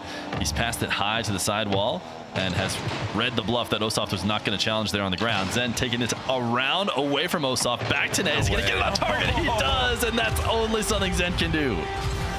He's just caressed this one into the net, air dribbling it around the challenge, resetting it back on, and then slowing it down in case it's hitting the crossbar. Every touch in that air dribble had to be perfect, but with Zen holding the controller, you can bet that they're all going to be. Just so impressive to get around the detour, get around the cone that's up there in the air, get him out of the way, and find a way to score. But Osaf, for the most part, has not been a cone in defense. He has been tough to get by, as he's going to hand this one over to Zen, who's just going to test Osaf. A very soft touch, and Osaf passing the test, pinches it to the ceiling, follow up. Zen fakes here. Both of them turn off the ball, and now they're playing that low boost scenario that we've said Osaf is much more familiar with. He's going to take it to net, and he's going to score. And you know, all these little fakes and feints by Zen, they're just not convincing enough. He flips away, indicating to Osaf that he doesn't want to challenge, and then Osaf predicts perfectly when the real challenge is coming. These are the moments where Osaf can use his knowledge and just all of his experience to catch Zen out of position. He scored 4 times with 4 flicks this game. He's really showing consistency that Moxie would be proud of. Oh, and then he's missed an open net. Zen has to use this for a sign of life. He's going back to his favorite move, but Osoft up early, saw the air triple bump is happening. He knows that Zen hasn't quite been a one-trick pony with that, but it's definitely something when he's gotten the space he's been going to every time. Now he's shooting from distance, and he's really putting a test on Osoft. He's saying, I don't think you can make, good enough saves to survive in defense forever. So I'm just going to throw it at your net and then see if I can't follow it up. That little touch right there to pop the ball up from Zen is perfect. It gives him so many options, and Osoft, like many other Rocket League players in RLCS, covering high because Zen's threatening with his reset mechanics, and then gets it with a low 50. Oh, Osoft's on the late kickoff. He chips it back corner. Advantage to the German again. Zen able to make the first save, but it cost him a little bit of boost he had after the fake, and Osoft knew after picking up that corner that was going to go his favor. He just needed the ball to be somewhere close to being in play, and when it was, he gets around it to score. So the kickoff mix-ups from Zen not going as well as he would have liked. He missed a dash here, didn't land. What is Osoft doing though? He made it almost possible for a second there. Oh, you did want to be missing 2 open nets in the same game. That one would have been even worse than the first one. I don't know why he backflipped on it. Must have been a miss input as he takes a couple deep breaths, wide-eyed, staring at the ball rolling in. Osoft has got this one in the bag if he can just lock in. Zen doesn't know what to do with him. Zen going to the ceiling reset that his fellow French 1v1er loves so much in Moxie, but Osoft is making the right defensive plays, and Zen is looking a bit lost. I mean, Osoft does such a good job to match the height with his ceiling challenges. He's flown up to the ceiling as Zen's at the ceiling, and then he's come back down as Zen's coming down. So the whole time Zen's looking at the goal thinking, well, I mean, Osoft's in front of me, so I can't really shoot the ball. And he eventually does pull the trigger, and it's just Osoft's save at the bottom corner. He's doing a good job just making Zen question his aerial game. Another bump off the ball. Osoft again, just showing his mastery in the 1v1 game mode. And I would hate to be Zen right now in this game. Yeah, this is a frustrating one. Although it looks like he's maybe laughing it off from his POV, not taking it too hard, but it's just so tough. The physical game really helps, lean into the tilt when you're not having a good time. Osoft able to steal away what looked like a goal with a slight bump, and then it goes the other way. Nothing worse. Osoft actually switching up what we normally see from him. No wall dribble. Instead plays into the midfield and then reads the early challenge. Stop it. Yes. Osoft started slow rolling Zen, so Zen says, let's just go next. I've had enough. He saw that he wasn't scoring immediately, and he just said, go next. That's amazing. Stopping the ball on the goal line is what made Zen tap. Yeah, and it's Zen. So, I mean, you got to secure every win you can. And he secured it without even scoring that goal. It was over before he put it in really just for fun. But man, Osoft is absolutely cruising right now. It would have taken a lot from him to shift the odds in his favor. If you're going into the series, what would you have to see to give Osoft the advantage? But I think he's done it. I mean, he has it now. Zen's back against the wall. Every game has looked so clean. He's got a 3-1 lead in the series. This has now become Osoft's series to lose. And this is when clutch Zen comes alive, which we've seen so many times, and we'll see how Osoft can handle that. Yeah, I think the smiles and the laughing from Zen is hiding what's really going on. I think if I had to guess what's really going on here is he's incredibly frustrated. He's tilted beyond belief. And yeah. There's a little bit of it. He's absolutely fuming. So Zen's got to try and calm down here, because he obviously has all the ability in the world. We all know that. But can he focus enough in the key moments? And for me, the key moments are kickoffs, of course, which he's starting to have more success in, but also these, I think it's these moments where both players have no boost. He's got to lock in these and try to figure out what to do. He's losing the vast majority of those situations when the game slows all the way down and nobody's got any booster momentum. And there's no way to manufacture the reps, and that's kind of what he needs to see all these different results. Maybe he's going to get a lot more chances to do it here if he can keep the series alive. He's on Parc de Paris, so maybe that'll be what gives him a chance. But starting off here, Osoft actually just kind of gave that ball away. Zen should have a recovery and a tap to net to make it 1-0. Yeah, like you mentioned, Osoft on match point. It could be the hardest game for him to win right here. Because up until now, he has been the underdog, and we've all been just amazed at his ability to overplay and what we expected. But now that he's right there at the finish line, he can start to overthink it. He can start to panic and, you know, worry too much about what Zen is doing. So far, I think he's done a great job not getting aura blasted by Zen's nameplate, something that the rest of the Rocket League world hasn't figured out how to do. No, yeah, everybody seems to get... Oh, the double reset. Look at this. He flips right at the impact point. That is crazy. Zen sniping top corner. Beautiful. Osoft just gets caught watching. Was hoping that Zen didn't have the accuracy, and he did. This is Zen with his back against the wall. Match points for his opposition. Osoft, what does he have in store? Is he feeling the moment right now? Ooh, his shots are now being saved. Zen getting up. I feel like we saw almost all of those going earlier. This boost just spawns perfectly in time for him. I thought it was going to be too late. He did manage to get some. Zen dives in, but should not be able to get back here. This should be an Osoft goal. Yeah, Osoft just realizing he's got a lot of time there. Zen did bump him slightly as he went up for the aerial challenge. But yeah, I want to see that from Zen every time he's in the air. One, because it's entertaining to watch. But two, because he should know that if he peaks in the air, nobody's stopping him. It doesn't matter who he's up against. He's going to score the vast majority of the time if he just hits his shots. And Osoft will really start to feel the pressure if Zen can't peak consistently. Here he goes again. Reset, fake. Wants to bump, but it's off target. He actually popped that one too high, and he missed the demo on the exit as well. The bump game hasn't been going as well for him. I would like to see Zen being a lot more selective on when he goes for him. There's always a time and place for an air dribble bump, but he is overly using it in moments where it's not guaranteed to work. It would be in, but surely Zen is going to stop it. Wait, he didn't clear it quite well enough. He does have control now. Osoft recovering on low boost. Zen is waiting for his opportunity, but Osoft has just been playing so well on zero. He never leaves the net open except for maybe right now. Oh, it's unfortunate. Really unfortunate timing, so I would agree with you. He really hasn't been leaving the net open except right there when he went to the mid boost and left the net open. Other than that, he's been extremely disciplined. Yeah, I don't know. Did Zen pay you off on that one? Is that intentional? It wasn't. I'm just timing. I'm calling it how it is. Osoft to the back wall. Does he want the full foot air dribble? Zen has been trying to deter him from doing that and just steals it away. Can Zen get up with the AT boost? Dashes with his flip on the landing shot. Saved by Osoft, but Osoft in a really tough spot. Zero boost, not even a pad to work with. As Zen wants him, he says, get off the wall, get off the wall. I want you to get off the wall. But Osoft covered it and Zen could not get through. Oh, fair play to Osoft. That's a really difficult position for him, but he's done well. And now Zen almost frustrated, hits the ball into the ceiling. He was trying for a ceiling double of sorts. And here comes Osoft for the reset. The mind game! Osoft completely pulls a wool over Zen's eyes. And was it intentional? It doesn't matter, because it's worked out.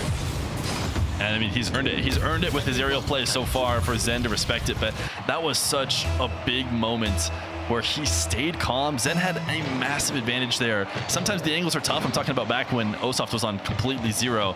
The fact that he fell for not a single one of those fakes is a big deal. It would have swung this game even more in Zen's favor. And now he's able to get a couple goals in a row, kick off of this bump from Zen. And now we're in a tie game.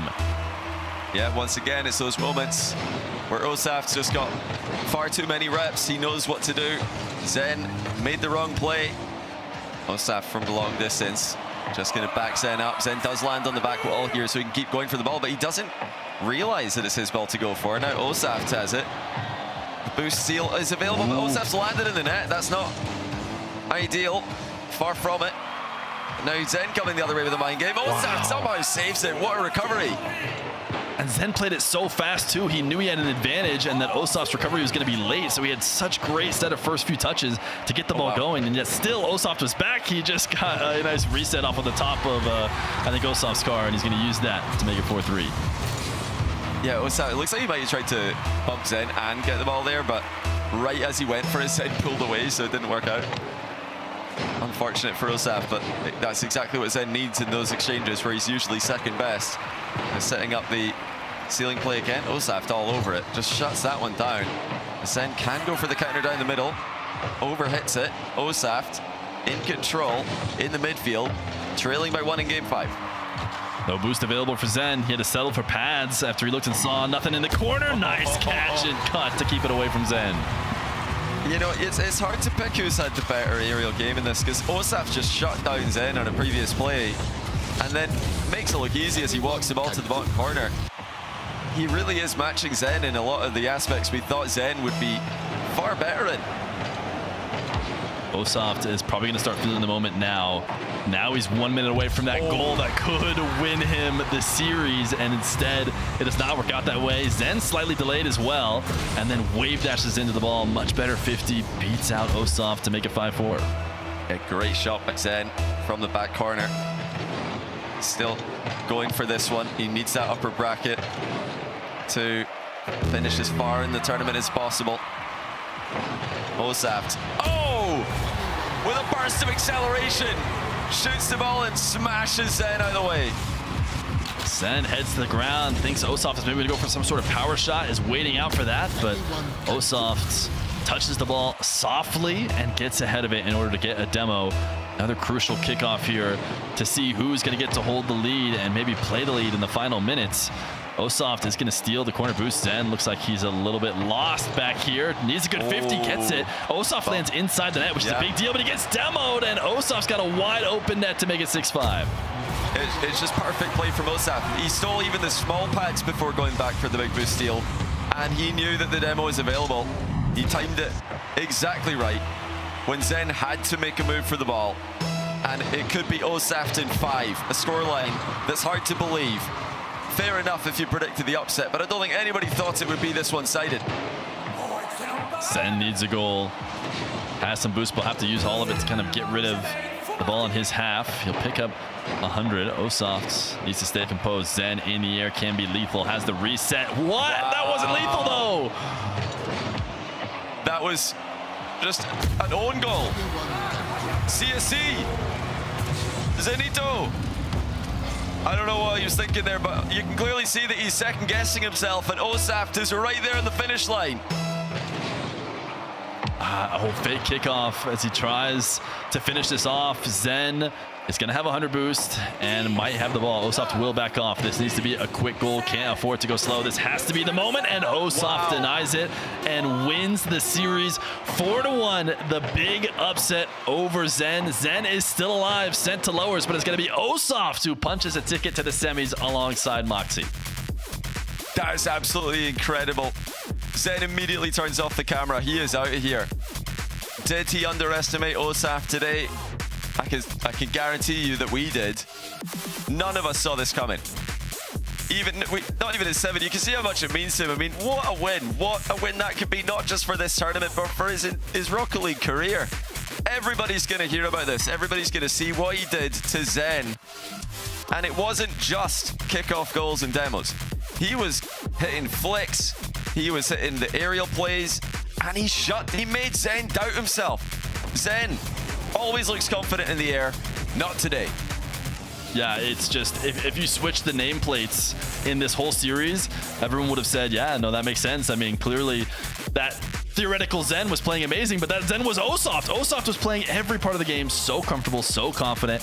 He had all of what you need in his arsenal. He had kickoffs, he had ground plays, he had bumps, he had flicks, he had resets. He had everything you could ask of a player. It's just amazing to see, and he's going to be starting off tomorrow in the semi-finals. It's a crazy thing to see. You know, we'll see how he goes tomorrow. Zen is not eliminated yet. We'll have to go back to the desk, so I want to hear other takes on this. What on earth is going on, guys? What makes you think that our takes are going to be any different here? Oh, hey, it's Johnny. That's me. You are. What? You know what, Johnny? What is your take? Hey, what's Back to yourself, Johnny. We're not going to have much of a different take here because it's the same one. We just had what an unreal series there. CJ, we'll get your thoughts now since you didn't get to just give yours. We all went Zen. We all had the thought it would be him. Oh, I just had that feeling though that Osaf could win that in 5. I mean, what on earth just happened? It was just clear that, well, I don't know, the confidence that he had, but even seeing the emotion afterwards, he just locked in against Zen. He looked fearless. He played a fearless game. The off-ball bumps is something that I think you mentioned during the call, and you and Fear mentioned that Zen just hadn't quite really implemented yet. He was spamming air dribble bumps. He loves doing it when he's on ball, but he doesn't go for those off-ball bumps that you see from Moxie and yeah.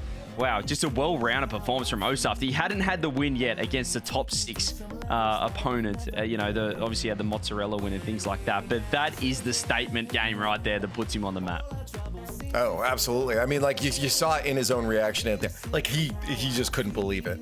I mean, that is an unreal thing to do. I mean, a legend, an icon, someone that so many people look up to in Zen, and you've just beaten him. In a head-to-head. You can't even like say, oh, my teammates helped me beat it. You beat Zen. And that is an unreal feeling that most people are never going to be able to experience. So for Osaf, that has to be just unreal. Now for him though, obviously that raises the bar, that raises the expectations for him going into the rest of his matches for this tournament, because he's just proven he can take down one of the best. Of course, there's still a couple left there, but you know, everyone had Zen at their number 2 coming into today based off the way he played. Johnny, do we feel for Osaf maybe what becomes the challenge? Is it his own mental now as he has to battle with the idea that, oh wait, maybe I can do this. I can beat the rest. Yeah, I think it really is just all confidence. He's on a good side of the bracket, I'll say. He's got Red Mob and Nass in the quarterfinal before him. Winner of Red Mob, Nass will play against Osaf. But basically, you're just trying to, I think, dodge Moxie as long as possible, because Moxie looks like still the out-and-out favorite for me, but Osaf, with a huge upset over Zen, has put himself just 2 matches away from the World Championship, and it is an amazing thing to see that reaction after the match. So glad we get to witness all that emotion.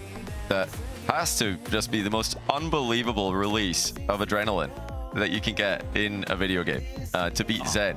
In that manner, it must be amazing to feel. The other side of things as well, Johnny, the Triple Crown believers in absolute tatters at the moment. Zen thinking, could he win the 3s, 2s, and the 1s? A loss like that hurts. But Osaf, it wasn't as if Zen was playing. Obviously, he had some tilted moments towards the end of that series, but Osaf just played fantastic. And I like the fact that it's not just, us coming in thinking, oh, well, it's going to be one of the big 3 or the big 4.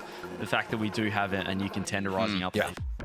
Well, I think that's, I mean, obviously Moxie still becomes one of those 2, but we wanted a player that had potentially isn't going to be there for 2s or 3s. And I think it's really great to be able to see, Johnny, the opportunity for a player to be that solely there at the World Championships because of this. It really is an amazing.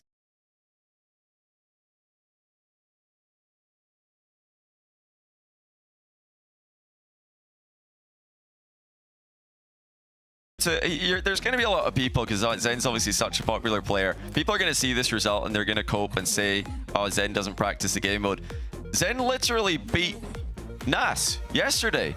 And Nass obviously is a great player, so I think you've got to respect the win here. You just have to. Yeah, I think I guys got a teaser of hearing him getting ready for the interview. We will be talking to him soon. I think he probably had to go run around his house first. That's why we don't have him yet. But yeah, his reaction, unreal at the win of it. And actually, I think we do have him now. We heard him getting all ready for it. There he is, Osaf. Dude, hello. First off, congratulations. Welcome to the show, and congratulations on beating Zen. Yeah. Thank you very much. I can't believe it, bro. We can tell. Like, in your head, I mean, I think the only words I could make out was maybe OMG. For you, what is the feeling? What is running through the head besides I can't believe it? All right, so I'm very happy. To be honest, I didn't expect that result from me. I can't take it in words. I'm so happy. I don't know. I'm so happy. Hey, we knew that you were going to be good with the kickoff game, the demo game, the aspects of the game that 1v1 experienced players can do. But I think you were able to match Zen in the aerial game. You were stopping his aerial offense a lot more than other players have. How were you able to do that? Because you have to have a crazy amount of confidence in your aerial ability to go up in the air with Zen. You see him go up and you're just up with no hesitation. I've grinded a lot of runs before, and I've played a couple of good players though. I played Nass, who's very good in the air. I played Moxie as well. And to be honest, it was just like, I had just a feeling when to challenge and when not. And I think I'm a very mechanical player, and that's why I could have like, no, I knew what he was gonna do, because he's the best player in the world in the air and overall. So I knew how to stop him, because yeah, I played a lot of ones, and yeah, that's it probably. I mean, we clearly underrated you coming into this event. You said you've played a lot of 1v1 OSAF. Where did you think you stacked up in Europe compared to some of these other guys coming in? I don't even know. I just played like a lot of ones, and I'm a very mechanical player, and I think that's good for 1v1, and that's why I think I grew up fast, and yeah, that's it. I mean, I guess we're gonna find the answer this weekend where he stacks against the rest, because he's already making a statement with the Zen beat here. Now, I was talking and alluding to this just before that.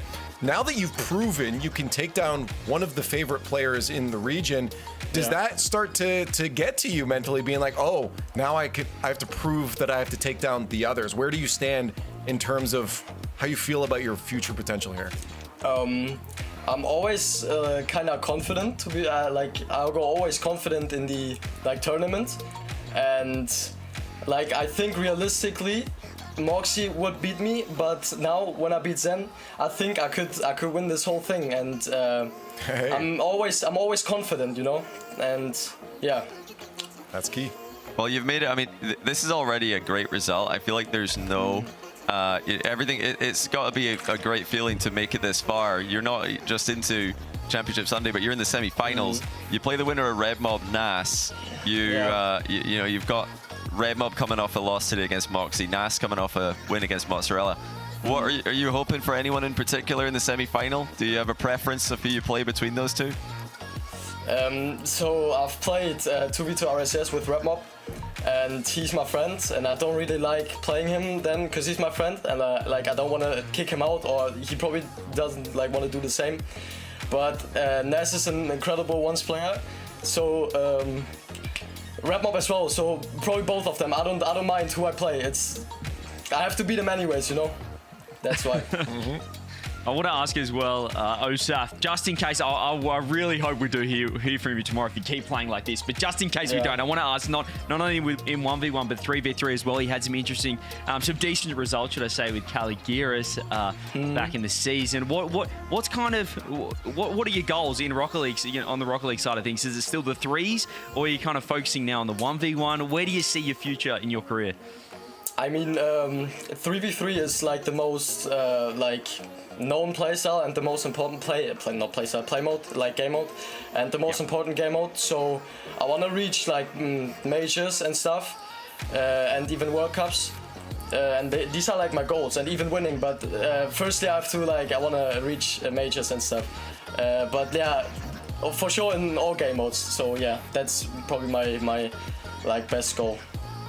Awesome. Yeah. Well, I don't want to hold you too much longer here. I just wanted to celebrate with you and get your emotions. I do want to know though, because I'm assuming after this win, you're going to go talk to people. Who are you DMing and calling first to let them know about what just happened? Of course, my friend group. I have a German friend group. These guys are always helping me through the matches, through the series, kind of helping my mental. And I'm calling them first, of course. That's awesome to hear, man. Thanks for sharing this moment with us. It was awesome to see how incredible it meant to you, and it was really fun to watch. And I hope your journey continues tomorrow. Thanks again, and congratulations. Thank you so much. Unreal energy. I mean, there's no other way, CJ, I think, to feel after beating Zen in once. Yeah, you could see the emotion coming out, and he held it in until the final moment, until 0 seconds when he was 2 goals up in that final game. But just the consistency of his performance, you know, I feel like it's pretty tough to 4-0 Zen, so he's going to give him one game in there. He's going to get one on you as he said, the best player in the world in his own mind there, OSAF, coming up against Zen. But just Johnny, so consistent, just stuck to his game, and he trusted his 1v1 grind. He did, and you know he did the things we knew he had to do with kickoffs, the physical game, and just out positioning Zen. But I think he had Zen tilted because he was defending Zen's aerials so well, and he was even hitting Zen with flips going the other way. And that's something we did not see coming. We thought Zen would have an aerial advantage. Wasn't the case. I think Osaft was even with him in that regard, at a minimum. And even had a great repertoire of flicks also. I mean, 2 back-to-back delayed flicks is so hard to do. Never mind on a player like Zen. So just hats off to Osaft. Obviously, Zen has got to go back to the drawing board in some aspects of his game. But Osaft thoroughly deserved the win today. And with that level, he has announced himself to the Rocket League world. Maybe even Zen not being able to believe it there too, but this is something that I think can change the way a player plays, is that flow state you get when the adrenaline starts pumping, and we'll see if that can carry Osaft through his matches tomorrow. He kind of alluded to it, but then tried to give us the PR answer. I have a feeling he maybe thinks Nass is gonna pull through to face him in the next match. Also, he doesn't want to knock out his own friend there in Red Mob, but we'll have to find out tomorrow what that is. What an incredible series of matches today. I mean, we got our 4-0s at the beginning, CJ, that we thought we would get, you know, with Nass and Razers, but things started to change once we got to the upper bracket. Yeah, we nearly got caught out, I feel like, just because the previous 3 matches, you know, the favorite one, and then you've got Zen, the, you know, final match of the day, like, okay, he's probably going to just mop it up as well. But yeah, completely caught everyone off guard, I'd say, with that 4-1 performance. Incredible. Obviously, we heard Razers talking about having a fellow German in there, an up-and-comer as well, and so young as well, Osaft. I believe he's only 16 years of age, so wow. So much now. I keep telling these guys, like, 16. I didn't go pro until I was 18. Like, these guys are already at this level beating the best player in the world, Zen, already, which is just nuts. Yeah, that's crazy. And maybe if he can win this tournament, he'll end up at Worlds. So if you would like to see him play, bet on it. You know what? If you're a fan of Osaft, buy your tickets now and join us. Because if you're not buying it now, you're not showing confidence in Osaft and just fraud, fake fans. So get your tickets now and watch him play there. But yeah, we will have one player at the end of this tournament going there. And there's also 2s and 3s. So there's lots of enjoyment to be had at Worlds. But overall, I'm interested to see who wins this, because we still have 5 more series to get through, and those will be tomorrow. The best of 7s aren't done yet. Only one of these players that remains in this tournament gets to walk away the victor with a ticket to Worlds. The question is it going to be a player that is already going to be there, or are we going to see a new face? Now, looking at the way he played and maybe preemptively thinking about the matchups before we leave here, guys, Johnny, maybe give me some thoughts. Do we think the way that we saw Osaft continue to play today against Zen, where does that leave him in his potential of beating the other players like Nass and Moxie or Razers? I think, you know, he's still the underdog against Nass. Nass is a favorite on that side of the bracket, but Nass cannot underestimate Osaft. You can't underestimate Red Mob either, to be honest. You know, we came in thinking we're going to get more of the same like dominant top 4, like we expected, but you know, Red Mob and Osaft have really been impressive. Red Mob yesterday especially, and Osaft today. They're not players you could take lightly. They know their stuff. They're mechanical. They can play fast. They're not going to get outpaced. They're not going to get scared. So yeah, if these guys show up confident and a player like Nass underestimates them, it could be trouble for Nass. Well, at the end of the day, I love that we saw some surprises. Ones I think continues to be able to deliver as a format, CJ, that has the chance for these surprises. If one player is on that day, had a good rest, good breakfast, and is in flow state, they can make an entire difference in the bracket. And just the mental side of things, we've spoken about it all day long, but it's so fun to watch. Johnny loves watching Tilted rock, and if you just in a 1v1, if you're at least in 3s, if you have one player that's tilted, or the other 2 guys can cover, but if you do find that tilt, or on the other side of things, if you go on a run on a hot streak and you're feeling it on a day like Champ Sunday, really any one of these top 6 players can win it, which is what we want to see. It's not just a clear-cut tournament for Champ Sunday. Yep, that's true. Hey, well, we got to get out of here and get some rest. CJ, have you even slept since yesterday? Well, we're absolutely driving. I'm pumping Well, we're gonna see you all tomorrow. Thank you guys for joining. We find a champion on Sunday tomorrow. Solar eclipses.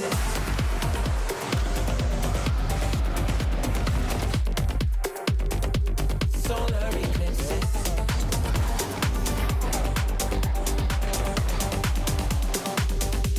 Solar eclipses.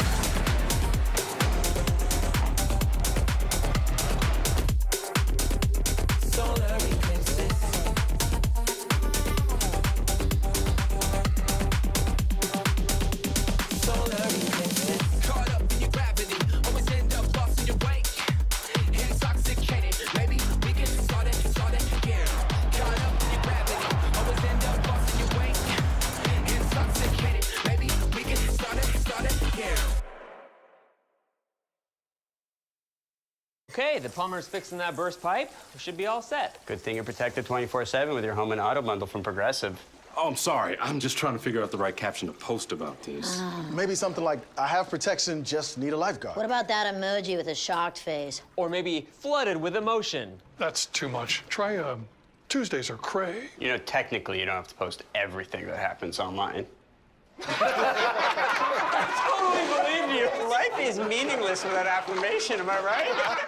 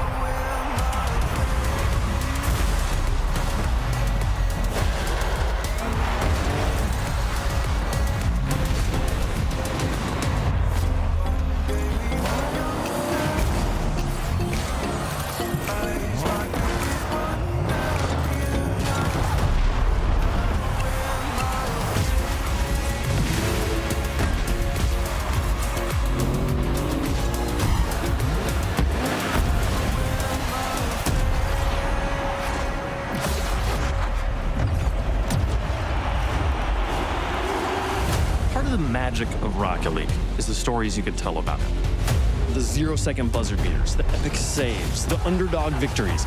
It's all there. As we return to this legendary arena, we'll witness Rocket League's story unfold together. Who will hang their team's banners in the rafters of Champions Field? It's time to find out.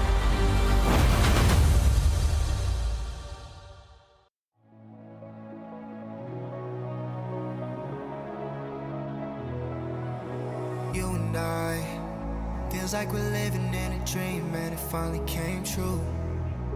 Every night, I wonder what my life would look like without you. Don't know where I'd be if you never found me.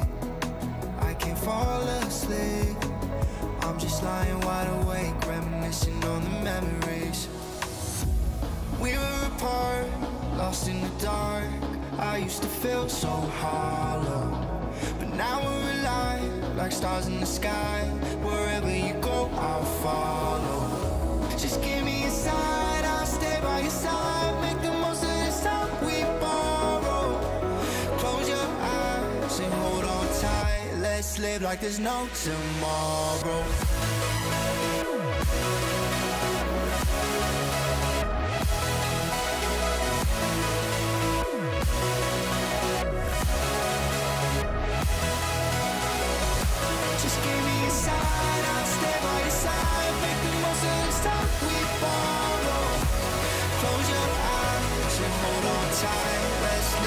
No tomorrow.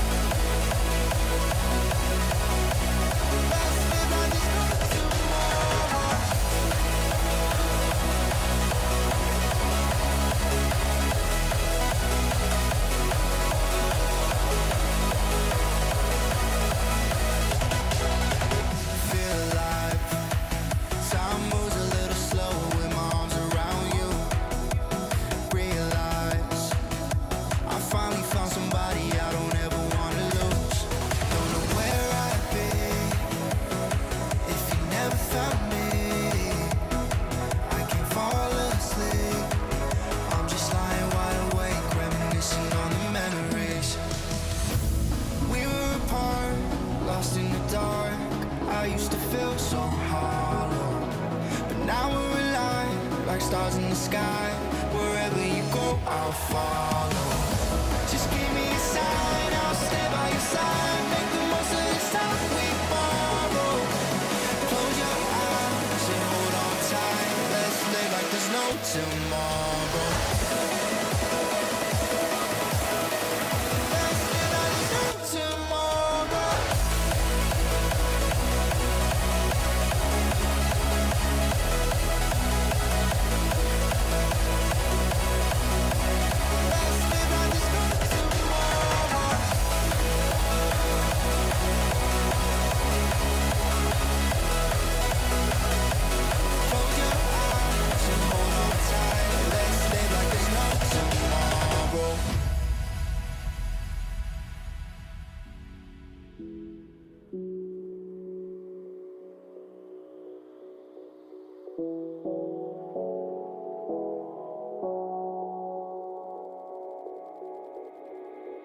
Can you feel it?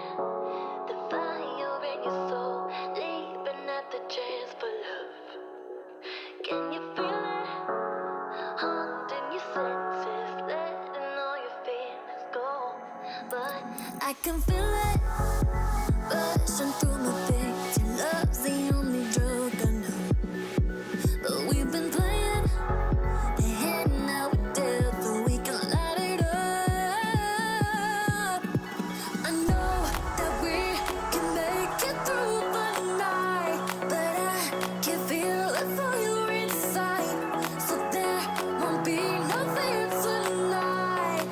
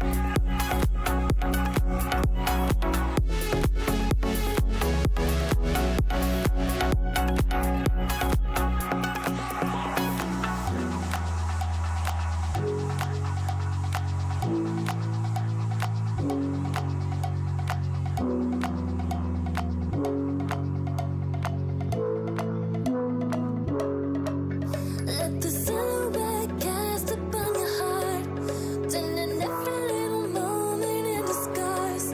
Baby, it's our chance to make a start, so we can fly. I know that we will make it. I